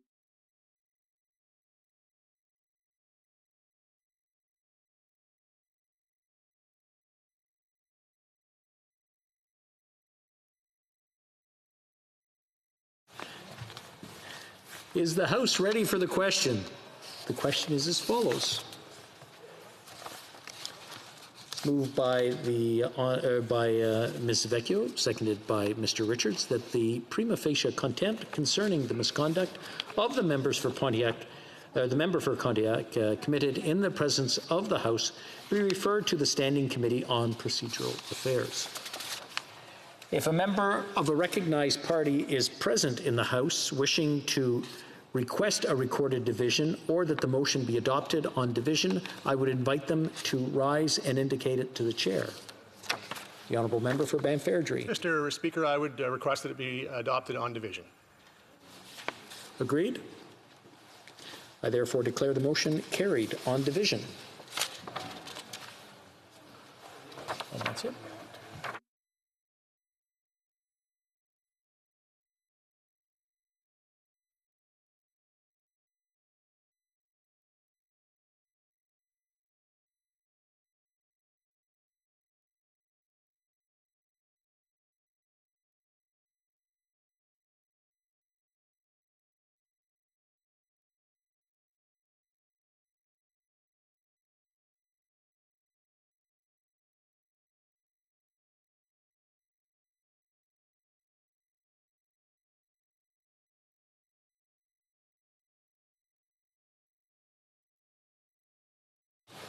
Orders of the day. Resuming consideration of third reading of Bill C6, an act to amend the Criminal Code Conversion Theory. Very good. I wish to inform the House that because of the deferred recorded divisions, government orders will be extended by 16 minutes. Resuming debate, the honourable member for Sherwood Park, Fort Saskatchewan. Well, thank you, Mr. Speaker. If Parliament is seeking to ban something, then it is very important that Parliament clearly know and understand what it is banning. Parliament should be careful to precisely identify the things that it wishes to ban, so not to accidentally, through sloppy legislative drafting or through the malintent of some and the fear of others, ban things that it does not officially intend to ban. Whatever may be said about the government's intention in banning something, good intentions are clearly not enough. Because if you are banning a thing, then you must correctly identify the thing that you wish to ban and ban that and that alone. A legislature might wish, for example, to ban violence, but in the process accidentally also ban legitimate acts of self-defense. A legislature might legitimately wish to ban certain toxic substances, but should still be careful to consider the reasonableness of exceptions, considering all of the cases in which those substances are used, such as research or secure technological applications. If the government said that they were going to take tough measures to combat hard drugs, I would likely support those measures. But if they miswrote the definition of hard drugs to include all potentially addictive substances, including caffeine or alcohol, then I would vote against those measures. Not because I don't want to stop the use of hard drugs, but because I would object to the misuse of that term to apply to things which are not, in fact, hard drugs. It should be a simple thing to say in general that when legislation is debated, the details matter. Yet too often, the rhetoric that we hear from the other side invokes their good intentions as the beginning and the end of the argument.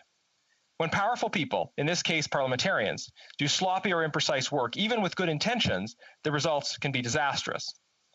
The government says that this is a bill to ban conversion therapy. So then what is conversion therapy?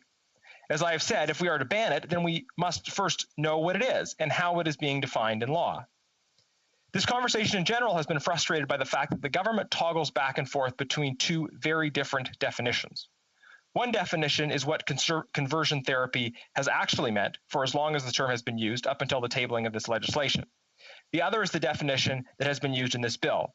These are two very different definitions. We are on the verge of banning the wrong thing based on a bad definition. Let us first look at the historical or traditional definition of what constitutes conversion therapy. About 100 years ago, the world saw the emergence of pseudoscientific practices which purported to change a person's sexual orientation. These involved the use of a medley of coercion, shaming, violence, physical and psychological abuse, electric shock, ice baths, hypersexualized heterosexual experiences, etc. When this matter was first raised in the House, I spent some time reading and watching and listening to stories of people who had been victims of conversion therapy, and was absolutely horrified by the experiences that some people described.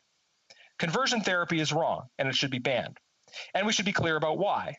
It is not illegal to have an opinion about when, where, or how people should have sex. Indeed, it is quite normal for people to make choices about sexual behavior and to, in certain cases, choose to limit their own sexual experiences based on whatever factors they think are important, or to share their opinions about these matters with those around them. If there was something wrong with giving advice about when to or not to have sex, we would be driving a whole industry of therapists and relationship advice columnists out of business. But conversion therapy is something totally different. We can all agree, I hope, that degrading someone, making them feel less valuable or less human because of sexual or romantic feelings or behavior is never acceptable. A belief in universal, immutable human dignity is foundational to our way of life. Nobody's orientation or behavior justifies subjecting them to violence, bullying, or degradation. So if we were actually working to try to get consensus in this place, then I think that really could be the basis for an agreement. Conversion therapy, as it has been historically defined and understood, is a bad thing, is contrary to human dignity, and should be banned. I think we actually all agree on that. Notably, there has for a number of years been a conversion therapy ban in the municipality where I live. The definition of conversion therapy used in Strathcona County's bylaw on this subject is as follows. Conversion therapy means an attempt to change an individual's sexual orientation, gender identity, gender preference, or gender expression, an attempt to convert an individual from one orientation, identity, preference, or expression to another. Conversion therapy includes various physical treatments, chemical or hormonal treatments, drug treatments, counseling or behavior modification through shaming or emotional coercion or traumatic stimuli.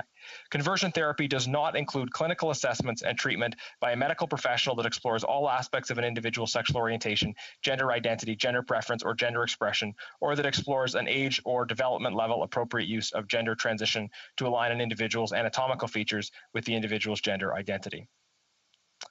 Madam Speaker, I think that's a pretty good definition. Anytime this sort of thing is put in criminal law, it probably requires an extra level of scrutiny beyond what can happen at the municipal level. But I would generally credit our municipal leaders in getting it right. They were able to write a definition that identified conversion therapy as pertaining to a quasi-therapeutic context in which a change in sexual orientation or other characteristics is brought about through shaming, emotional coercion, or traumatic stimuli. The work of this one municipal council made up of 9 people shows us that it is possible to get the definition right. So that's where we should be in terms of definitions when we talk about banning conversion therapy. But Bill C-6 uses a false definition of conversion therapy. As amended at committee, with amendments carrying the support of Liberal and NDP members only, it now defines conversion therapy as, quote, a practice, treatment, or service designed to change a person's sexual orientation to heterosexual, to change a person's gender identity or gender expression to cisgender, or to repress or reduce non-heterosexual attraction or sexual behavior or non-cisgender gender expression. For greater certainty, this definition does not include a practice, treatment, or service that relates to the exploration and development of an integrated personal identity without favoring any particular sexual orientation, gender identity, or gender expression. There are 3 important distinctions between the definition used by my local municipal council, the mayor of which, by the way, is a former Liberal candidate, which is well aligned with the proper and historic definition of conversion therapy, versus the one used by Bill C-6. First, the definition in Bill C-6 does not refer to any pseudotherapeutic context. There is no clear definition of what would or would not constitute a practice, treatment, or service. And as we pointed out at committee, a key principle of law is that the legislature does not speak in vain. So each of these 3 things would be understood to be different. A service is more than just a treatment, and a practice is something other than a treatment or service. A thing can be any of these 3 things and still be considered conversion therapy according to Bill C-6, though not according to my local municipal bylaw. Now, secondly, there is no reference to coercion, degrading treatment, traumatic stimuli, etc. being part of conversion therapy. So again, conversion therapy could simply be a word, a statement, a conversation according to Bill C-6, though not according to my municipal bylaw. And thirdly, and most importantly, the definition in Bill C-6 includes references to advice or therapy which seeks to modify sexual behavior as opposed to sexual orientation. And this is a really radical departure. It, for the first time, says that advice or statements which do not seek to change orientation or identity, but simply advise about sexual behavior could be considered conversion therapy as well. Without limiting the definition of conversion therapy to a pseudo-therapeutic context, a simple informal conversation between two people could be deemed conversion therapy, depending on what it is. And for a conversation to cross the line into conversion therapy, according to the definition used in this bill, it would not be necessary to be pushing a change in orientation, but simply to be suggesting some modification of sexual behavior. This is now being called conversion therapy in this new definition invented by Bill C-6. So let's make this concrete. Suppose that a close friend of mine comes to me and confides in me that they are having some serious challenges in their relationship, and those challenges have led them to be unfaithful to their partner. And this friend has come to me for advice. Suppose that I encourage this friend to be faithful to their partner and stop cheating on them. Or suppose that I encourage this friend to break up with their partner and just focus on themselves for a while. Now, if in this hypothetical situation, my friend is straight, then I have broken no law. However, if my friend is gay, then my advice to him has violated the law because by enjoining him to either reduce his number of sexual partners or to be single for a while, I have engaged in a practice that seeks to reduce non-heterosexual sexual behavior. The definition of conversion therapy in Bill C-6 is so broad that it would apply precisely to that conversation. Now, we can hope that I would never be prosecuted for simply giving a gay friend relationship advice. But suppose that similar advice were given by a mentor or a counselor, perhaps to a young person. It is not, I imagine, uncommon for parents or mentors to advise young people in terms of partner reduction, fidelity in relationships, waiting before becoming sexually active, etc. As a young person, I certainly was a recipient of this sort of advice from time to time. But since any of this advice, if given to a gay person, would constitute a practice seeking to reduce non-heterosexual sexual behavior, it could run afoul of criminal law. So, Mr. Speaker, to summarize, we have two different operating definitions of conversion therapy: the historic and proper definition and the false definition in Bill C-6, which extends the term conversion therapy to many ordinary conversations, many of which, as the one described, are not the sort of thing that any reasonable person would want to prevent from occurring. And so in light of this simple and very fixable problem, Canadians began to speak out, and my office launched a petition, all with a very simple message: fix the definition. Just fix the definition, and then we can all support the bill. Now, recently, some members of other parties have tried to attack the motivations of those who are concerned about the definition. They've claimed that we're just looking for an excuse to vote against the bill. To those who are leveling this challenge, I would say, please call our bluff. If you think that we're just looking for an excuse to vote against this bill, then why not accept the reasonable amendments that we are putting forward and then see what happens? I'm generally loath to give the government political advice, but if they believe that there are members of this House who actually want to oppose a conversion therapy ban, then they should endeavor to address at least the more obvious problems with the definition, and thus leave those who allegedly wish to oppose the bill without excuse. Because then those who have allegedly been using this excuse simply as an excuse would find themselves in a real bind if the government were to accept some reasonable amendments. Now, if the government did so, of course, they would find in reality that this bill would pass unanimously. And I think at this stage it's obvious that they know this, and that they would rather leave in the definitional problems that we have pointed out so as to create a political wedge. Sadly, though, it's a political wedge that will potentially cause serious problems for the rights and freedoms of Canadians in terms of freedom to simply share personal opinions about sex and relationships, even in private. When this bill came to a vote at second reading, I made the decision to abstain. It was a difficult decision because I generally don't like to abstain. I worked hard to get here, and nobody can vote on behalf of the people of my riding in my stead. But there are cases where it is particularly challenging to cast a ballot at the second reading stage of a bill. Because while third reading involves a vote on the final text of a bill, second reading is generally thought of as a vote on the principle or objectives of the bill. For those watching these proceedings who may be less familiar with the legislative process, every bill goes through second reading debate and a vote where the general principle of the bill is considered, and then the bill is refined by committee, and then it returns to the House of Commons for a debate and vote at the third and final reading stage, where MPs must consider not only the intention of the bill, but also its substance, its text. Making a judgment at third reading is relatively straightforward because one is considering the text of the bill in final form. But making a judgment at second reading about the objective of the bill requires me to evaluate the government's unspoken intention. Do I agree with what they seem to be trying to do in spite of the technical flaws in a piece of legislation, such that I will support it going forward for further consideration?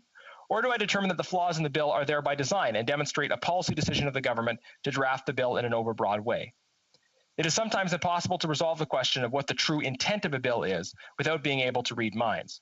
So ultimately unable to resolve this question from the government's true intention, cognizant of the importance of banning conversion therapy, but unconvinced that the flawed definition was simply a drafting error, I decided to abstain from the bill, hoping that I would have an opportunity to vote for it at third reading after committee study. I had hoped for the best. I had hoped the professions at second reading of a desire to get this right and clear up ambiguities would turn out to be sincere. Now, when this bill went to committee, it attracted significant public attention and interest, so much so that the committee received close to 300 written briefs from various stakeholders and concerned members of the public.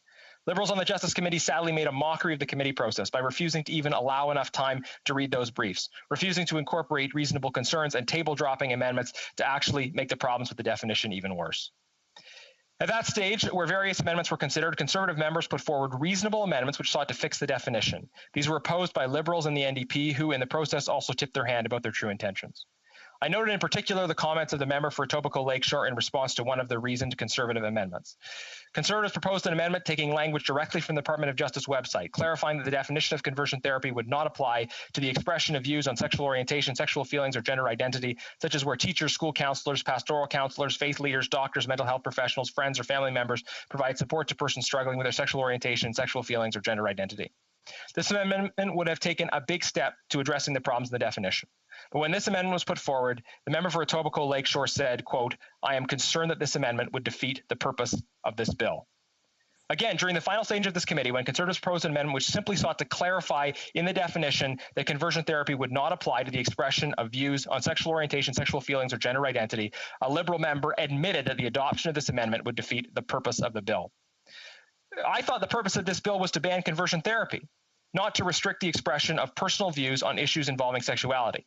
But this was a clear admission from the government side that restrictions on the expression of views is at least part of the purpose of the bill. Now, I want to salute the hard work of Conservative members on the Justice Committee, but also to recognize the member from Rivière-du-Nord, the Bloc member on the committee. I suspect that there are many issues on which he and I will disagree, but I know that he took his role in the committee to study and improve the legislation very seriously. It was the member for Rivière-du-Nord who noted at the beginning of the clause-by-clause consideration that the committee had received hundreds of briefs from members of the public, which had only been translated and distributed the day before. He noted that it would have shown a necessary level of respect for the public who had submitted these briefs to delay clause by clause for one meeting, allowing members to review the briefs and incorporate insights contained therein. Conservatives supported this block motion to allow time for members to review the briefs that had been submitted, but this motion was defeated by the Liberals and the NDP, who insisted on proceeding with clause by clause without reviewing the briefs. Ironically, after this bill was considered that day at the Justice Committee and referred to the House, the government has not even scheduled the debate for a full day until last week, more than 5 months after its adoption by committee. So no time would have been lost at all by delaying the clause by clause so as to allow members to consider the input from the public as suggested by the member for Rivière-du-Nord. The fact is that the government voted against this proposal because they did not want to hear the constructive suggestions put forward by the hundreds of Canadians and Canadian organizations who had taken the time to submit briefs and information to the committee. After defeating this block motion, the government worked with the NDP, table dropping an amendment which significantly worsened the definition from the perspective of clarity. The amendment they put forward without prior notice added in the idea that conversion therapy includes an effort to reduce non-cisgender gender expression. What would constitute non-cisgender gender expression? Let me quote directly from the committee intervention of the member for Rivière-du-Nord at committee. He said, quote, "Just a moment, I do have a point of order. The honourable member for Drummond, rather. Madam Speaker, we often talk about the work of interpreters and their value, but I'd like to ask my colleague if he could slow down slightly the speed and would allow the interpreters to do their work more easily and perhaps with even more precision, and which would allow us to better follow the colleague's speech. It's very important to be able to have interpretation, and of course the honourable member from Sherwood Park, Fort Saskatchewan. Well, I will support the request that it was just made to slow down his speech, as it's very important for interpreters. And if he hasn't already done so, all members as well, if you have your speech written down, it is good to send it to the interpreters. It helps them to also follow along more carefully. The honourable member for Sherwood Park. Yes, just on the same point of order, I appreciate the point. I wonder if you can tell me how much time I have left, because that will allow me to calibrate how fast I need to speak. But I do want to share with you, Madam Speaker, it is a good point of advice to share the text with the interpreters, and I have done that in this case. Okay, and so the honourable member has 4.5 minutes. The time has stopped for the point of order, and I do want to advise the member that I understand this not just about the interpretation as well. It is very difficult for even the viewers to listen if the honourable member is talking too quickly. So if it could be at a good pace, but not too quick that people can't follow, that would be important, because I'm sure that the honourable member wants to make sure that everybody is able to hear and understand what he is saying. The honourable member for Sherwood Park, Fort Saskatchewan. Well, thank you, Madam Speaker, and I appreciate the feedback, and I'll now continue with my speech. So I was quoting from the member for Rivière-du-Nord with respect to the addition of the reference to non-cisgender gender expression. He said, quote, "The Department of Justice website states that gender expression is the way in which people publicly present their gender. It is the presentation of gender through such aspects as dress, hair, etc. If I go back to the text defining conversion therapy, I understand that the bill would prohibit any practice, treatment, or service designed to repress that. Here is the example that comes to my mind. Let's say that in the morning before going to school, an 8-year-old boy decides to wear a dress. His mother might say yes, she might say no. Either way, if we use that definition, it would be a criminal offense for a mother to tell her son that she does not want him to wear a dress and to force him to wear pants. That's the definition we are about to adopt, and I see a problem with that." The same member said later, "I confess that as a parent, I have told my daughter that she should not wear as much makeup.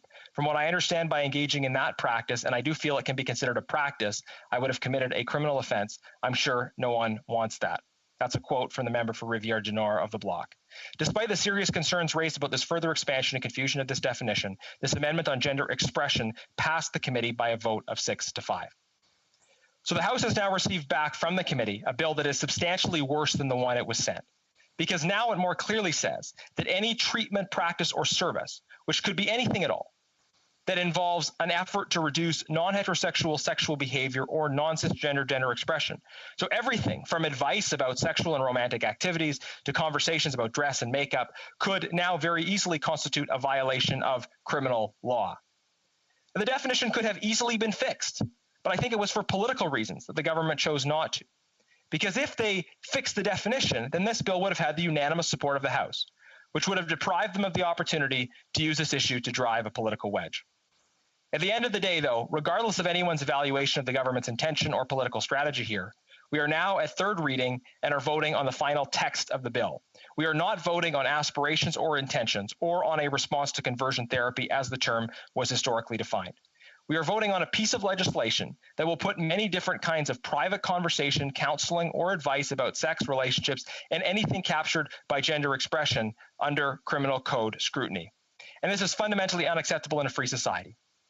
C6 in its final form is a bad bill. I will be voting against it, and I encourage my colleagues to do likewise. Canadians are rightly disappointed by the politics being played by the Liberals, by failing to work constructively with other parties to fix the flaws in the bill. For them, this is now clearly about trying to drive a political contrast rather than trying to get the bill right. But the implications of that choice are the freedom of all Canadians to have conversations about sex and relationships being impaired if this bill passes. Such conversations are very different from conversion therapy, but they are swept into it by this definition as written. Madam Speaker, we hear repeatedly from government members an effort to set up this false choice in terms of the debate.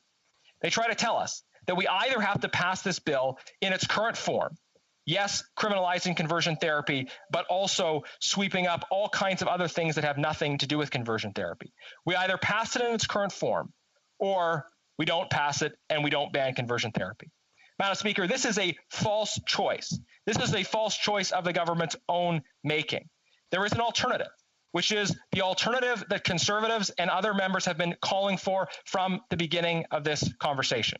That is for a clear ban on conversion therapy, a fixed definition, and clarity that excludes the private conversations, the conversations that happen where individuals share their opinions about sexual behavior.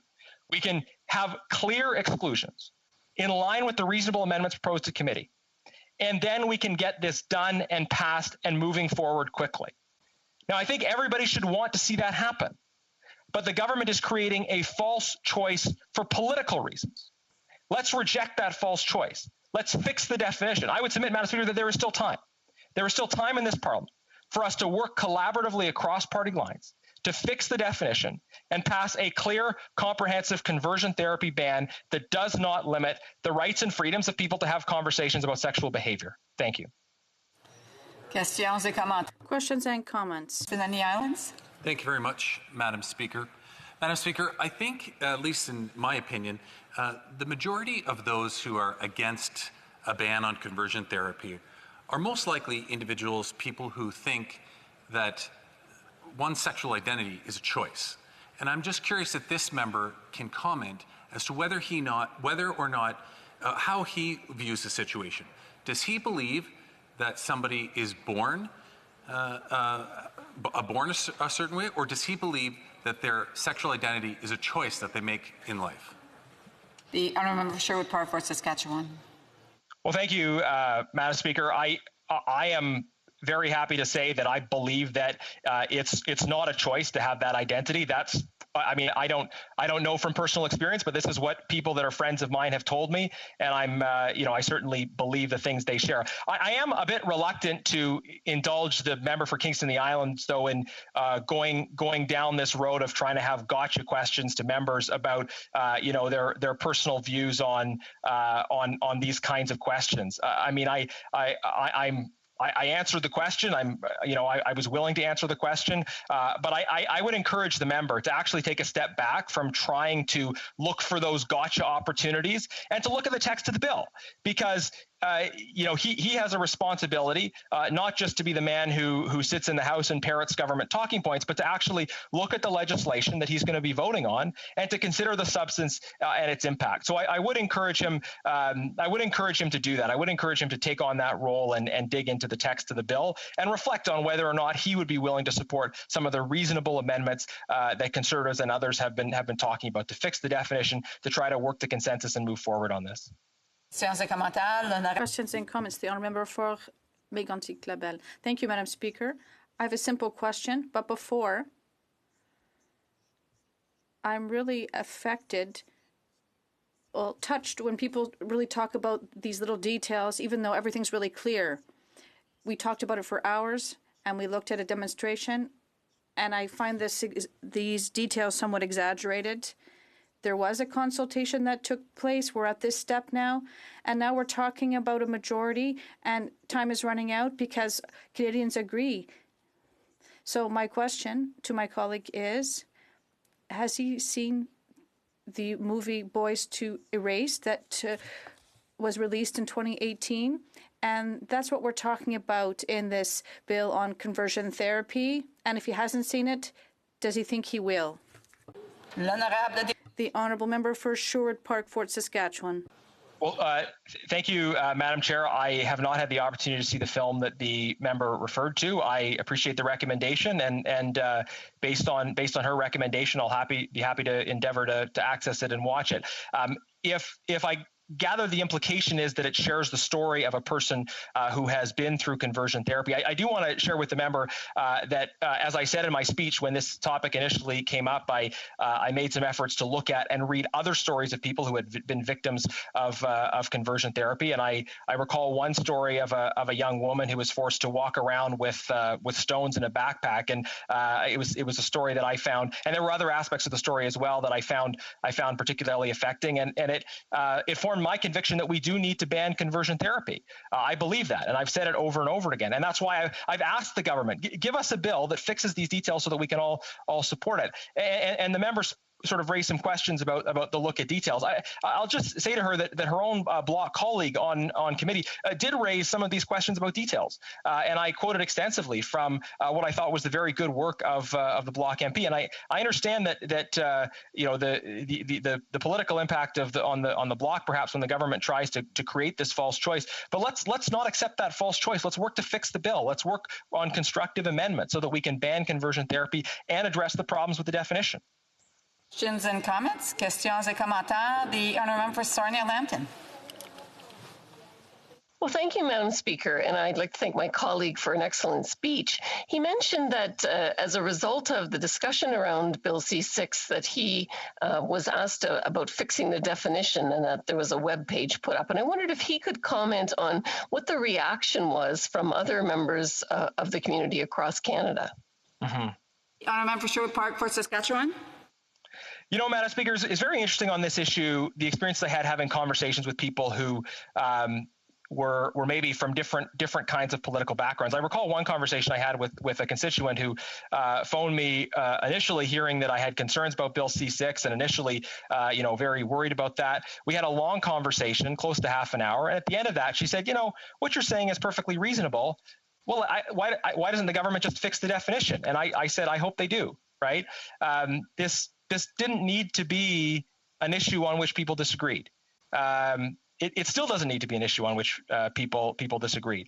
And so there's people all over the spectrum politically who have different sort of assumptions, but I think we can all come together and ban conversion therapy if we fix the definition and address just some of these technical details that are important and need to be addressed. And then we can all move forward together. Questions and comments? The Honourable Member for Esquimalt, Saanich-Sooke. Thank you very much, Madam Speaker. I can't let another speech that grossly misrepresents C6 go by without commenting. Let me just say briefly, the speech by the Honourable Member does so in two ways. First, it equates conversations with practice, treatment, or service. There is no reason for such an equation. There is no case in law in which you could cite in which a conversation is treated as a practice, treatment, or service. The second way in which it misrepresents the definition of the bill is it tries to create a division between someone's sexual orientation or gender identity and the way they live their lives, the way they behave. And if you'd like to talk to clinicians, they can talk to them about how repression of sexual orientation and repression of gender identity have been fundamental parts of conversion therapy over time. So this really is a misrepresentation of the bill. I will not speculate on the member's motives. The Honourable Member for Sherwood Park, Fort Saskatchewan. Well, thank you, Madam Speaker. Although we're clearly not going to agree on this issue, I do appreciate the opportunity to work with the member on other issues, including the situation in Tibet. I would disagree with his interpretation of the legislation. He rightly points out the legislation refers to a treatment, practice, or service. I think in particular it's the word practice, undefined in the criminal code, undefined previously, that raises significant questions. And as was pointed out at committee by the block member, the principle in law is the legislature does not speak in vain. When you say a treatment, practice, or service, we can imply by that a practice is something that is not a treatment or a service, and practice is not defined. Now, to his comments about the distinction between identity and behavior, I'll simply say this. There are cases in which a person might be advised, let's say a parent advising a teenager about aspects of their sexual behavior, not in a way that denies their identity, not in a way that tries to get them to change their identity, but simply that says that there are certain aspects of your behavior that you should moderate in some way. I would submit that giving advice to a young person about some aspects of sexual behavior is very different from telling someone fundamentally your identity is wrong. I think these are two very different things, and a distinction has to be made. Questions and comments? The Honourable Member for Hastings, Lennox and Addington. Thank you, Madam Speaker. And I just wanted to ask another question of the member with regard to the definition. And I remember watching some of the committee proceedings and heard some experts say that they're afraid that affirmation-only care for transgender youth will be promoted through this bill. And I did some research, and I know that transgender identification is rising very quickly. And in some countries like the UK, they're concerned about it. They've noted in the UK that over a 7-year period, there's been a 4,000% increase in this identification. In fact, the UK's Minister for Women and Equalities is calling for a study of the root causes of this surge. And she suspects the influence of social media and teaching of transgender philosophy in the educational system may have something to do with it. And my question for the member is, why does this bill in the definition not address this rise, but in fact may create a chilling effect on counseling professionals who are trying to address this issue? The Honourable Member for Sherwood Park, Fort Saskatchewan has 1 minute to respond. Well, thank you, Madam Speaker. I hesitate to weigh into some of the details that the member has raised because they're ones that that I can't confirm, and I'm not doubting his sincerity. I just genuinely, in terms of some of those numbers and the situations he shared from other countries, they're not things that I'm prepared to comment on specifically in terms of the substance of it. I will just say that there's a difference between someone having an opinion. And it might be an opinion that I disagree with. It might be an opinion that I find reprehensible, and saying that that person should be prosecuted criminally for having that opinion. And if the way the definition, the lack of clarity around what constitutes a practice, the inclusion of any discussion of reducing sexual behavior, that things which people do have conversations about could become questions of a criminal response. And I think we should ban conversion therapy, properly defined, and we can do that by fixing the definition. The Honourable Opposition House Leader, point of order. Or rather, a question of privilege. Question of privilege. Following my hour's notice under Standing Order 48 concerning the report which you gave the House earlier today, that the government has not complied with the order of this House adopted last Wednesday, June the 2nd.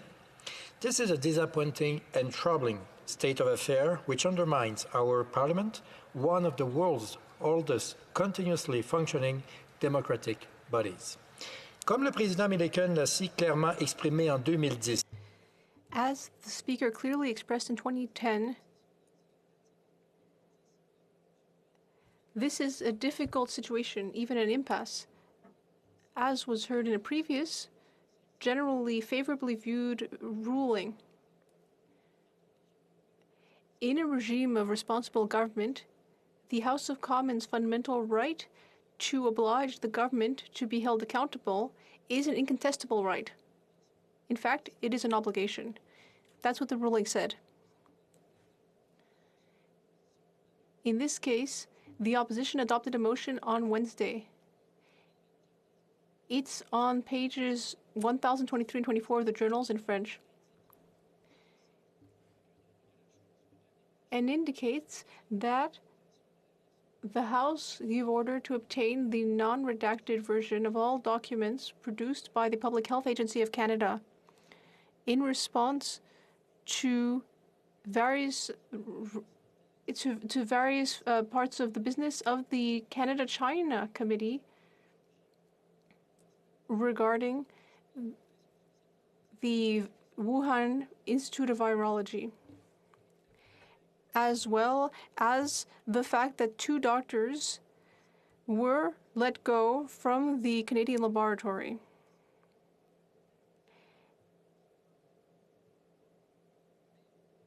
And essentially, while this speech the interpreter would like to mention is too quick for the interpreter to follow,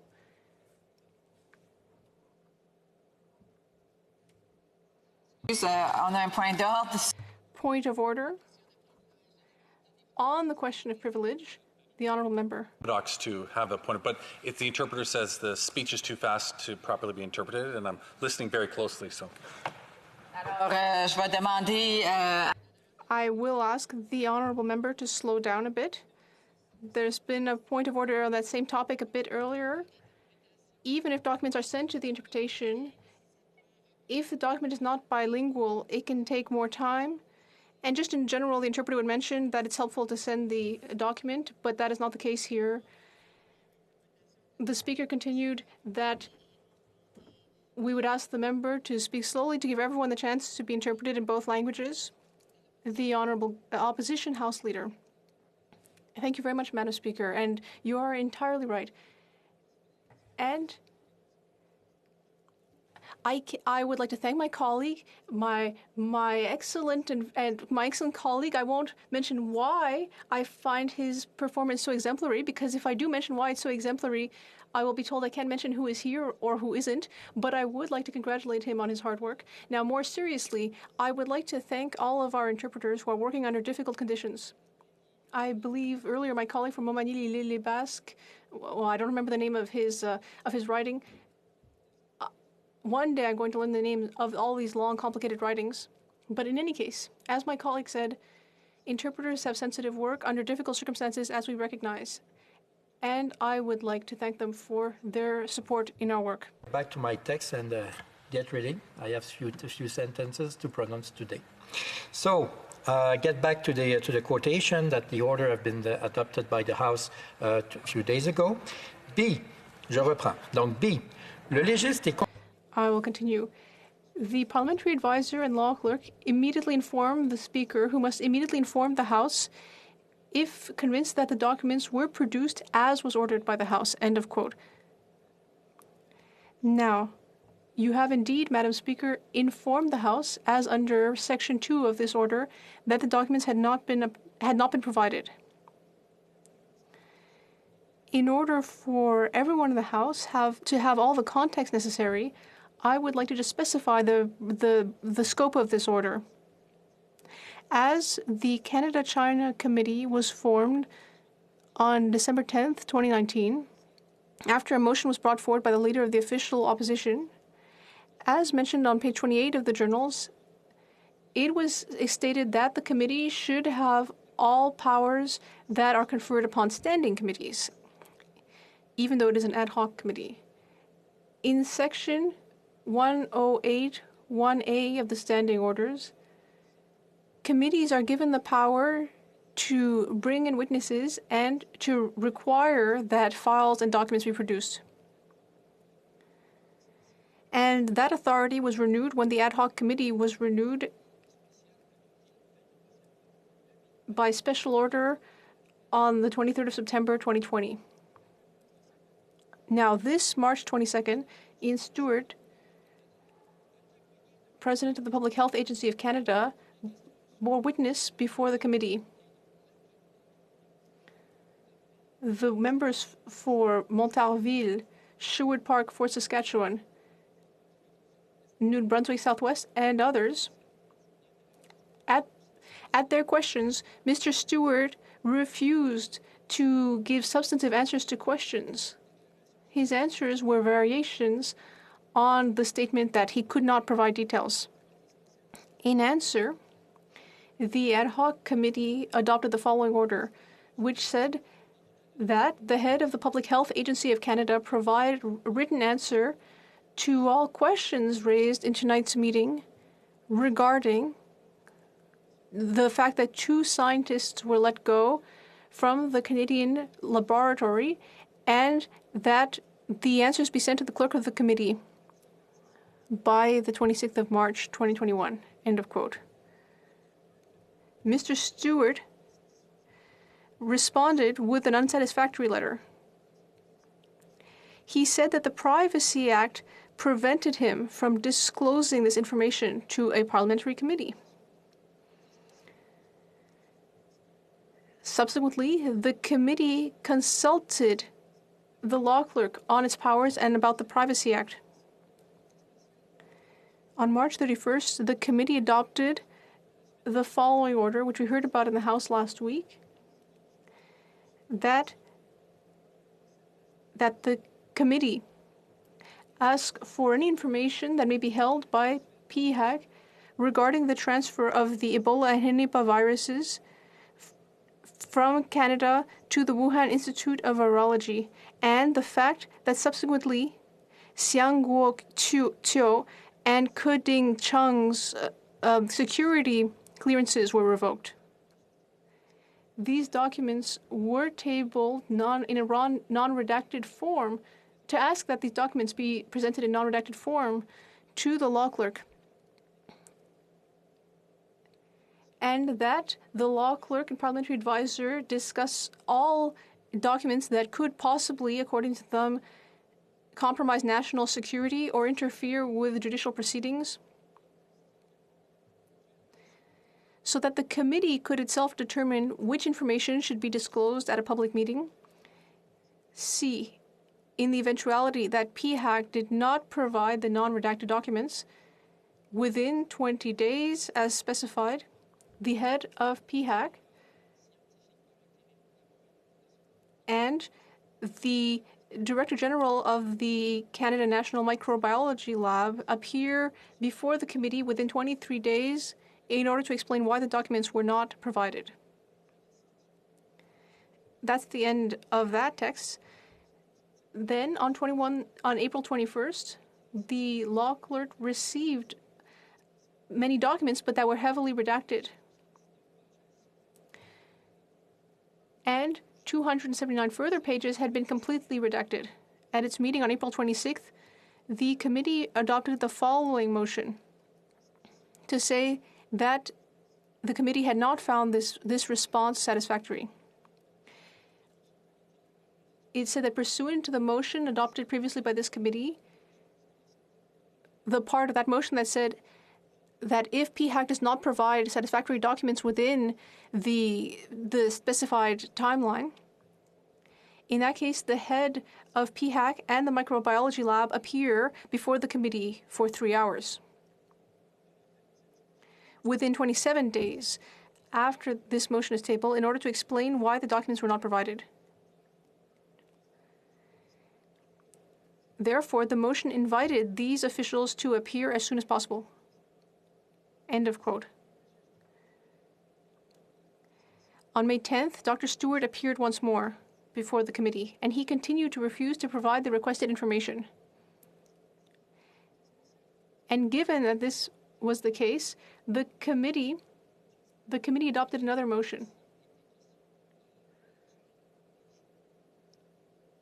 which was also referred to in the House on June 2nd.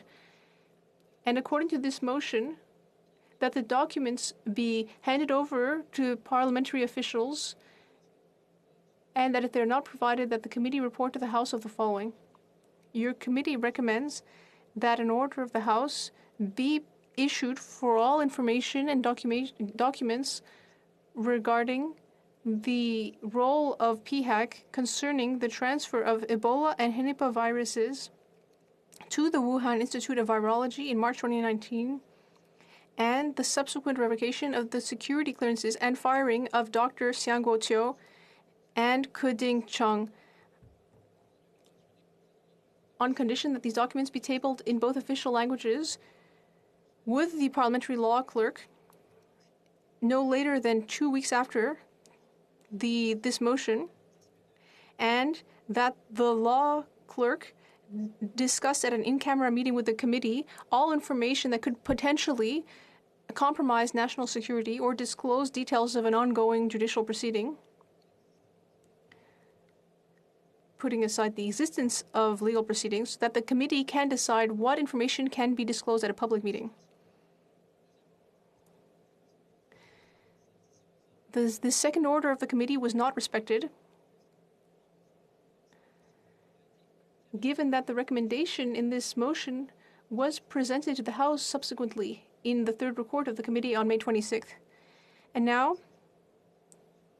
here we have a third order of the House of Commons this time of Canada, which was not respected by PHAC. Well, we could say 3 strikes and you're out. Well, Madame, this is not a game. It's about the fundamental and ancient powers of the House of Commons to act as the grand inquest of the nation, being openly defied, dismissed, and mocked by this Liberal government. It is, in a world, treating this House with contempt. Page 137 of the House of Commons Procedure and Practice, 3rd edition, explain that, and I quote, by virtue of the preamble of Section 18 of the Constitution Act 1867, Parliament has the ability to institute its own inquiries, to require the attendance of witnesses, and to order the production of documents, rights which are fundamental to its proper functioning. These rights are as old as Parliament itself." Unquote. Indeed, Madam Speaker, indeed, as one mark how old the power is, Escrin May treated it as a settled matter in his first edition in his eponymous treatise on parliamentary procedure, published in 1847 at page 309. Quote, Parliament, in its exercise of its various functions, is invested with power of ordering all documents to be laid before it, which are necessary for its information.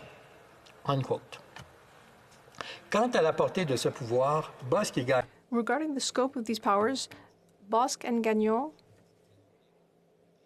quotes another work which states that the only limitation that the House can impose on itself would be that the investigation should have to do with a subject having to do with Parliament's legislative jurisdiction, specifically when witnesses are heard from, and that it is considered to take action under Parliament's criminal powers in cases when the House is able to bring someone in and force them to bear witness on an area of their expertise.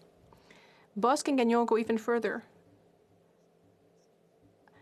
They go further on the scope of the House's authority to request documents. The standing order's wording does not limit the House's power to request documents. In fact, we can conclude that there are no limitations on this power. The nature of the documents that may be requested is not defined. As long as these documents exist, no matter what their format is or where they are in the world, these can be documents or files that are in the government's possession, but it can also be in cases when the documents come from civil society or the private sector or individuals, organizations, and so on. It can occur that the authors or stewards of the document refuse to provide them to the committee, or that they only want to do so after they have redacted certain parts. In addition, under certain circumstances, ministers or public servants state that they cannot grant the documents under the law. They may say that they cannot disclose documents that could potentially infringe their legal responsibilities or trade secrets, as well as their privacy responsibilities. Others have said that it was a matter of solicitor-client privilege and other matters of legal import. Now, I would just interrupt and say that we must do this on time. Normally, we wouldn't do this during a question of privilege, but this is a fairly unique situation, given that we don't have much time now. So I would just like to say that pursuant to Standing Order 38, it is my duty to acquaint the House with the questions that will be raised at adjournment tonight. Grenville, Thousand Islands, and Rideau Lakes. Justice, the Honourable Member for Vancouver East, Housing, and the Honourable Member for Langley, Aldergrove, Tourism Industry. Alors, je retourne à la question. I will return to the question of privilege raised by the Honourable Leader of the Opposition in the House. I was just focusing on Bosque and Gagnon's document. This does not affect the committee's ability to require the production of documents.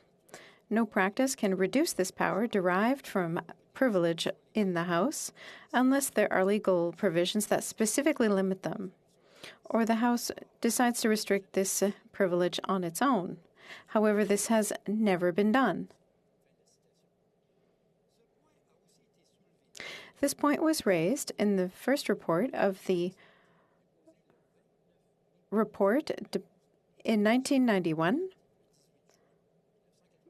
which was passed in June of that year. The House of Commons delegates to its committees powers to summon individuals and to require documents to be produced. This is a well-established fact. Parliament can order that all documents that it considers it needs for its information to be produced. It can require that people appear and produce documents. It is rare, however, that this is exercised without considering the public interest. And I'll come back to this. On the power to send for papers, the United Kingdom House of Commons Procedure Committee conclude at paragraph 16, quote, "The power of the House of Commons to require the production of papers is in theory absolute. It is binding on ministers, and its exercise has consistently been complied with by the government, end quote. Depuis quelques dizaines d'années, notre Chambre a... For years, our House has observed several cases where documents requested by the House or committees were refused. After the passage of the Privacy Act, the first major conflict between parliamentary privilege and the point of view of the government when it came to its legislation happened in 1990. A committee requested reports having to do with escapes from prison by 2 convicted murderers. In Boston-Ogonyo, this case is referred to. During the 34th Parliament, 2 reports were denied to the Standing Committee of Justice to protect privacy. The committee flagged the issue to the House of Commons. Afterwards, Derek Leeds raised a question of privilege having to do with the minister's refusal to provide the reports requested by the committee. No decision was made as to whether this was a prima facie case of privilege. However, this was referred back to the Standing Committee of Privilege and Elections. The committee tabled a report and concluded that the Standing Committee of Justice had been right to insist that those 2 reports be tabled. It recommended that the House order the Attorney General to obey the order made by the committee. The House then passed a motion. As long as the reports were presented during an in-camera meeting of the Committee of Justice. In 2004, the Standing Committee of Agriculture and Agri-Food was unable to obtain reports from private corporations, even though there were several assurances that sensitive information would be protected. This is mentioned in Boston-Ogonyo. In its attempt to obtain information about slaughterhouses and to determine the price of beef, the Standing Committee on Agriculture had passed a motion indicating that the information would only be sent to the parliamentary law clerk.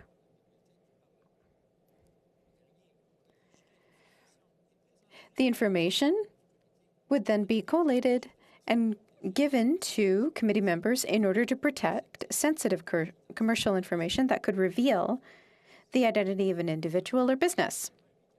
The motion also had provided for the eventual destruction of those documents. The committee repeated its requests to the slaughterhouses involved after Parliament had reconvened and obtained the documents that were requested. I should add an explanation. The Agriculture Committee presented its 3rd report on May 6, 2004. 3 businesses had contravened an order to provide certain documents to the clerk of the committee within a 4-day span. The House recognized that these businesses had not obeyed the order. When presenting the report in May 2004, none of the businesses that had been called upon had produced those documents. Another week was granted to respond, and sanctions were established. The House only sat for 1 day before Parliament was dissolved, and the report was never adopted. Mr. Milliken made decisions about documents having to do with the conflict in Afghanistan, and Boston-Ogonyo describes the situation as well. In November 2009, the Special Committee on Canada's mission to Afghanistan indicated to the House that its privilege had been undermined because the government did not follow up its request to produce documents when it came to the detention of Afghan soldiers by Canadian forces in Afghanistan. Let me take a moment to highlight that a question of privilege was raised and rejected by Speaker Milliken May 30th, 2009, November 30th, 2009. During an opposition day, a Liberal opposition day, the House passed a motion. The Prime Minister had voted for it. And this is referenced in the journals. Given the uncontested privileges conferred to Parliament by the Constitution, including the absolute power to require the government to produce documents, and since the government had violated parliamentary privilege to censor documents before producing them, the House demanded immediate access to the original documents in their uncensored form. Consequently, the House ordered that all of the documents be immediately produced in their original form, unredacted. Now, in Boston-Gagnon, there's an explanation. The government had refused to provide the requested documents. For reasons of national security, members raised questions of privilege due to the power of the House to demand documents. The Minister of Justice insisted that this right had limits because the government had a duty to protect information that could compromise national security. On April 27, 2010, Speaker Milliken determined that the House could request those documents and that this did not undermine the separation of powers between the executive and the legislative branches. The government, therefore, had to obey the order of the House. To fail to do so was a prima facie case of privilege. However, 2 weeks were granted to create a mechanism to respond to the concerns of the government for national security and the right of the House to receive those documents. There's a footnote that explains how Speaker Milliken's decision was implemented. After an agreement in principle was established when it came to the protocol of receiving these documents, agreed to by the Bloc Québécois, the government, and the official opposition, there was a special committee formed of each party signatory to the agreement that allowed them, after swearing an oath of confidentiality, to look at the 40,000 pages of unredacted documents on the conflict in Afghanistan. Speaker Milliken constituted a group of experts, including Claire L'Heureux-Dubé, a former Supreme Court Justice, and Donald Brenner, former Justice of the Supreme Court in BC, in March 2011, after which Parliament was dissolved. John Baird, Minister of Foreign Affairs, at the time, tabled about 4,000 pages of documents on the detention of combatants by Canadian forces in Afghanistan. In 2011, another prima facie case of privilege was found in respect of efforts by the Standing Committee of Finance to obtain documents. Allow me to summarize for the House the events surrounding that and the outcome. First, on October 6, 2010, the Finance Committee requested certain financial information from the government, throughout no response was forthcoming. As a consequence, on November 17, 2010, the Finance Committee adopted the motion ordering the production of various government documents concerning economic projections and costing estimates. On November 24 and December 1, 2010, the government responded to the Finance Committee advising that certain of the documents being sought constitute cabinet confidences. On February 3, 2011, the Finance Committee adopted the motion to report the foregoing events to the House. That report, the Finance Committee's 10th report, was presented on February 7, 2011, following which Scott Bryson rose on a question of privilege. Entre-temps, Madame la Présidente, le gouvernement... Meanwhile, the government had tabled in the House some documents relative to the Finance Committee's requests. February 17, 2011, the House considered and passed on February 28, 2011, an opposition motion proposed by the Honourable Member Goodale and supported by the Minister for Indigenous Affairs. Given the privileges conferred by the Canadian Constitution to the House of Commons, including the power to demand that the government produce papers on request in their unredacted form, the persistent refusal to provide documents when it comes to the cost of tax breaks granted to the country's largest businesses represents an undermining of Parliament's right. The government, therefore, was ordered to produce all of the documents requested by the Standing Committee on Finance in November of 2010.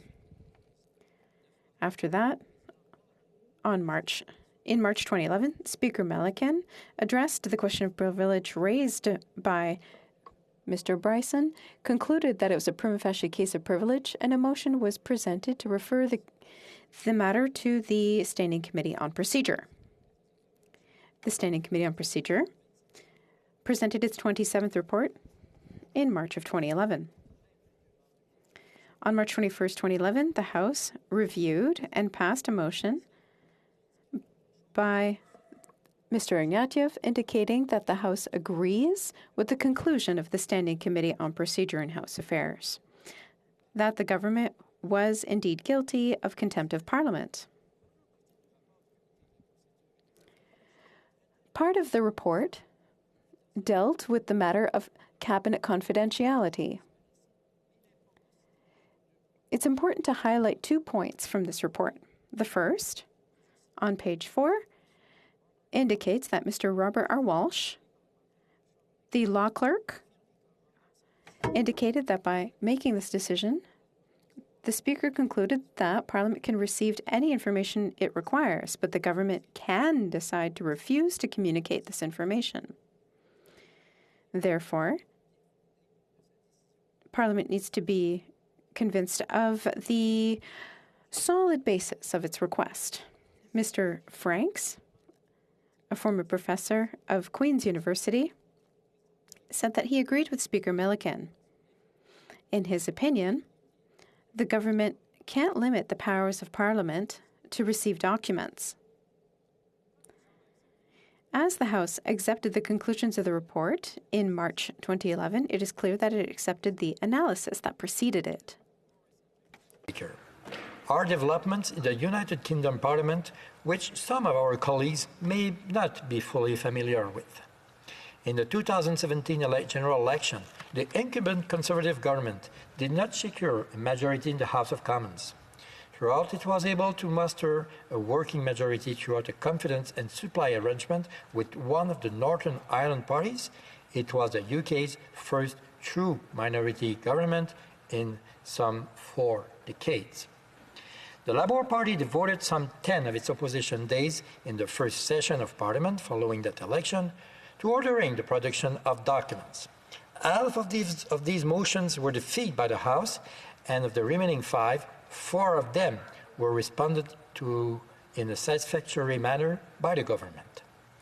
It is the 5th motion which warrants our attention.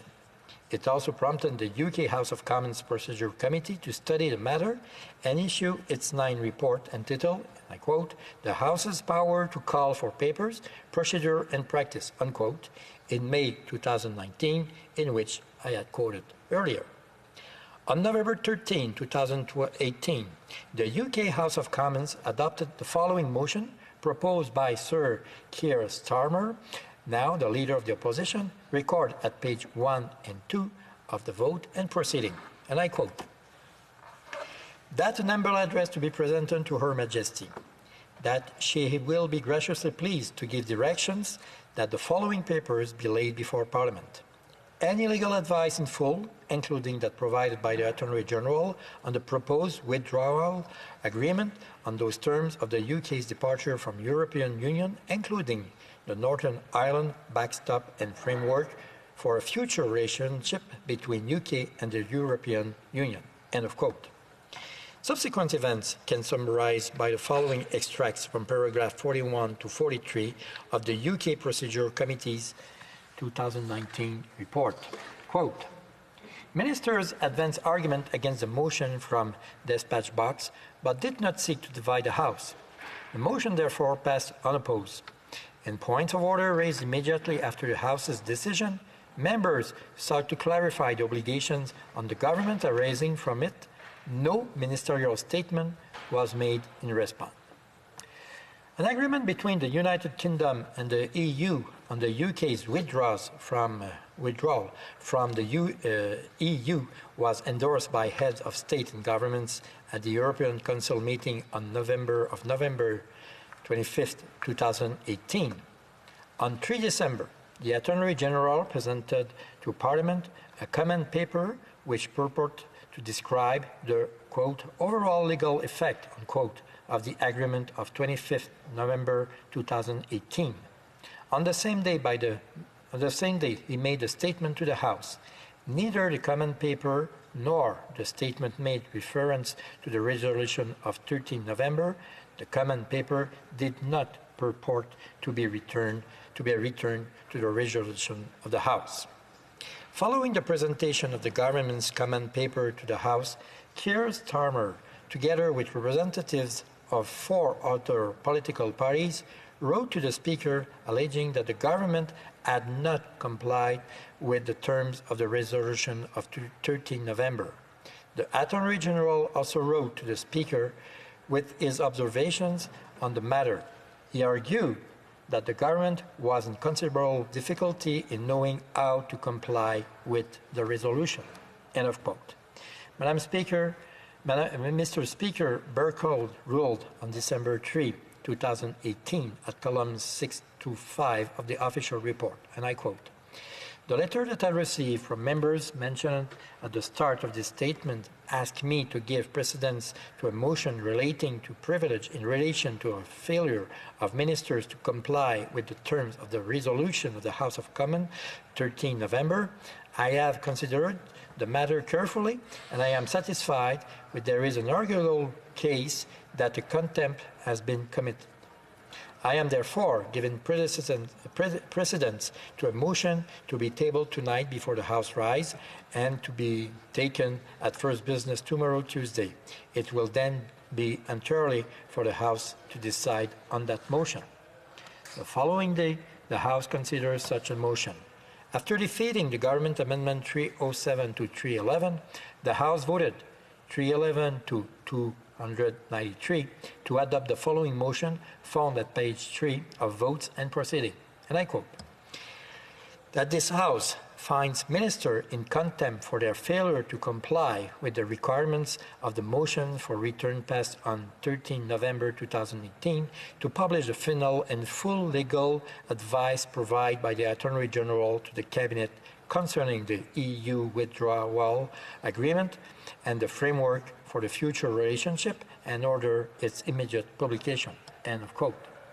In response, the government produced a complete, under-redacted copy of the Attorney General's legal advice the next day. According to the Procedure Committee's report at paragraph 68, the Attorney General, quote, said he had complied with the order of the House of 4 December out of the respect of the House's constitutional position. End of quote. Madame la Présidente, un gouvernement qui respecte la position. A government that respects the constitutional position of the House of Commons. Imagine that it exists. As I mentioned, in my humble opinion, the government is in contempt of Parliament. Page 60 of Boskin-Ogallio indicates that even if it does not undermine any particular privilege, any conduct that undermines the authority or the dignity of the House can be considered contempt of Parliament. Contempt can be an act or an omission. It does not have to specifically limit the proceedings of the House, but it can lead to such a result. Boskin-Ogallio added in page 81 that if the House wishes to punish any act of contempt that undermines a specific privilege,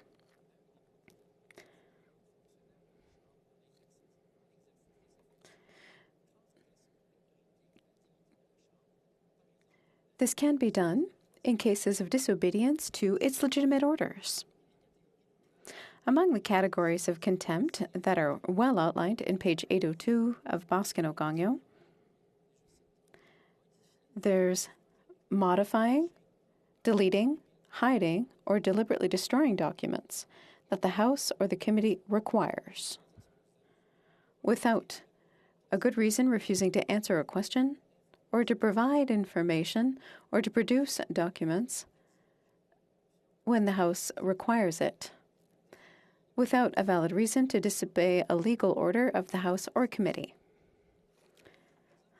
In the present case, the government disobeyed a legal order of this House. It did not provide all of the official documents, and by not providing some, it deliberately hid some documents whose production was required. In his May 20 response to the Special Committee's second order, Mr. Stewart wrote, and I quote, "We share the committee's interest in ensuring open and public government in a manner that appropriately protects sensitive information, including national security information. To this end, we note that the National Security and Intelligence Committee of Parliamentarians, NSICOP, was established to review such matters while ensuring appropriate safeguards. Members of that committee come from both houses of Parliament, hold appropriate security clearances, and have express right of access to otherwise restricted information. We would welcome the opportunity to further explore this avenue with you." Unquote.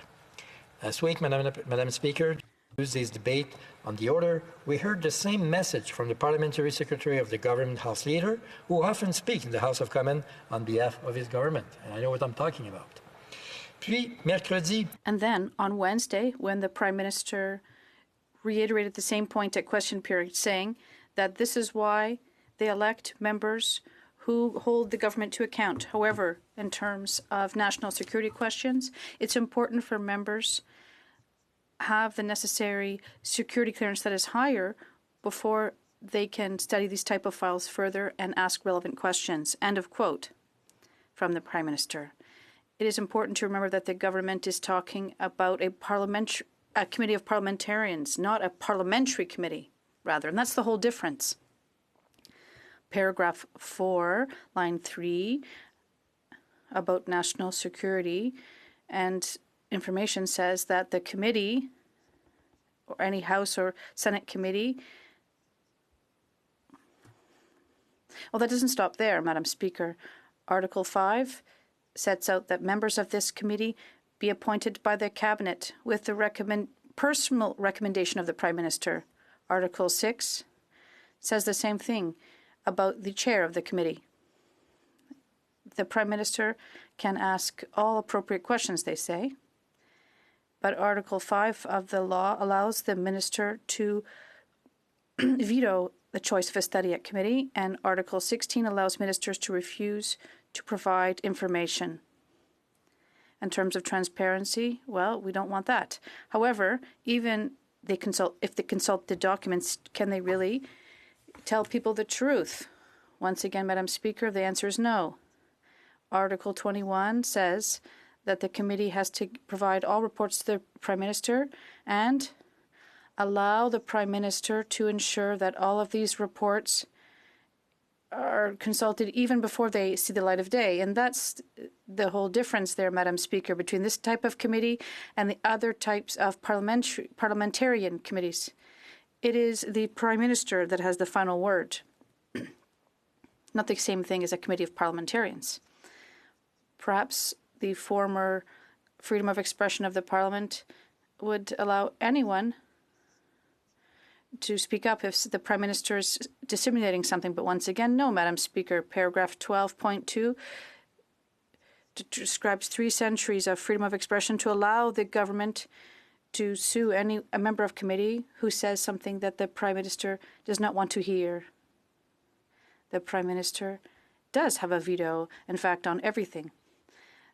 A committee on parliamentarians of national security is just an issue of power.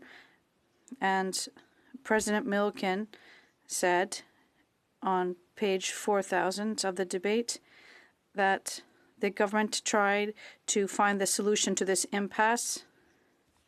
And the former Supreme Court judge asked to examine the documents and ask the Attorney General what could be divulged to the House without endangering anyone. And the government said that they would take measures to respect government orders while also reflecting the need to protect the security of the Canadian Armed Forces as well as Canada's international security. However, several members said that Mr. Cabocci's statement would create a parallel and distinct process under which parliamentarians would not play a role. Moreover, and what's the most important here in my opinion, is Mr. Cabocci believes his government is declined. In short, Madam Speaker, the Prime Minister's proposal to use the committee that he selected himself is not a reasonable excuse or even a legitimate reason to defy the House's order of June 2nd. Who can judge this? Boss and Gagnon gives its opinion on page 85, and I quote, Speaker Milliken ordered the production of document, and this can only be refused if the orders to not present them are sufficient. 2019 report conclude at paragraph 16, quote, the way in which the power to require the production of papers is exercised is a matter for the House and not subject to the discretion of the chair, end of quote. That committee commented at paragraph 35 on the means assessing compliance. Quote, there is no recognized procedure to assess the papers provided to the House as a whole in response to a resolution or order, and no means of appeal against non-compliance short of raising the issue as a matter of privilege. Where papers has been provided to a body of the House, compliance has been easier to assess.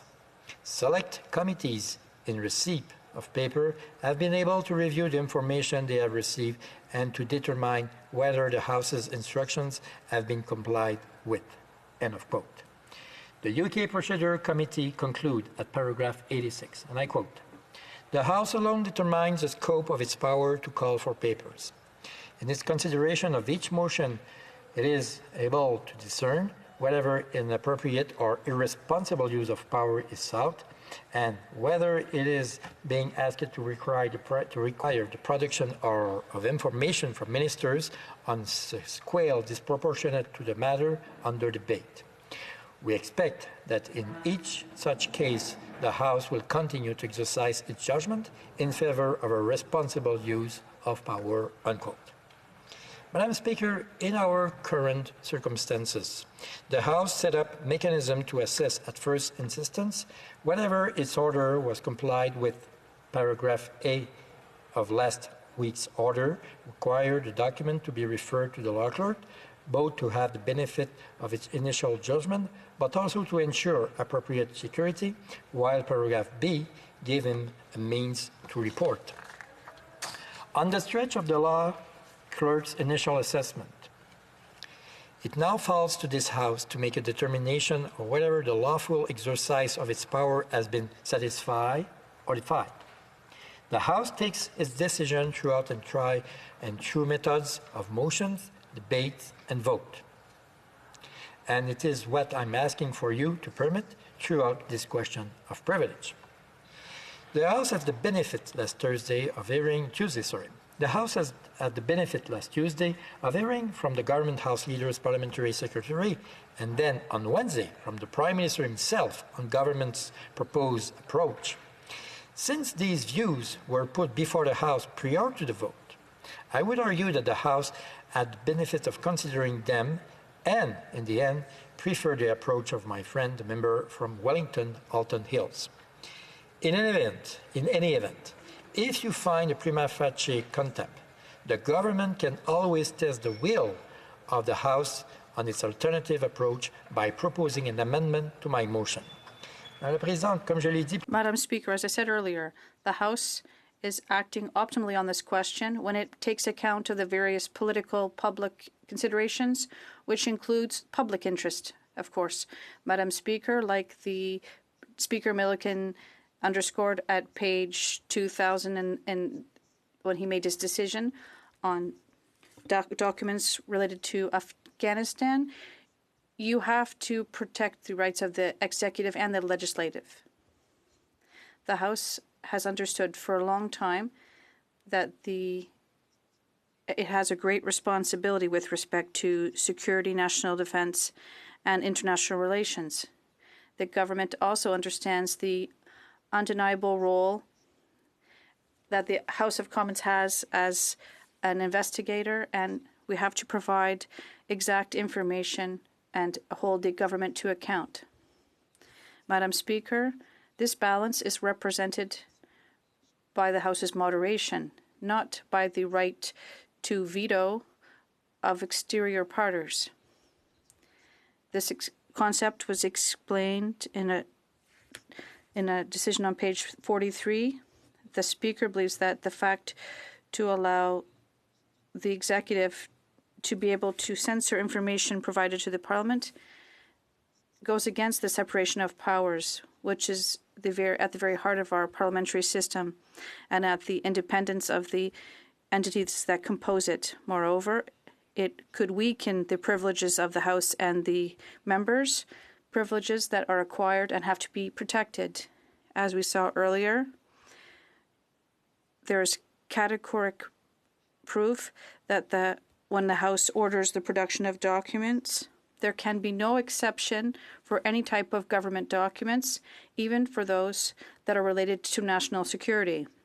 Therefore, the Speaker must conclude that the order to produce the document fits fully with the House's privilege.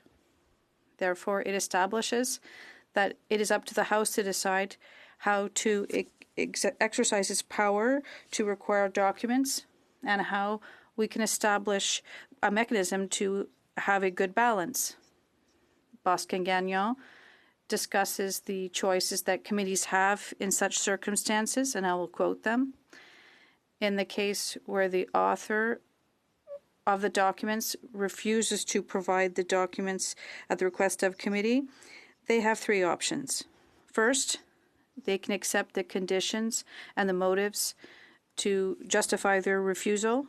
The committee members can accept that they don't have access to the documents or that they will see them with redacted sections. Second, the author of the document can offer access to the committee to this document, and this implies the creation of measures to ensure confidentiality by allowing the consultation of the document. It could be done in camera with limited copies, and then they could be destroyed after the committee meeting, etc. The third option is to refuse access to the documents and to maintain the order to produce the documents entirely. End of quote.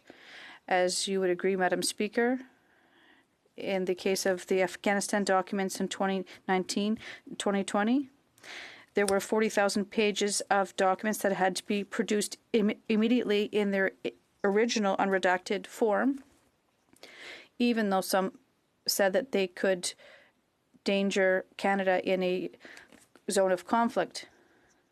But the decision was suspended to allow for debate for 2 weeks so that the parties could find an appropriate balance. In the present case, I would say that the appropriate balance was already established by the House with the adoption of the opposition motion last week.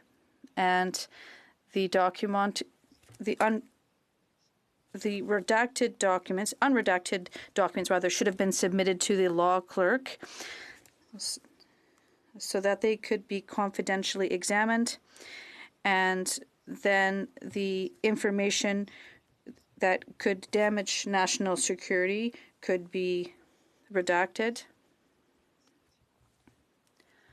And I'd also like to underscore that the fact that we treat the law clerk and his office as a trusted power is not without precedence.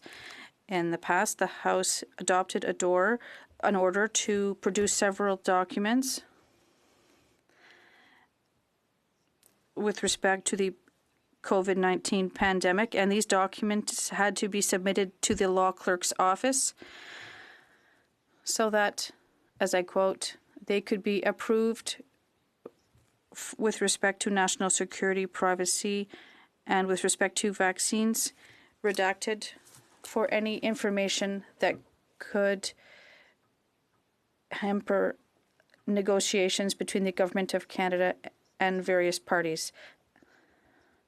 Once the approval was given, these documents could be tabled as set out on the order from June 2nd. The law clerk gave us several files with over 6,000 documents to be tabled. And while I've heard there are still some 2,000 documents left to be approved, this agreement, which we adopted, seems to be working. On December 19th, the Finance Committee accepted that the law clerk should study these documents that are not redacted with respect to the We Charity scandal. The special committee, as I said earlier, also sought to rely on the help of the law clerk. As it was explained to the committee,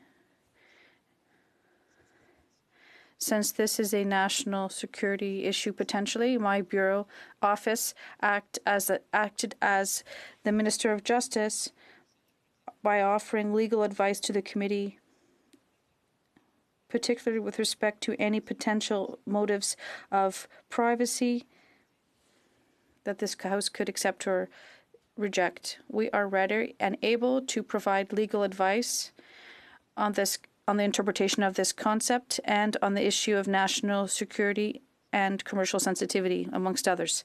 However, the government or other entities may have factual information and knowledge that we cannot relate. They may be able to speak to this with respect to redaction, etc. The committee could study this.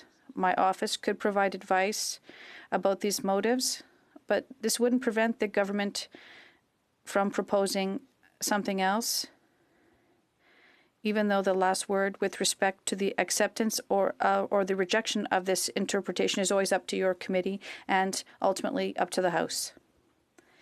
Once all the documents will be produced, the law clerk will inform the committee whether there are issues without divulging any sensitive information. The special committee would be able to use the information to make a complete report to the House without compromising national security or hampering an criminal investigation. And that is the whole issue. We have to have access to relevant information without hampering national security or other factors, such as criminal investigations. If that's not enough for the Liberals, allow me to quote the very eloquent quote of Speaker Milliken in 2010. The member for Kootenay-Columbia said that even though the documents were provided to committee, they couldn't be used publicly because of their sensitive nature. However, I cannot agree with the member's conclusion, saying that the government want to dispense itself of the obligation of providing the House with the documents. Accepting this line of thought would be undermining the role of Parliament with respect to holding the government to account. Speaker Milliken added that insinuating that members would be unable to respect the privacy of the information, that even if they need it to act on behalf of Canadians, goes against the inherent trust that Canadians have in their elected officials and that the members need to fulfill their parliamentary functions. End of quote. Madam Speaker, in my humble opinion, the appropriate balance was already, now it's up to the House to decide how to proceed. Eh bien, Bosque-et-Gagnon, à la page 139, offre... On page 139, Bosque and Gagnon offer some possible solutions. So looking at what it says there, it says that if an order of the House is not respected, it can exercise its power to take disciplinary action. If there are cases, for example, of contempt in 1991 or possibly 1891, a witness was called to the bar of the House because they had refused to provide documents. In 2004, 3 businesses were found to be in contempt of the House because they refused to provide documents to a committee. I've already spoken about these events in 1891 and 2004. In 1891, Michael Connolly, who had been supposed to appear before the Privilege Committee, refused to provide certain documents. The committee informed the House of these events, and Michael Connolly was called to the bar of the House, received the authorization to be helped by a prosecutor. Anyone who wants more information about all this can consult the journals for this 1891 case. For example, from June 16th, 1891. Now, on June 17th, 1891, Mr. Connolly did provide the documents after having been called to the bar of the House and questioned. In 2010, an effective agreement was made. In 2011, the House agreed that the government had borne contempt to a committee. Do not have to be two sides of the same coin. As we saw in Westminster in 2018, when ministers were found in contempt, but the government easily maintains office. Nonetheless, it is incumbent upon us to act. As Mango writes at page 2039, and I quote, "Disobedience to rules or orders represent an affront to the dignity of the House, and accordingly the House could take action, not simply for satisfaction, but to ensure that the House of Commons is held in respect necessary for its authority to be vindicated. Without proper respect, the House of Commons could not function." End of quote.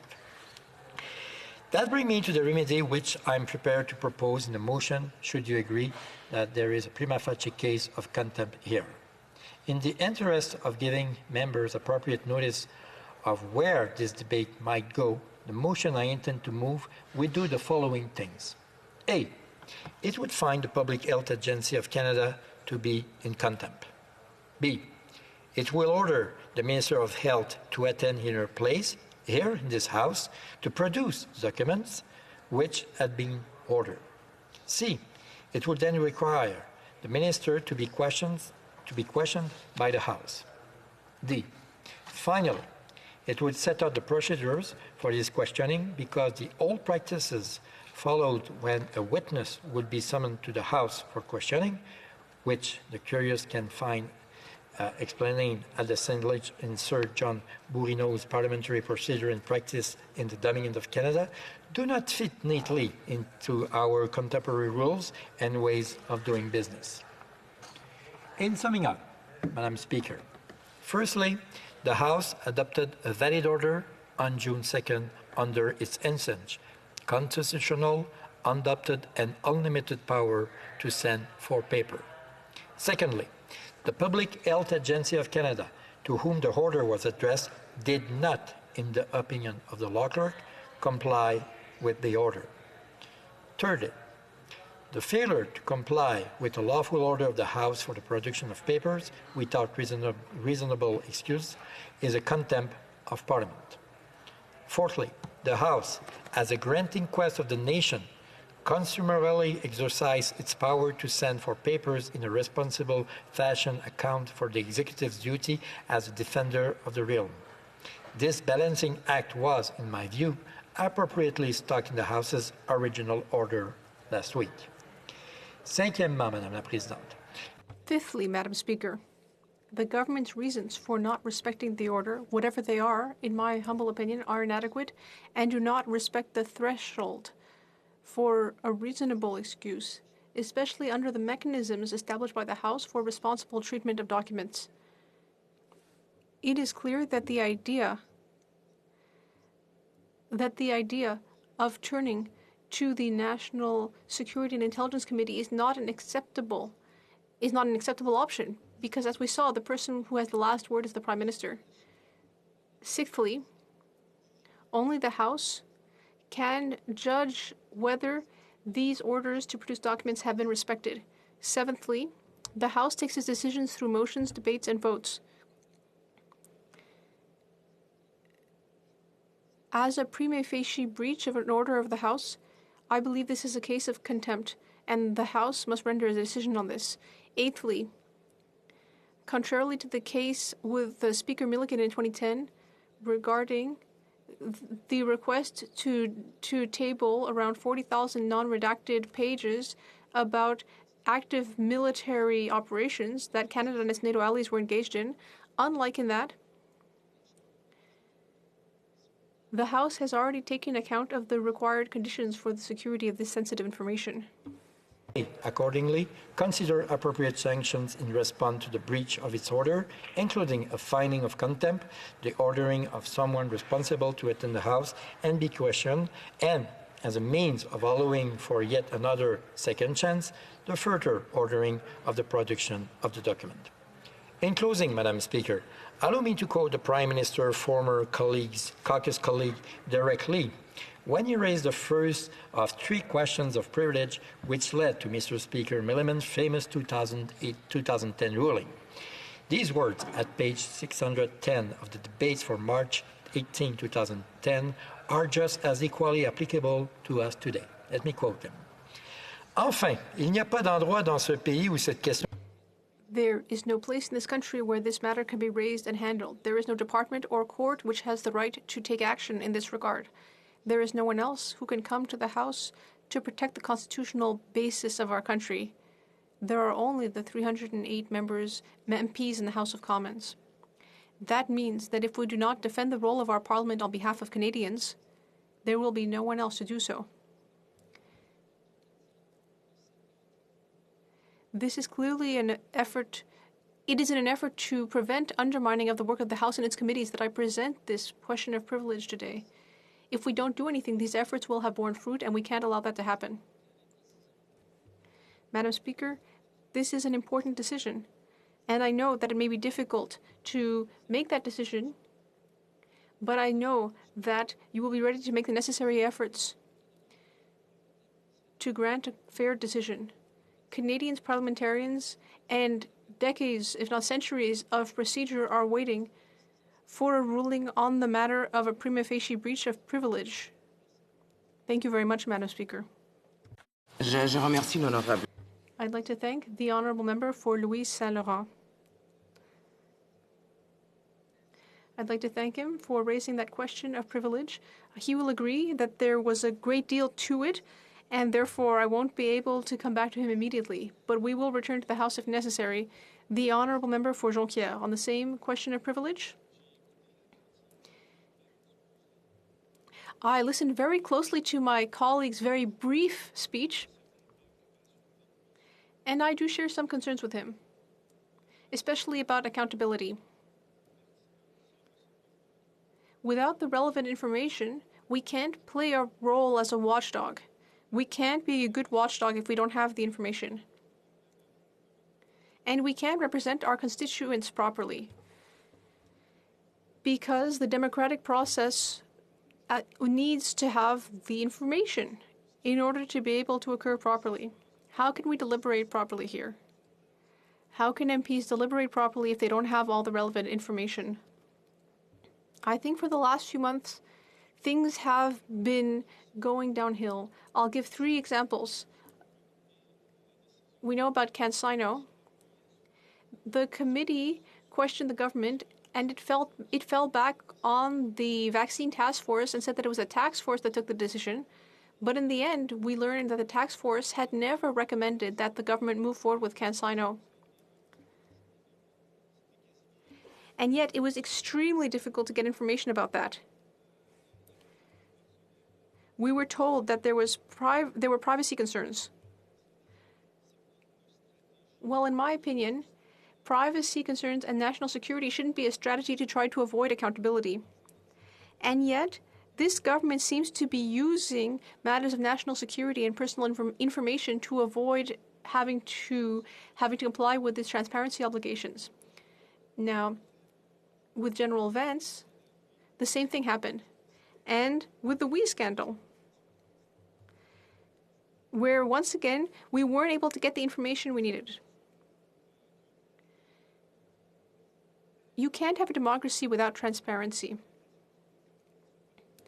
And what's really concerning is that this seems to have become the government's MO. How do you paralyze the opposition? Just make sure it doesn't have the information. And yet the motions and the debates we have here, we can't allow them to simply wither away just because it faces the government with its own moral turpitude. And in conclusion, since I would strive to be just as succinct as my colleague, I would like to raise a major problem.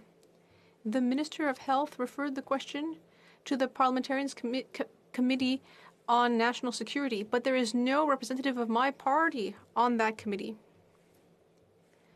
I don't know why it's been so difficult to get a representative of the Bloc Québécois on that committee. I don't know if that's an example of the Liberals' way of doing things, but clearly, once again, this government is not the most transparent.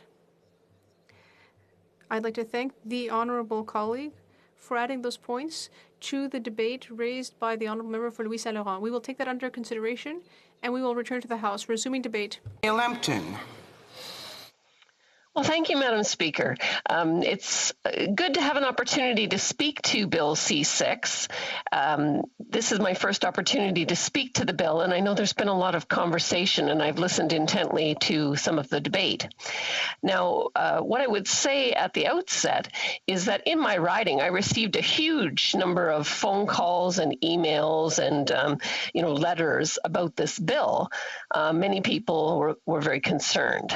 And so there have been petitions brought forward calling on the government to amend the definition in the bill. At the outset, I want to say of all of the phone calls and emails and letters I received, 100% of the people in Sarnia-Lambton are opposed to forced conversion therapy. 100%. It's harmful. There's no debate about that. And so the issues that the people in my riding are raising have to do with the definition in the bill.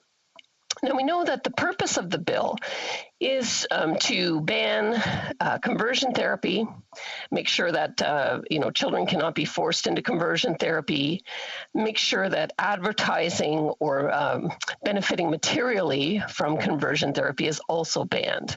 And these are all good things. As I said, there's no dispute on the fact that everybody wants to ban conversion therapy. So the issue then is the definition in this bill, which is overly broad, and it will criminalize things that are not conversion therapy. So in C6, the definition that's there says it's a practice, treatment, or service designed to change a person's sexual orientation to heterosexual or gender identity to cisgender, or to repress or reduce non-heterosexual attraction or sexual behavior. And so the concern that's coming forward from many people is about private conversations or about preaching in the public square or about counsel and discussions that people might have about people's sexuality, their gender expression, and issues such as that. Now, the people that are opposed to the definition that's been put forward are many. Madam Speaker, it's not just myself as the Member of Parliament that's here with a concern. If you look across the country, there's 12 million Catholics that live in Canada. The Catholic school boards across the country have come out against the definition in Bill C6. Again, nobody is saying that they don't want to ban conversion therapy, but they are concerned that this will infringe on their freedom of speech, on their freedom of religion to teach what they believe in their schools and that they will end up going to jail for 5 years for exercising those very freedoms. At the same time, if we look at other people of faith in the country, we know that between evangelical Christians, Baptists, Muslims, the Jewish community, we're talking about another 12 million Canadians. So all told, that's 24 million people, and many of these groups have come out, groups of lawyers, the Christian Legal Fellowship, the Center for Israel and Jewish Affairs, all have come out with concerns about the definition in this bill. Madam Speaker, that is 24 million Canadians out of 38 million Canadians. So we're not talking about, a minority, a small group of individuals. We're talking about a lot of people who want to have their rights under the Charter protected. And so we need to look into what is it then that they are calling the government to do. They are calling the government to ban coercive, degrading practices that are designed to change a person's sexual orientation or gender identity. I think we would all agree we want to do that. They want to ensure that no laws discriminate against Canadians by limiting what services they can receive based on their sexual orientation or gender identity. The point here, Madam Speaker, is that there are individuals within the LGBTQ community even who want to be able to receive whatever counseling of whatever type they want. They believe that is their freedom, and so they're concerned. Similarly, people who want to have conversations about their sexual orientation, gender identity, gender expression, they feel like that's their freedom, that they want to be able to have the ability to do that. We've heard from a lot of parents who are concerned that they want to be able to speak with their children about sexuality and gender and set house rules, for example, about sex and about relationships. And they don't want the far-reaching definition in Bill C-6 to criminalize their ability to be parents and to set rules and boundaries about what should go on in the household, according to them. We want to allow free and open conversations about sexuality and sexual behavior, and not criminalize professional and religious counseling voluntarily requested and consented to. So we believe that people have the right to seek whatever help they believe that they want. But everybody, Madam Speaker, did I say that 100% of the people in Sarnia-Lambton, myself included, are opposed to forced conversion therapy? 100%. Now, the Liberals knew that there was a problem with the definition, because when the noise started to happen from faith groups and from legal professionals that said, this is going to infringe on people's ability to have their freedom of speech, they published a clarification on their webpage. Okay, so they knew there was a problem. This is the clarification that was published. These new offenses would not criminalize private conversations in which personal views on sexual orientation, sexual feelings, or gender identity are expressed, such as where teachers, school counselors, doctors, mental health professionals, friends, or family members provide affirming support to persons struggling with their sexual orientation, sexual feelings, or gender identity. Well, that is a great clarification. That is exactly what people were concerned about and exactly what they wanted to hear. But unfortunately, Madam Speaker, judges have to judge by what's in the law, not what's on the government's webpage. And so we did what anybody would do. We said, hey, this is great. This is a great clarification. Why don't we put that in the bill? And then it'll be clear that what we're doing is we're banning conversion therapy, but we're not going to criminalize these things that are private conversations, that are voluntarily counseling, that are pastoral duties, all of these things. Well, Madam Speaker, that's what the Conservatives proposed. But the Liberals would not put the clarification into the bill. Why not? If they really don't want to criminalize things that are not conversion therapy, these kinds of private conversations, which is what they said on their webpage, then why wouldn't they put it in the bill? I think That's something for Canadians to consider. Now, they actually accepted some amendments at committee, so they can't say that it wasn't that they were going to accept any amendments. They accepted amendments to even expand this to gender expression. So that made the bill even more problematic from the point of view of private conversations and counseling and all the things that I've been talking about. In other jurisdictions, there are conversion therapy bans. We've heard about some of them during the debate. There are other provinces that have conversion therapy bans. The member from Fort Saskatchewan, Sherwood Park, just talked about how his municipality has a ban, and they've all used certain definitions. Quebec, Nova Scotia, PEI, the Yukon, they all have bans on conversion therapy, and they've all used, definitions, so that would be a good precedent to look at. The Netherlands, Norway, Germany, Israel, even Albania, they all have bans on conversion therapy. And so I think it's worthwhile spending a few moments to talk about what definitions did they use and what could we as Canadians learn from people who already implemented something and, have not had issues. So most of the people in the other provinces used definitions that were either the Canadian Psychological Association definition or the Canadian Psychiatric Association definition, recognizing that, in fact, it's not a bad thing to let the medical professionals who understand what practices are acceptable and what practices are not to define what conversion therapy is. So the Canadian Psychological Association says that conversion therapy or reparative therapy refers to any formal therapeutic attempt to change the sexual orientation of bisexual, gay, and lesbian individuals to heterosexual. The Canadian Psychiatric Association says that conversion therapy is a range of pseudoscientific treatments that aim to change sexual orientation from homosexual to heterosexual. So you can see the key words in these definitions: formal therapeutic attempt or treatments that aim to change sexual orientation. It's clear from this that it's not conversations. We know that in Israel, their definition is any form of treatment or psychotherapy which aims to change a person's sexual orientation or to suppress a person's gender identity. So again, a form of treatment or a form of psychotherapy. In Germany, in their definition, you have to show that the individual had not been deceived, coerced, or threatened into taking part. And I think that's important.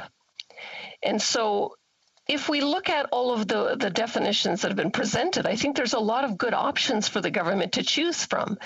The ones that the medical professionals have used, the ones that the provinces have used, the ones that countries that are like-minded have used.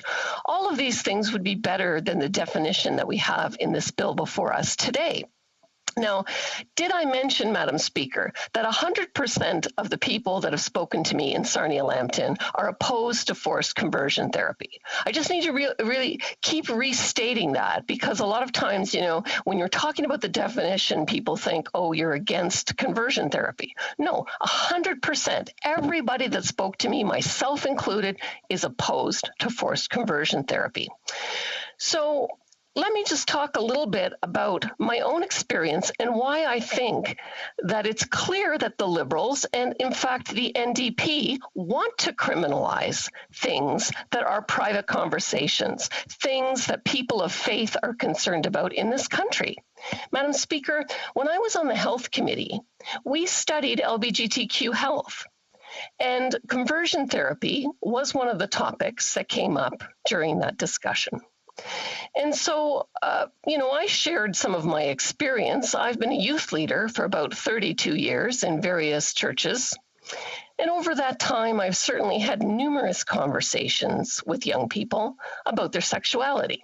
These are conversations that they initiated, And, you know, Madam Speaker, I don't think any of them would be surprised about what a Baptist youth leader might say when they ask what I think or what the Bible says about, you know, sexuality. I mean, that's not a surprise. But conversations were had. And I would say that the individuals, some of them later, you know, came out gay, some of them came out straight, and the relationship with everybody has been well established. We're still in contact. The relationship is good. And so there's not a problem. And so I talked about the benefit of being able to have those kind of conversations for young people that are, you know, learning about their sexuality and trying to understand their feelings and, you know, bounce those ideas off of someone. You know what the Liberals and the NDP at Health Committee said? Madam Speaker, they said I should be in prison for having those conversations. Madam Speaker, I don't think I should be in prison. I really don't. But the fact that the Liberals and NDP members thought I should tells me that there is actually an intent on the part of some of the members opposite to actually criminalize things that are not conversion therapy. And that's why I'm very concerned. And that's why I'm asking to have the government change the definition. Now, I want to share a story of one of the individuals who came to me, who was confused about his sexual orientation and had the conversations with me when I was a youth leader. That individual has gone on to be a healthy member of the LGBTQ community, sees me regularly, Madam Speaker, showed up one day at my house with a diamond ring. He had become manager of a jewelry store. I don't know if he gets a discount or what, but showed up with a diamond ring that he wanted to give me with a beautiful card that thanked me for all of the mentorship that I had been to him over the years, and that he wanted me, every time I looked at that ring, to remember the positive impact that I had had on an individual. And so, Madam Speaker, I don't think those conversations are criminal conversations. I think they're helpful conversations. And I don't think that anybody should be dictating to somebody what kind of conversations they can have. I think that is our freedom. That is something that is, you know, really important. But it's been apparent to me from Bill C-6 and even discussing these issues, I have had a huge amount of harassment and a huge amount of hatred directed for me for questioning the definition in this bill. The same people that would put on a pink T-shirt for Anti-Bullying Day bullied me all day long on this issue. And it's not always easy to stand up. But, you know, when I think about it, it's worth standing up for. And one of the reasons is I have good relationship with the LGBTQ community in my area. I attend their events. They invite me to their events. I come. I've been at the Crosswalk reveal. I help their members the same way that I help all of the citizens. I have advocated for their issues, especially when we're working on LGBTQ health and making recommendations to the government about what we could do to help this community in areas like mental health, where there are not adequate supports, things like supporting PrEP, which is paid for in some provinces and not in others, looking at all of the things that we can do, and then standing up for members of the transgender community. My sister-in-law is transgender, and, you know, there's a lack of support. These people are disproportionately targeted for violence. There's lots to be done there. And so, Madam Speaker, I'm not coming to approach Bill C-6 from any position of being against any member of the community. I heard during the debate some members talk about how they wanted to uphold the LGBTQ rights over other rights. And I don't want to be in a country where you're taking one group's rights away in order to give rights to another group. I think we want to make sure we protect everybody's rights. And I think we can do that in this bill. You've heard from most members in the House, 100% agreement that we want to ban forced conversion therapy. And I've provided here today, and other members have, definitions that would be suitable, that would have unanimous support in this House. But again, there is this effort to not change the definition. So if you're a Catholic in Canada, you're one of those 12 million, I want you to remember this at election time, that this Liberal government is trying to erode your freedom of speech, your freedom of religion. Your Catholic school boards are opposed to this, and the government will not listen. If you're a member of other faith communities like the Evangelical Fellowship, the Baptists, Muslims, and Jews, you also are having your rights eroded, and I want you to remember that. There are 24 million of you in this country, and if you all vote for your freedom of religion and your freedom of speech, then the government will have to listen, and that will be very important. In the meantime, I've done a lot of thinking about this bill and whether it's worth the punishment of having all of the trolls out there not understanding that the issue with the bill is not about conversion therapy. Because, Madam Speaker, did I mention that 100% of the people that have spoken to me, myself included, are opposed to forced conversion therapy? I hope I mentioned that. But there are men and women that fought for our country. In fact, yesterday was D-Day. People fought and died for our freedom of religion and our freedom of speech in this country. And so, with that, I'm calling on the government to fix the definition in this bill. We want to criminalize conversion therapy, but we do not want to criminalize other things. And I hope that the government will recognize it's not too late to uphold the rights and freedoms that people fought and died for. Thank you, Madam Speaker. Questions and the honourable member for Edmonton Strathcona? That's correct, Madam. On a point. Madam Speaker, I'd like to thank the Chief Opposition House Leader for his question of privilege, and I wish to inform the Chair and the House that the New Democratic Party will be intervening on this question of privilege as well, and we hope to make our contribution to this important question of privilege as soon as is feasible. Thank you. The honourable member for the contribution. The honourable member for Kingston and the Islands. Questions and comments. Wow. Just wow. Talk about the separation of church and state, meaning absolutely nothing to this member. But I'll have her know I'm one of those 12 million Catholics, and I'm actually not just identified as a Catholic, I'm a practicing Catholic, and I can tell her that there are many, many Catholics out there that are against conversion therapy in all forms, not just forced conversion therapy. You'll note that she used the term forced conversion therapy repeatedly throughout her speech, Madam Speaker. Yes, of course. Who wouldn't be against forced conversion therapy? That would literally be trying to hold somebody down against their will to force the demons out of them, as I indicated through the speech that I gave earlier about the experiences of a constituent of mine. But that's not what this is about. When she talks about conversion therapy, forced conversion therapy, she should realize that the vast majority of conversion therapy is done through tricking people into believing that they're not right. Nobody comes, very, very, very few people come to conversion therapy by being forced against their will. The vast majority are made to believe so that they want to be part of it.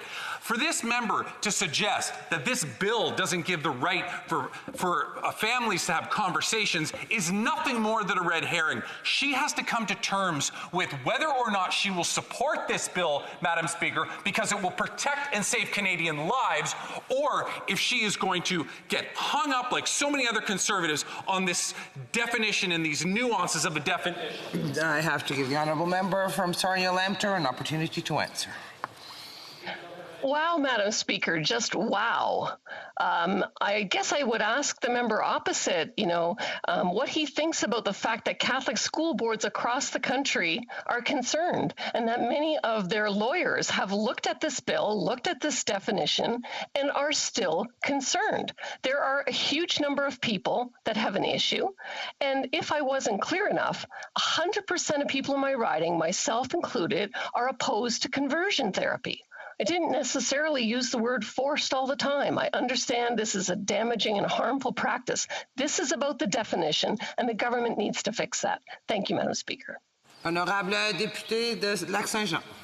Merci, Madame la Présidente. Thank you. I get the impression the debate is sliding towards religious grounds. When I was born at the end of the 70s, my parents had some communist beliefs and I wasn't baptized.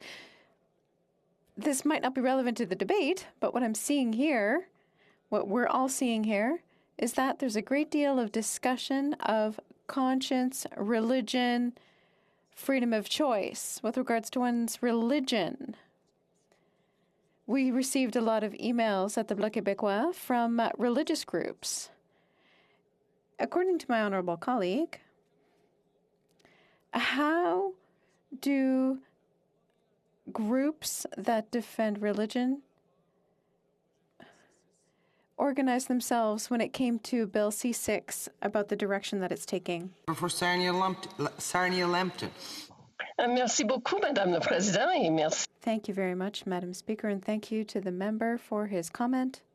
Comes to people of faith, many of them have just emailed and phoned, and it's not an organized effort. There have been efforts, like I mentioned, with the Catholic School Board, the Evangelical Fellowship of Canada, the CEJA organization, and others who have put their voices together. And the point is not to, do anything other than to point out the number of Canadians. There's a huge millions of Canadians, 24 million people of faith, and many of these people have concerns about the definition in this bill. And so what's important is to get the definition right so that we can all support this and ban conversion therapy, which is what everybody wants. Thank you, Madam Speaker. Questions and comments, the Honourable Member for Edmonton Strathcona. Madam Speaker, I'd like to thank my colleague for her intervention. My question for her is this, though. There are young people that will be watching what's happening in the House of Commons. There will be young people that will be listening to her talk about conversion therapy and her failure to support people as they go through conversion therapy. Does she worry about what the impact will be on young children or on children that hear parliamentarians talk about how they will not support conversion therapy? Does she worry what the impacts will be? Because all conversion therapy, regardless of how you define it, is saying that something is wrong with your identity. Every version says that something is wrong with your identity. And is she comfortable telling young people that there's something wrong with their identity when I can tell you from my heart there is nothing wrong with their identity? Honourable Member for Sarnia Lambton. Well, thank you, Madam Speaker, and thank you for the question. I'm not sure if the member didn't hear my speech, but I think I said at least 10 times in my speech that 100% of the people in my riding, including myself, are opposed to conversion therapy. So what I would say to young people is that this is a harmful practice, and we definitely don't want to have that. But on the other hand, I would say to young people, as a person that has been a youth leader and helped a lot of people over the years, I want to be able to have those conversations and be there to help them through the hard times and their questions. Thank you, Madam Speaker. Honourable Member for St. Albert, Edmonton. Thank you, Madam Speaker, and I want to thank my colleague for Sarnia Lambton. I have to say that I was a little astounded at a question put to her by the member for Kingston and the Islands when he said that he was perturbed by the fact that she would be caught up in the nuances of the definition. Isn't that precisely what we're dealing with? Not conversion therapy in the abstract, but a particular piece of legislation? And wouldn't my honourable colleague agree that if we're going to pass a criminal law that imposes a penalty of up to 5 years behind bars, it better be clear, it better be targeted, and it better not be overly broad? The Honourable Member for Sarnia Lambton.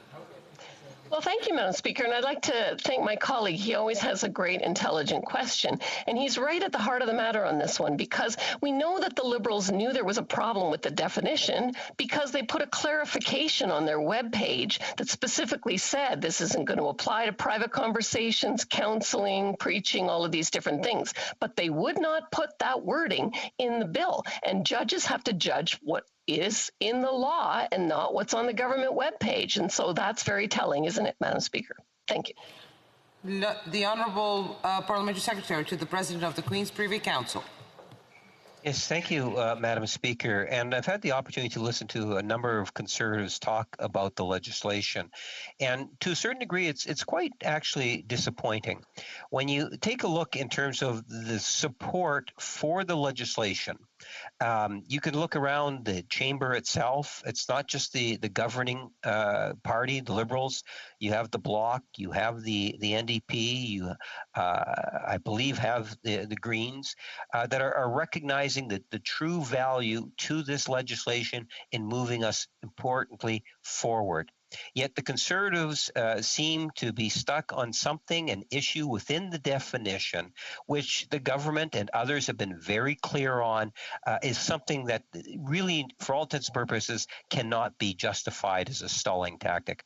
Can the member indicate to the House why it is she believes that all the other political entities within the chamber seem to be supporting it, yet the Conservatives, for whatever wisdom, have made the decision to base their decision strictly on the definition? Honourable Member for Sarnia-Lambton.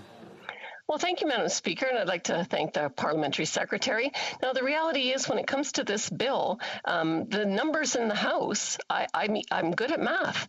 I know that this bill is going to pass, but as I also pointed out, men and women have died for our freedom of speech, and I firmly believe the definition is not going to protect private conversation. It's not going to protect counseling. It's not going to protect preaching in the public square. And I fully expect that there will be court challenges in the future, and I'm trying to prevent that by having an adult conversation about fixing the definition to be something that's in some of the many other pieces of legislation that exist provincially and in other countries. That's what the government ought to do. Thank you, Madam Speaker.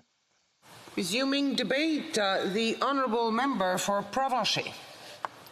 Thank you, Madam Speaker, and it's been very interesting listening to this debate so far, and I'm happy for the opportunity to participate in this bill as well, in this debate. On December the 3rd, Emmanuel Sanchez appeared before the Justice Committee to tell his story. I was 5 years old the first time I noticed I was attracted to the same sex, is what he said.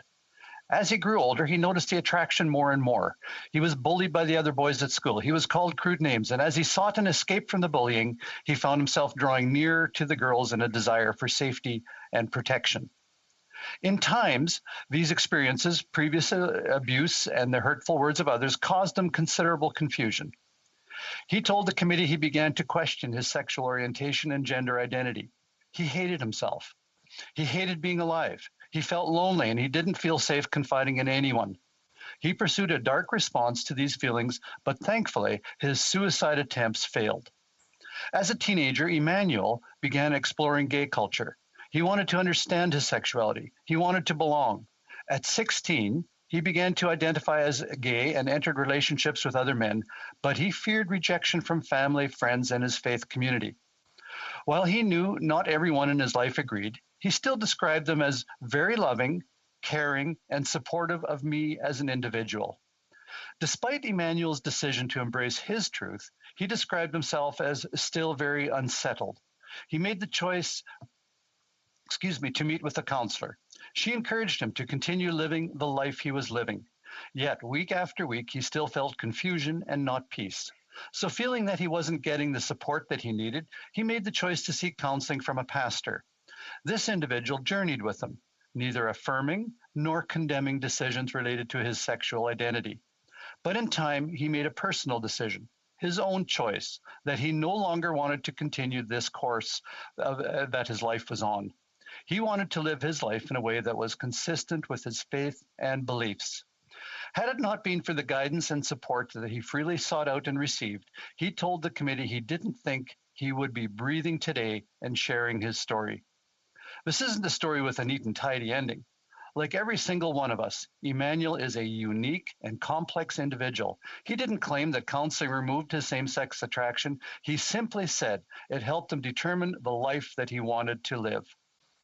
Emmanuel asked the committee to do two things. He asked that parliamentarians would acknowledge that people like him exist, and he asked that they would create a well-written bill that truly bans coercive and abusive methods while respecting the individual's freedom at any age to choose the type of support they want and their desired goal. While we need multi-party cooperation to do the latter, I can at the very least recognize that Emmanuel, and others like him, exist.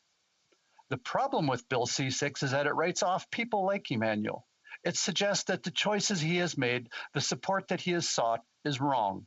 It removes his agency and tells him that government knows better than he does what kind of support he needs.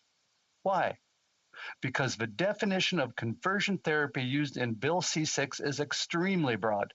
At present, it could capture not only instances where coercion or violence are present, but could also capture something as simple as a good faith conversation between a struggling teen and a trusted family member or professional. Let me be very clear. If Emmanuel had described violent and coercive efforts that sought to change his sexuality against his will, this would be entirely a different situation. There's a reason that government steps in to protect all of us from those who would cause such harm. It's wrong. But that's not what we're talking about. We're talking about a definition that could very well capture conversations. While many members want to pretend no such problem exists, there were myriad of witnesses appearing before the Justice Committee who had the same or similar concerns. Individuals from the LGBT community, lawyers, medical professions, clergy. Members might not agree with the view expressed, but when an issue is raised time and time again by a diversity of voices, we should at least be paying attention. Some witnesses warned of potential consequences should the bill not be amended. Lawyer Daniel Santoro said the first problem is that the definition of conversion therapy is overly broad and imprecise. It's likely to capture situations that are not actually conversion therapy and would cause confusion. The second problem is that the existing exception for medical treatment is too narrow because it specifies only one lawful form of treatment, and that's gender transition. The third problem is that the exception allowing exploration of identity is unclear and does not adequately protect charter freedoms. Psychologist Dr. James Cantor said, "We will end up with clinicians with a chill effect, simply unwilling to deal with this kind of issue. The service will become available without a clear indication of what counts as exploration and exactly what that means. Anybody would have trouble going into this with the kind of confidence that a clinician needs in order to help their client." I choose to believe the Liberal government set out to restrict the choices available. I choose not to believe that the Liberal government set out to restrict the choices available to Canadians based on their sexual orientation. But that's now exactly what has happened should this bill pass. But it's not just these folks who will face limitations. Bill C-6 fails to affirm the right of parents to raise and educate their children in accordance with their beliefs. Whether we're talking about religious beliefs or of a secular worldview, the state has a duty to respect the values that parents choose to instill in their children. This isn't about allowing violent or coercive actions. The law should never protect those committing such acts against children. But the ambiguity created by this bill creates fear that parents may not be able to set house rules about sex and relationships. In essence, parents of straight children wouldn't be under the microscope. But parents with children questioning their sexual orientation or gender identity could feel as though journeying with their child through this period could result in criminal penalty. The fact that the bill could restrict some parents from fully supporting their child and not others, that's an issue. As a family physician, Dr. Jane Dobson told the Justice Committee, "My question is, why is the government telling people what sexual or gender goals they should have? They are effectively doing with this Bill C-6 as the bill broadens the definition of conversion therapy from abusive and coercive therapeutic practices to also include talk therapy, watchful waiting, and interpersonal conversations and spiritual practices, widening the net to now potentially criminalize parents, spiritual leaders, and medical professionals for simply raising tested and tried therapy to help an individual reach their self-directed goals." These are real concerns, so that many in this place have chosen to ignore in the name of political expediency. And it is political expediency. We know this bill was reintroduced after the Liberal decision to prorogue Parliament originally saw it cleared from the agenda. The concerns I've mentioned were flagged to the government at that time. So when they later reintroduced Bill C-6, they could have improved the bill to ensure wide support, but they didn't. The Justice Minister was fully aware of the changes he could have made to better this bill. He chose not to. It would have made sense. Indeed, after the first introduction of the legislation, the Department of Justice put the following disclaimer on their website. These new offenses would not criminalize private conversations in which personal views on sexual orientation, sexual feelings, or gender identity are expressed, such as where teachers, school counselors, pastoral counselors, faith leaders, doctors, mental health professionals, friends, or family members providing affirming support to persons struggling with their sexual orientation, sexual feelings, or gender identity. Why did the department feel the need to clarify if a definition of conversion therapy in the bill is any good? If anything, the only clarity brought on by this clarification was that the bill is in need of much more work. The reality is that a disclaimer on the department's website is not the same as the legislation. And that's why conservatives sought to find common ground by proposing reasonable amendments that would bring real clarity to the legislation. These amendments were focused to ensure that voluntary conversations between individuals and their teachers, school counselors, pastoral counselors, faith leaders, doctors, mental health professionals, friends, or family members would not be criminalized. Finding a balance between protecting individuals from violence, abuse, or coercion while maintaining free and open conversation is a balance I think most Canadians would appreciate. Unfortunately, despite the clear indication that they are aware of the bill's ambiguity, the Liberals refuse to support these amendments. In free societies, governments must leave space for individual citizens to make decisions about their lives. This includes a space to seek counsel on personal matters such as one's sexualities. Canadians can expect their government to respect the Charter of Rights and Freedoms, including the freedom of conscience, religion, thought, belief, opinion, and expression. And like Emmanuel, those with deep-held convictions who may want to seek advice and support on questions of sexuality deserve the right to do that. No one should be able to be told by the government that seeking guidance, asking questions, or helping to reconcile faith and sexual attraction is off limits to them.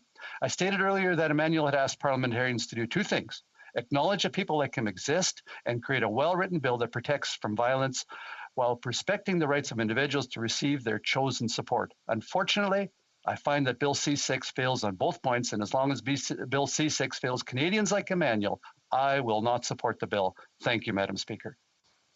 Questions et commentaires. Questions and comments. Comments. L'honorable député de... The honourable member for Jonquière. If I must, Madam Speaker, there's something that I've been thinking about since the beginning of this day. If I have a problem with alcohol or drugs, it's defined as a pathology, and I have the right to a therapy.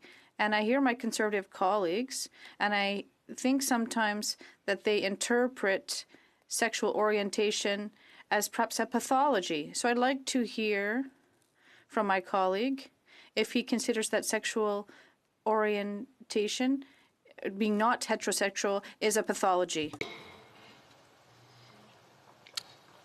The Honourable Member for Provencher. Okay, thank you, Madam Speaker. I want to thank the member for that question, and I think it's a good question.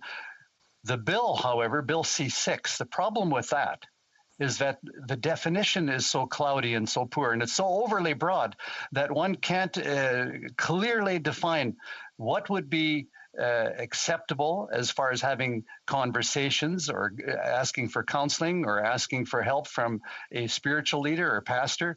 And that makes this bill very ambiguous, and it would capture instances of conversations and counseling that I don't think it was intended to do. And that's why, like I said earlier, the Department of Justice on their website tried to provide clarification as to the definition. They shouldn't have to do that if it was clear in the bill. And at the end of the day, the legal system is going to look what's actually in the bill and not at what's printed on the Department of Justice's website.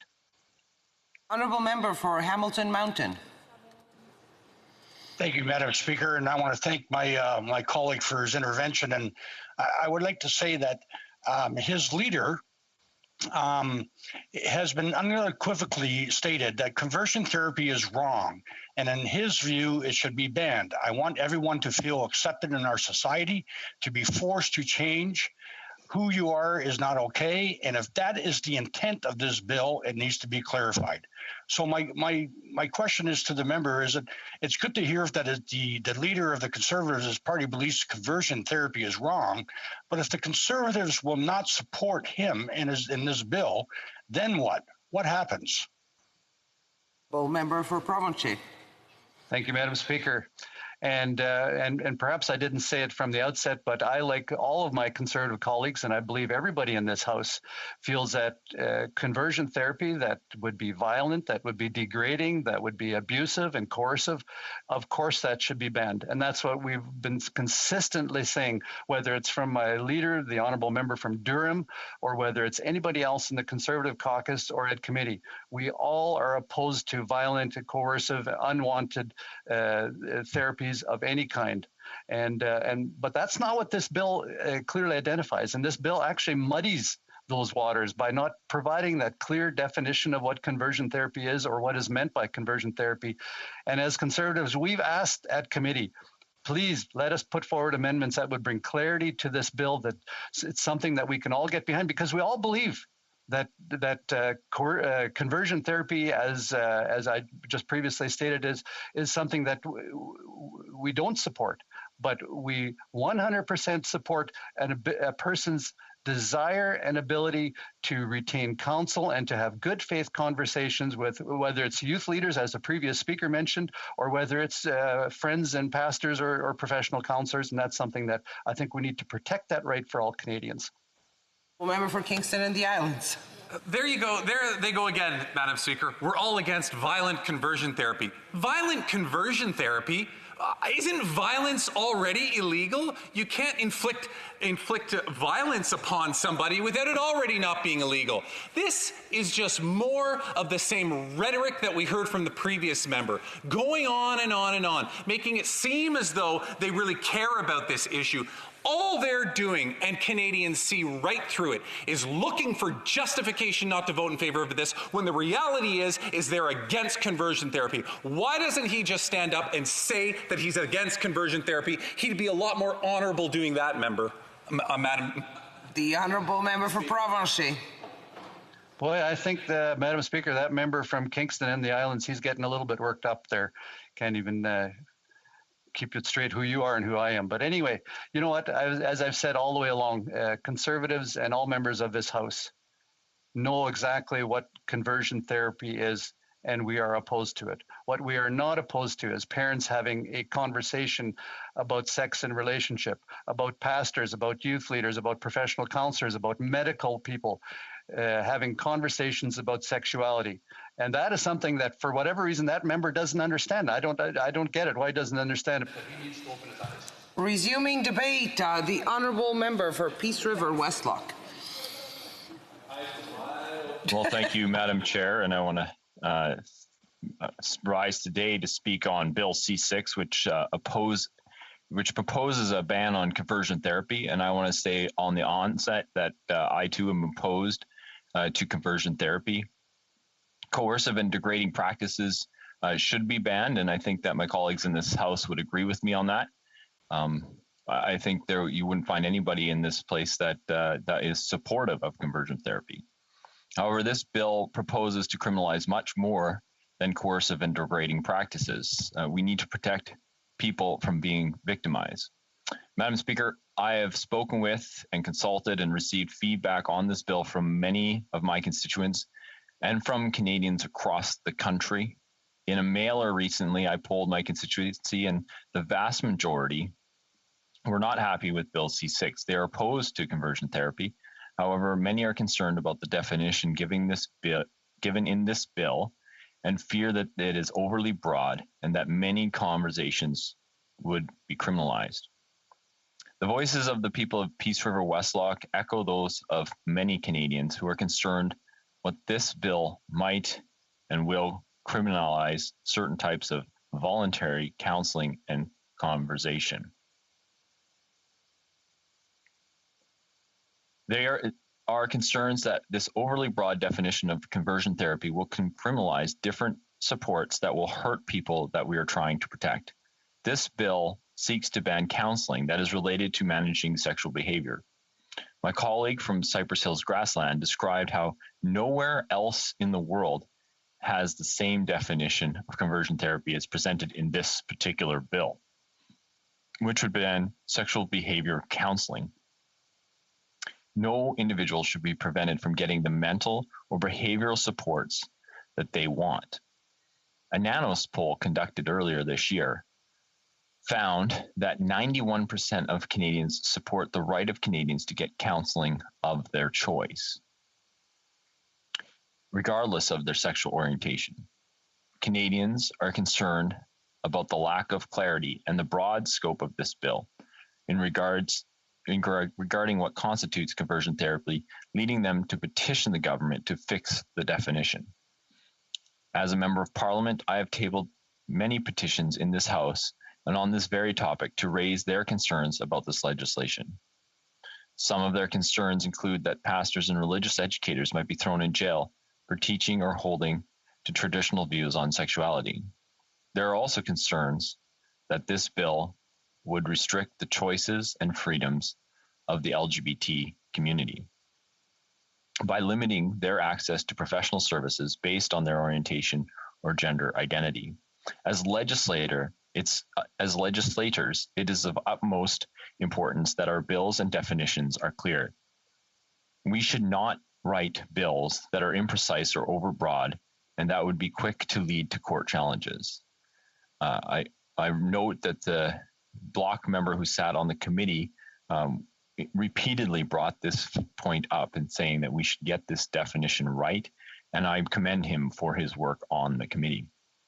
When most people talk about conversion therapy, they think of coercive, harmful, degrading practices like electroshock therapy, chemical castration, forced lobotomies, among others. These horrific practices should and have been in many cases banned. However, this bill would very well criminalize counseling and conversations that are freely sought if they seek to limit or change a person's behavior or orientation or expression. This bill that we have was first tabled as Bill C8, but due to the proroguing of Parliament, it was reintroduced as Bill C6. In C8, there were concerns about the definition of conversion therapy and that it was overly broad, and due to the proroguing, there was time for the Justice Minister to offer greater clarity and a precise definition. However, the bill was retabled without the definition being fixed, and after being introduced and having a short amount of time in debate at second reading, Bill C6 went to committee. Many members of this chamber voted to bring this bill to this committee so that the definition could be amended and given a more precision in the definition. In their meetings, the committee quite heard from many witnesses and then made some amendments to the bill while not fixing the definition. Furthermore, gender expression was then included. There are indeed concerns that people have expressed with this bill, and many Canadians, including those who want to maintain the freedom and ability to make their own choices. We heard recently from my colleague from Provencher the story of Emmanuel. Emmanuel shared his story about how he was engaged in a lifestyle that he was bullied and shamed in by his school peers because he was gay. Because of this, he hated himself and even tried to kill himself. After his failed suicide attempt, Emmanuel decided to embrace his identity. Although through this, Emmanuel's family supported and loved him. Because his Christian faith is a big part of his life, Emmanuel sought counseling in this area. While he found a diversity of approaches, he finally found a counselor who became a real mentor for him.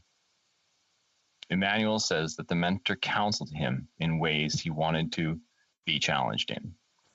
Emmanuel credits his counseling for being alive today. Now, Emmanuel is clear that he firmly opposes conversion therapy and supports laws to prevent it. But he is also clear that anyone seeking answers on their sexuality should be free to choose the support that they want. And he is concerned that the current definition, unless fixed, would prevent this. In the Justice Committee, he said, "I stand with you in your efforts to see LGBTQ+ individuals protected and loved.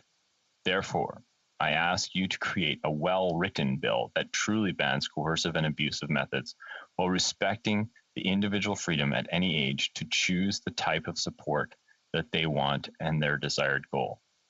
I trust you will make a decision that will benefit and protect the citizens of Canada while upholding the fundamental rights and freedoms.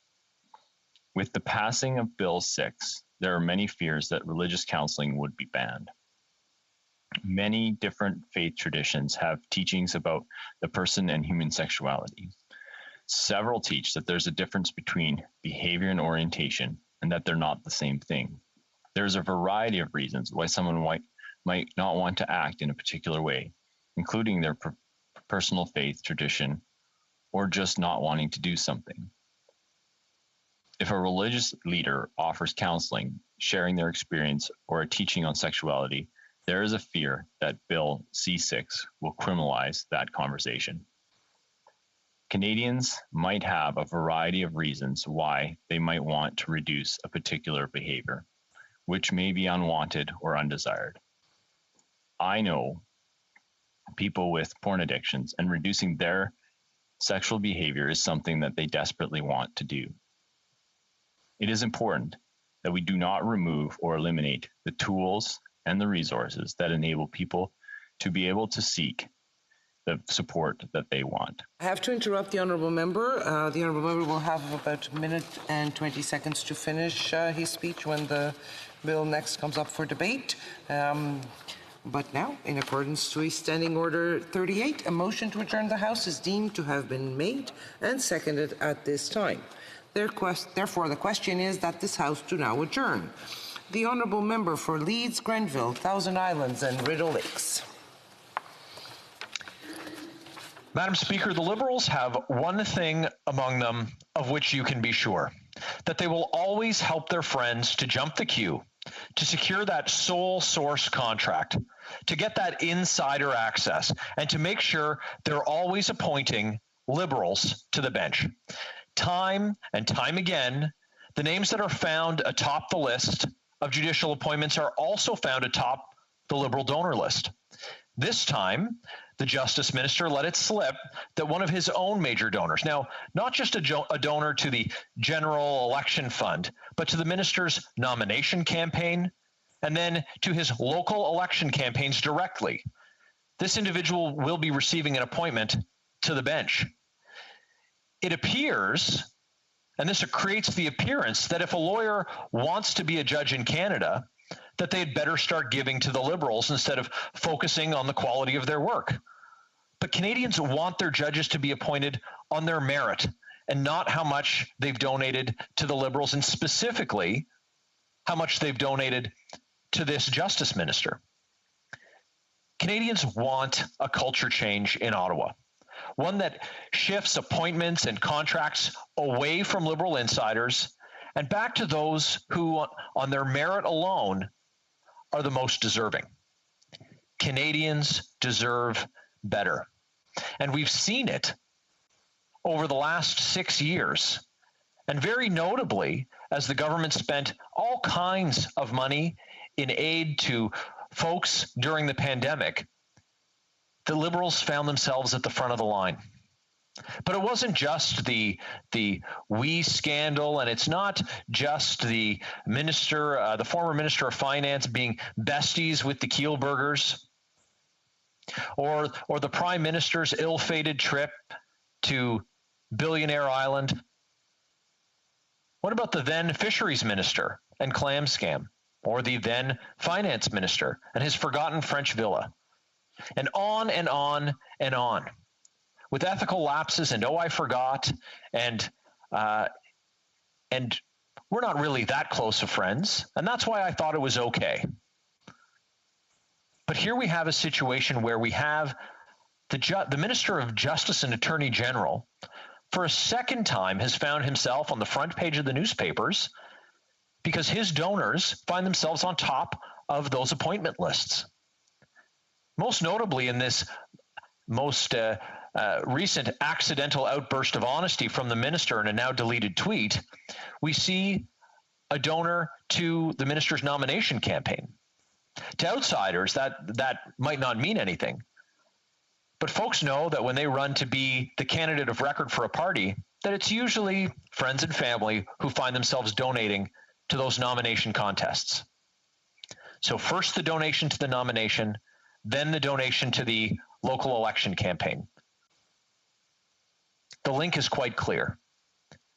What Canadians want and what Canadians deserve are judicial appointments that don't give the appearance that they're based on anything other than merit themselves. It does a disservice to the lawyers who are nominated. It does a disservice to the Canadians who bring their cases before these courts, and it does a disservice to this place when there's the appearance of anything other than the most upright and forthright actions by all members in this place. Canadians have grown tired after 6 years, and now they demand better. Honourable Parliamentary Secretary to the President of the Queen's Privy Council. Yes, thank you, Madam Speaker. And, you know, actually, if we take a look in terms of what has taken place over the last number of years, we've seen a government that has actually appointed more than 450 judges. I would suggest to you that they are exceptional jurists who represent the diversity and strengths within Canada. And I see that as a very strong positive. In fact, since 2019, 58% of judicial appointments were women, 5% Indigenous, 16% are visible minorities, and 9% are LGBTQ2. Canada is a diverse country. And when you look in terms of the appointments, I'm very proud, not only of our government's track record in making outstanding judicial appointments, but also of the open, transparent, and independent process we put in place to select them. The member seems to be of the opinion that if there was a political contribution of some sort, that person should be completely disqualified. I wonder if he would apply that very same principle if, in fact, there were appointments that were made where it was maybe a person gave a contribution to the Conservative Party. In the conservative world of Stephen Harper, that might have been one of the criterias back then. But that is not the criteria that's used by this government and this Prime Minister. Our appointments are always merit-based. They're also based on the needs of various benches, the expertise of various candidates, and the recommendations of an independent, and I'd like to underline the word independent, judicial advisory committees. Our government made important reforms to the appointment process, strengthening it to make it more transparent, more accountable. Under this process, qualified candidates for judicial appointment complete a questionnaire which is submitted to the Office of the Commissioner for the Federal Judicial Affairs. The appropriate Judicial Advisory Committee is then required to assess all applications on the basis of 3 categories: highly recommended, recommended, or unable to recommend. The results of these assessments are provided to the Minister of Justice. Madam Speaker, judicial advisory committees are fully independent. They are broadly representative, including 3 representatives of the public who are chosen through an open application process. Committees are designed so that the assessment of judicial appointments is made by those closest geographically to the court in question and who therefore possess in-depth knowledge of local circumstances and needs. The point is, Madam Speaker, that there is a change that has taken place between the Stephen Harper and the current Prime Minister and government. We finally have a government that is, in fact, more transparent and more accountable.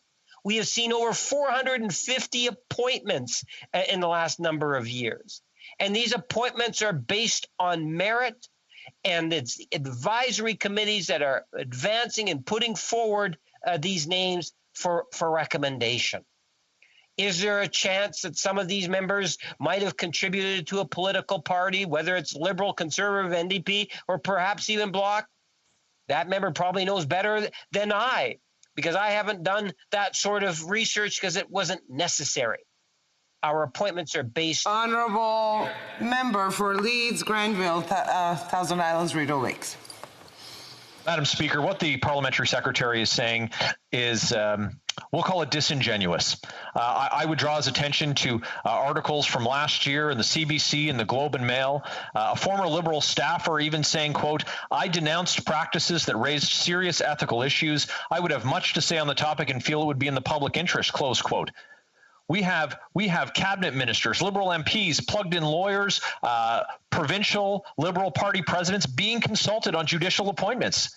The PMO tracks these using the Liberal Research Bureau and the internal party database Liberalist. That's not merit-based selection. That's insider dealings. It's unacceptable, and it undermines Canadians' confidence in the judicial system and in this legislative body. We deserve better. Parliamentary Secretary. Well, Madam Speaker, the government has delivered better. Do a comparison between the Stephen Harper era as Prime Minister and the Conservative government to what we have today. And you will see that there is a better, more accountable, more transparent appointment process. Our government has appointed, as I say, over 450 judges of exceptional jurists who represent a diversity of strengths within Canada, Madam Speaker. The member might not like to hear what it is that I have to say, but that is the reality. Our appointments are made based on merit, Madam Speaker, and our advisory committees do a phenomenal job in the canvassing that's necessary in order to provide the recommendations to the government. Since October 2019, as I say, 58% of those judicial appointments were women. The honourable member for Vancouver East.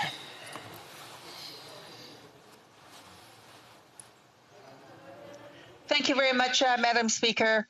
A 2019 report from CMHC shows that 11% of metro condos are owned at least in part by people living outside of Canada. According to Andy Yan, director of the SFU City program, who did a further analysis into the numbers and found that of the $965 billion worth of residential real estate in the Vancouver Census metropolitan area, $75 billion is tied to at least one non-resident owner. And out of that, the $75 billion worth of residential real estate, at least $34 billion is owned by non-residents in Vancouver. Since Vancouver's residential real estate is estimated to be in the range of $341 billion, what that means is that about 10% of the residential real estate in the city involves non-residents. Andy Yan also indicated that foreign ownership is particularly high in the condo market, and in the case of Richmond, 1 in 4 recently built condos and has a non-residential owner. Yan's analysis show that 1 in 5 of our new condos are being purchased by those who don't even live in the country.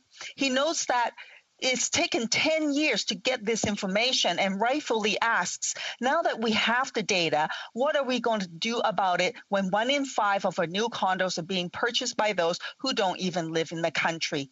The government in the first budget that has been tabled in 2 years responded with a 1% tax on vacant homes owned by non-Canadians living outside of Canada. The idea is to target people who are solely interested in contributing and profiting to the unsustainable increases in Canada's housing market. While it is a step in the right direction, it is merely a passing nod to the uncontrollable cost of housing. Given that the cost of housing in Canada has increased in 2020 by 31%, alone, does the minister believe that the 1% on vacant homes owned by non-Canadians living outside of Canada will deter foreign investments from fueling and benefiting from the housing market? The NDP believes the tax should be much stronger and that we can do better. We're concerned that 1% will not be much of a deterrent when the cost of housing increased 31% on average in 2020 alone. Even the parliamentary secretary to the Minister of Housing recently admitted and said that things are not working for Canadians. He said that Canada is, and I quote, a very safe market for foreign investment, but not a great market for Canadians looking for choices around housing. Meaningful action needs to be taken to address this growing concern. For comparison, in BC, the tax on foreign-owned properties combined with the speculation vacancy tax amounts to 2.5% annually, plus a 20% foreign buyers tax in Metro Vancouver.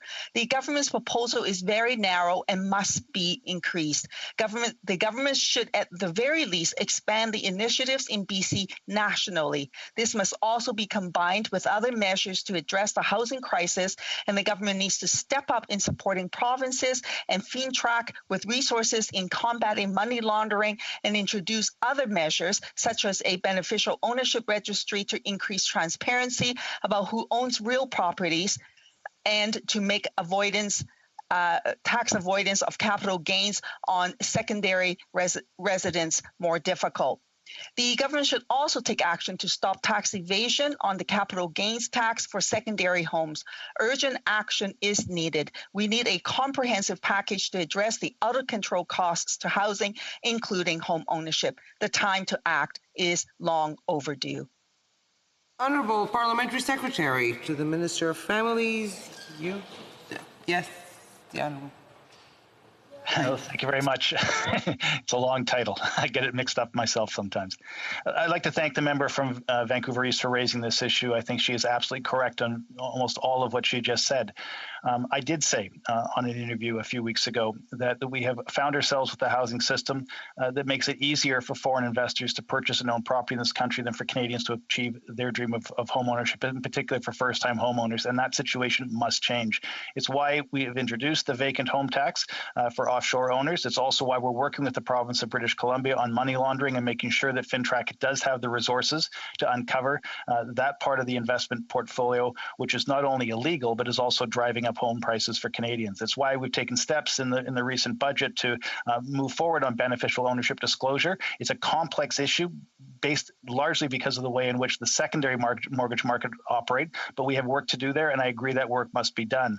We've also taken steps, though, to build bridges for home ownership for first-time buyers with the first-time homeowners buyers, which have now been modeled around for the very first time in CMHC's histories, regional housing markets to support the acquisition of homes for those people choosing to own their homes.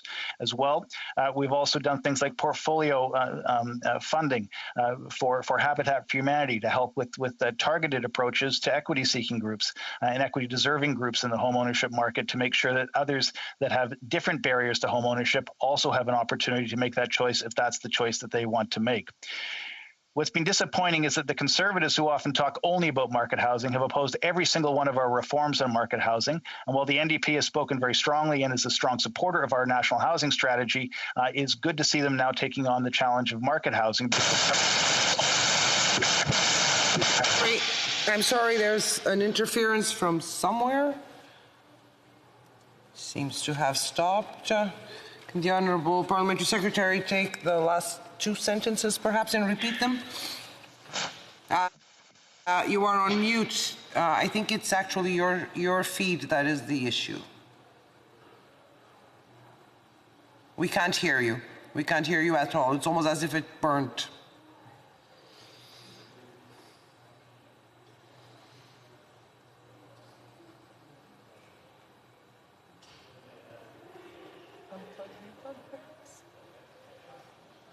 Did you unplug and replug? We can't hear you.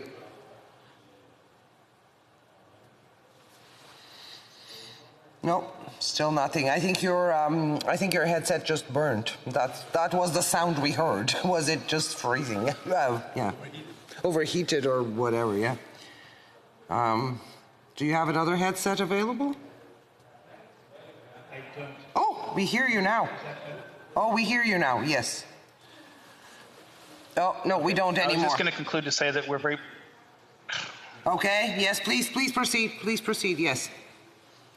I'll just conclude by saying that we're very pleased that the NDP is now recognizing that housing affordability and affordable housing are paired as critical issues.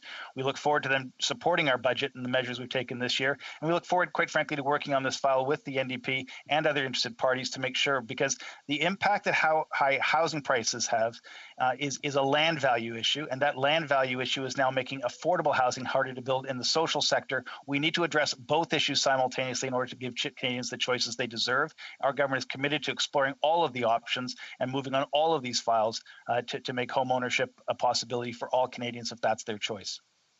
The honourable member for Vancouver East. The Liberals' national housing strategy aims to create between 150,000 to 160,000 units of new affordable housing over 10 years. As stated by Tim Richter from the Canadian Alliance to End Homelessness, the budget has, quote, little new dedicated affordable and supportive housing construction. He also goes on to say, quote, to have a fighting chance at ending homelessness and addressing housing need, Canada will need to build at least 300,000 new deeply subsidy, permanent, affordable and supportive housing. The Liberal plan consistently falls well short of what housing advocates are calling for to address the housing crisis. The NDP wants to see a commitment of 500,000 units, and we will continue to push the federal government in increasing investments for the construction of new social and nonprofit housing. The NDP is also calling for the government to limit the ability of REITs and large capital funds to acquire properties and contribute to the financialization of the housing market. Given the ongoing housing crisis across the country, urgent action is needed now. The Honourable Parliamentary Secretary to the Minister of Families, Children and Social Development. The member for Vancouver East and I have run in two general elections at the same time, and I'll put our party platform compared to the NDP platform next to side by side with her any single day and compare the differences. Not only have we promised more, we've delivered more. Not only have we built more, we're building more. Not only are we talking about repairs, which their platforms have never done, we're also talking about making sure that all the co-ops and subsidized housing in the federal programs get restored. Our program is real. It's building real housing for real people. If building housing was easy as booking a trip to Disneyland and figuring out how to pay for it later, I'm sure the member opposite would have some advice. The reality is we're not interested in those sort of hairy, ridiculous schemes. We're actually interested in building real housing for real people in real time. The Rapid Housing Initiative is just the latest installment of what's been a very successful national housing strategy, more than almost doubling the targeted number of housing starts. And we're back at it again with Rapid Housing 2.0. Success is on the horizon, and we're pursuing it, and our platform will pursue it because our budgets are pursuing it, because our housing starts speak for themselves. The Honourable Member for Langley Eldergrove. Thank you, Madam Speaker. Last month, I put a question to the Minister of Transport about his unilateral decision to extend the cruise ship ban for another year until February of 2022. Well, the effect of that ban is that no passenger vessels can come into a Canadian port until at least February of 2022. So that ban started with the pandemic, of course, and it killed the cruising industry in Canada, and particularly in my province of British Columbia on the West Coast. It killed it for last year, probably going to kill it completely for this year.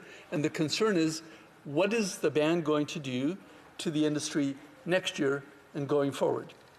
And I think that the answer that I got from the minister was inadequate and missed the point, so I'm happy to have this opportunity to expand on it.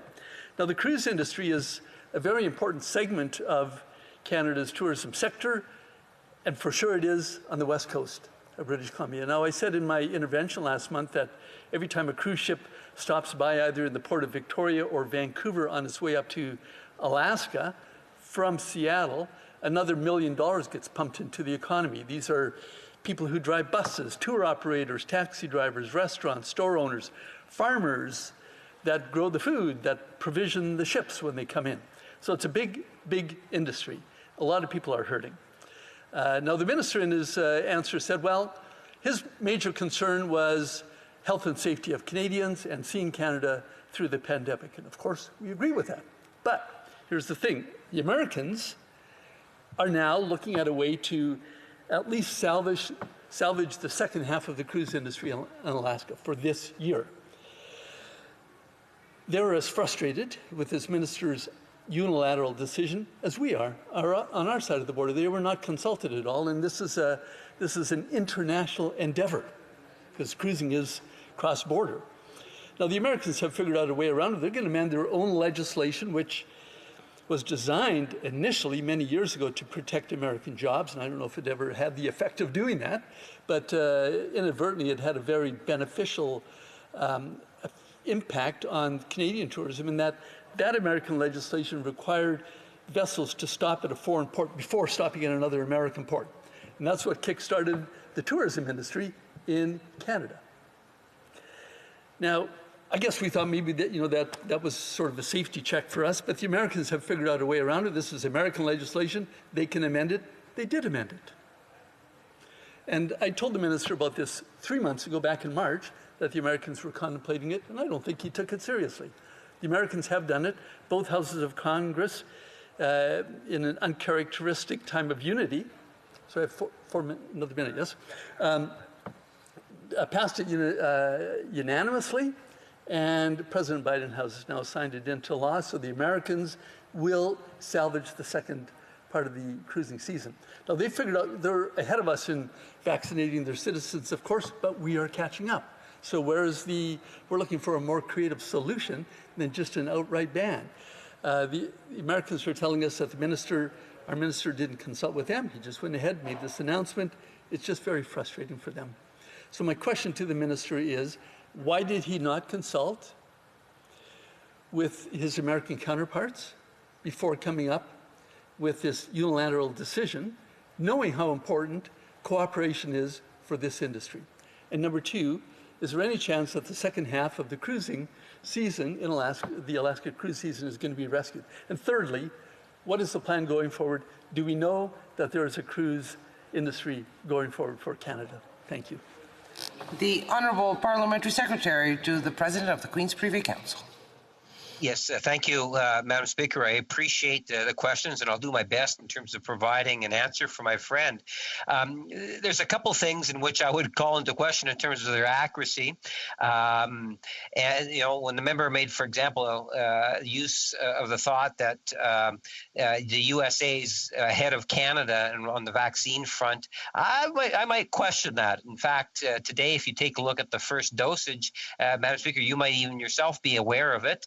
That Canada is actually number one, the G20 countries, and the United States is one of them. On a per capita basis, on the first dose, Canada is doing better than any other country in the G20. But anyway, that's not the subject matter. When we think of the cruise and the shipping cruising industry as a whole, the government of Canada is very much aware of it and very much sympathetic and wants to do whatever it can to protect the longevity of that industry. It's important for us to realize that the federal minister responsible does listen to public health officials that go beyond just public health officials here in Canada. There is, in fact, a listening that takes place in regards to provincial public health officials, territorial health officials. There's consultations that are done with Indigenous and Inuit groups. I'd like to remind my colleague that at present our borders do in fact remain closed, and that this also has an impact on those exemptions. In regards to the cruise ships on the West Coast, while exemptions to the current interim order prohibiting cruise ships are in fact possible, that the granting of any exemptions will only be considered once public health officials have advised us that it is safe to do so, Madam Speaker. It's not just the minister wakes up one morning and says, well, I'm going to do this. There's a great deal of background work, keeping in mind the importance of that consultations that are taking place and the feedback that's coming into the department, and very much concerned in regards to the industry specific. But if you take a look at the tourism industry and the supports that the government has provided, business and tourism arts, and cultural sectors have received an estimated, and this is an estimated, $15.4 billion in federal emergency liquidity support through such programs as the Canada Emergency Wage Subsidy Program, the Commercial Rent Subsidy Program, and the lockdown support since the beginning of the pandemic.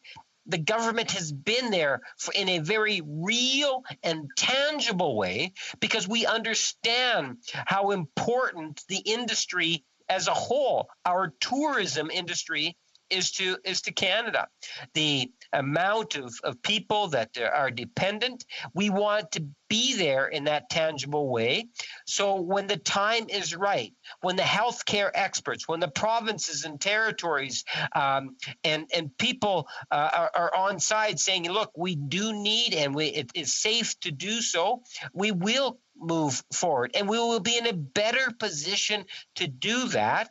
And statistically, our numbers clearly demonstrate that in terms of the return to work where it's actually taken place in the past and comparisons. Canada does a very good job. We will. The Honourable Member for Langley Aldergrove. Good. Well, thank you. I appreciate the comments from the Honourable Member. So he's saying that Canadians are catching up to Americans on vaccinating their citizens. Good. That's a good news story. But it just goes to support my position that maybe there is room for a more creative solution than just an outright ban for another year. Why isn't the minister talking to his American counterparts to see what they are doing about opening up the cruise industry in a safe and secure and healthy manner? Rapid testing, making sure that passengers have been vaccinated, better protocols on cruise ships, more health facilities, better cleaning. You know, they've gone through all of that, and they feel that they are now in a position to do it in a safe and secure manner. Why can't Canada be more creative about finding a solution? And also, when the member says, well, you know, we're helping financially, supporting them, great. You know, Canadians appreciate that. But what we're looking forward is an answer going forward, because this temporary solution that the Americans have come up with could become permanent. Why not? It is American legislation standing in the wrong way. The Honourable Parliamentary Secretary. Well, Madam Speaker, we are thinking in terms of the future. If you take a look at the budget 2021, it includes investments that are specifically tailored to the tourism sector. It totals $1 billion to restore our supply of tourism products and experiences while also helping to drive the demand for them. Madam Speaker, I've been to the West Coast, and I remember walking along the dock there in downtown Vancouver, and you see this massive ship, and that's what it is people getting off. I understand and I appreciate the true value of this industry, as Liberal members of the caucus all do. We want to see it get back to the new norm as quickly as possible, but we also have to think of the safety of Canadians. There's a great deal of effort and thought that is put into these measures that are put into place to make sure that. It being 7:17, this House stands adjourned until tomorrow at 10 a.m. pursuant to Standing Order 24-1.